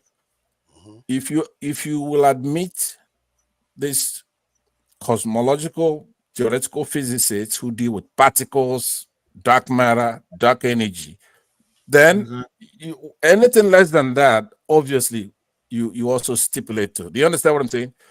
In fact, even within the realm of physics, you will see people that try to analyze electrical fields, magnetic fields, particles, and try to even create all matter of atomic elements and all of that. It's not. Right. It's That they don't use the seen sequential method in books, and you definitely have to rely with abstractive wisdom to be able to make sure that it works. And then don't forget there was this paradox thing that they did with the cat, with authority principle, where they'll put a cat inside the box and then they'll ask, and they put a radioactive substance and find out, okay, is this cat going to survive or what? And they use like an authenticity I'm not principle. sure they actually use the cat. It's a concept of the Schrodinger's cat, isn't it? Exactly, yes. They will not risk and sometimes depends on observation. The life of a cat, that kind of depends on observation. Exactly. And the observation and you see, you just said something. Observation is relative. You can believe that the cat will be alive, and you can still believe at the same time the cat will die. Right, because it exists in both states. And that's the reason why whatever we see is not because most times we are used to this assertion that they say, oh, seeing is believing. Oh, Jefferson's a smart guy. Jefferson, you're a smart guy. Hold on. Listen, seeing is not always believing because we are going too far now. We are going too far with the time. I don't think. Let's go backstage. Sorry, gentlemen. I played guitar for you guys backstage. I want you to admit, I want you to talk about it. And tonight, if you can do it, you didn't give me credit for playing guitar for you backstage. Did you? I wasn't there. Sorry. Well, it would be nice you do it. Man, like Pansato. It's good entertainment. It's really nice. I think the truth was there, though, right? Pansa is a legend now. He's a legend everywhere. Going everywhere. I'm not a legend. But the new guy, I want to welcome you today. It was only me and earlier today, we got into a scuffle with another new guy that was here. And, I just want to say to you, obviously, when you look at it, you're going to find out that I was right and he was wrong. All right. Thank you very much. If not now, I speak the truth. Pansa, Jargon, Jefferson, you are welcome, man. Jefferson, every single hour that goes by, he's surprised that we are going this long. Don't worry, you will see something. I'm sure when he came in today, he didn't think he was going to be here for 7 hours, 10 hours. So that's what we do here. We can go on discussing tough. But I've learned a lot here. This is no joke business. So yes, Daddy TV. He's here too. Bad Bele. Info. I see you. Thank you for coming in. TV. I see you there. Oga. AB. I'm not gonna be able. Oh, Florence. Tato. I see you there. Tosca Black. Tato. Baba Tope. Ile Sami. Baba Tope. I see you there. Let's see who else is there. Ken Yadi, I see you there. Thank you, Quinty. I see you there. Fumio, Florence, and all of them. I would like to say till later on today, don't forget to tune in to Showore to come and ask him all the questions you have to ask. And at the same time, like, share, and subscribe. Subscribe to Dr. Damages.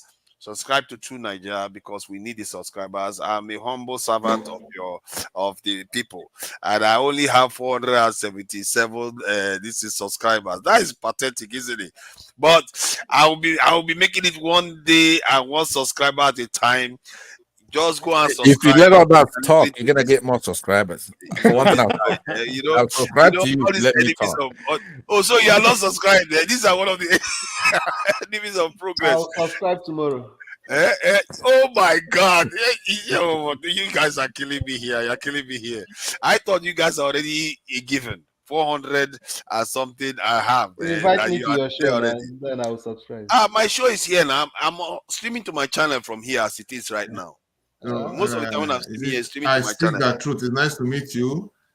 If not, it's now. It's nice to meet you, Jago, the elder statesman. Nice to meet you, Pansat. It's nice to meet you. Further, don't go anywhere. We are going backstage. Yes, Jefferson, you are going deep. We are going to baptize you now. Omo. You know, you are looking for sleep, eh? I'm going to get some sleep now. I see that All right. Goodbye, everyone.